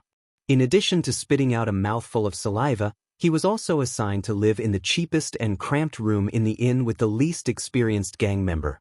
Su Fengnian remained silent and did not object. The guy who shared the room with him was called Wang Dashi. Unfortunately, his physique and personality were the complete opposite of his name. Not only was he short, but he was also as thin as a bamboo pole. Not only was he not as smelly and hard as the stone in the latrine pit, but he was also very weak and docile. However, his father had died in a gang fight in his early years, so he was very loyal to the fish dragon gang. Old gang leader Lu remembered his loyalty and took Wang Dashi into the gang despite his poor constitution. Although this young man did not have the slightest talent in martial arts, he was willing to endure hardships and was very diligent in his work. He would never slack off. In the gang, he often did the dirty work of scrubbing toilets or washing clothes for his senior brothers. He worked hard without complaint and was bullied several times over the years. However, this young man was naturally optimistic and never held grudges. Once in the gang, Lu Nerong accidentally saw him being bullied too much, so she paid extra attention to him and took care of Wang Dashi a little bit. Only then did Wang Dashi's situation improve slightly. This time, among all the members of the fish dragon gang, Wang Dashi was the only one who was willing to squeeze out a smile to Su Fengnian. Probably because they were in the same boat, this time he was living in the same room with Su Fengnian, so Wang Dashi did not have to worry about the faces of his senior brothers and martial uncles. After closing the door, he took the initiative to call out, "Young Master Su," and even took out the shichi pastry that he had bought in the downtown market. He actually bought 2 portions. The one on the surface was more than half a kilogram, but he secretly hid less than half a kilogram. The first portion was naturally taken away by his senior brothers. Otherwise, even if Wang Dashi, who loved pastries, spent money, he would not even be able to eat half a kilogram of delicacies. This was Wang Dashi's shrewdness in finding joy in suffering. In front of the taciturn young Master Su, Wang Dashi obviously had a strong sense of inferiority.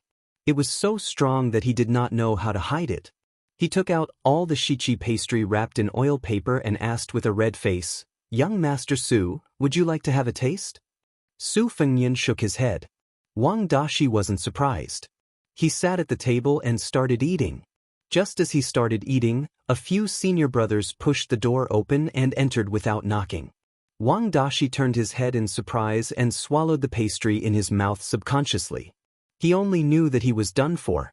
If his senior brothers found out that he had secretly hidden pastries, they would definitely push him down and make him crawl between their legs again. The 3 burly senior brothers entered the room and searched the dumbfounded Wang Dashi.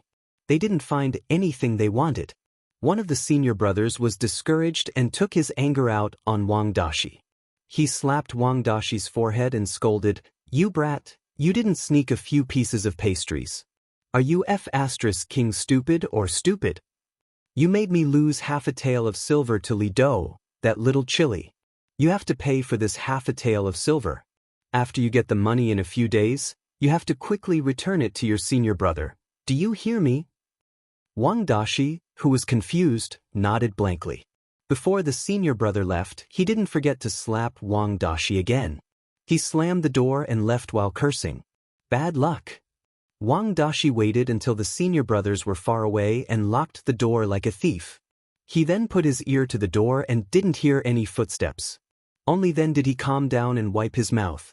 He secretly rejoiced and smiled foolishly. He didn't have the slightest awareness that those pastries should belong to him because he was the one who paid for them. It seemed that it was normal for this kind of useless person to be bullied. It would be strange if the wheel of fortune changed. Wang Dashi looked at the empty table and was dumbfounded. At this time, Su Fengnian raised his hand and put the missing pastries back on the table. Wang Dashi ran back to the table and sat down. He was so grateful that he didn't know what to say. Su Fengnian, who had unknowingly done a good deed, was still expressionless. He didn't try to worm his way into being friends with Wang Dashi. He just pulled his chair to a window seat and closed his eyes to rest like an old monk in meditation. In the first-class room, Lu Nerong, Master Xiao Chang, guest Elder Gong Sun Yang, and a steward surnamed Hong were sitting on four sides of the table. Xiao Chang, who was holding two swords in a scabbard on the table, laughed softly and said, "Nerong, tell me in detail about that white-clothed swordsman's swordsmanship." Those little bastards described it vaguely and couldn't give a single clue. Lu Nerong and Xiao Chang had practiced swordsmanship for many years. Since childhood, they had been influenced by their grandfather, old gang leader Lu, who had fought against experts from all walks of life. Among them, there was no lack of experts in swordsmanship. Lu Nerong's insight was quite unique. He spoke tirelessly about several exquisite moves. Lu Nerong didn't forget to use her finger as a sword and slowly draw strokes in the air. Xiao Chang was not a swordsman who fished for fame. The most powerful thing about using two swords in a scabbard was that after being unsheathed, the mother and son swords could be used to circle around him like a pair of swallows. They could both attack and defend. Of course, this was not a superior swordsmanship, but a clever move. Xiao Chang mocked himself for not being able to enter the eyes of a swordsmanship grandmaster. However, in the eyes of the Fish Dragon gang, this was an extremely mysterious ability. Even the experienced and knowledgeable Lu Nerong sincerely admired him. After practicing swordsmanship for more than 10 years, she could only make a single sword circle within a range of 3 feet. Moreover, it looked good but was useless. It was completely useless in a fight. Xiao Chang was one of the few masters in the Fish Dragon gang who could be ranked at the top of the second rate in the Lingzhou Wuling. He was not far from the front line of old gang leader Lu. He was the true number 1 swordsman in the gang. Lu Nerong was his disciple, so Xiao Chang was not misleading.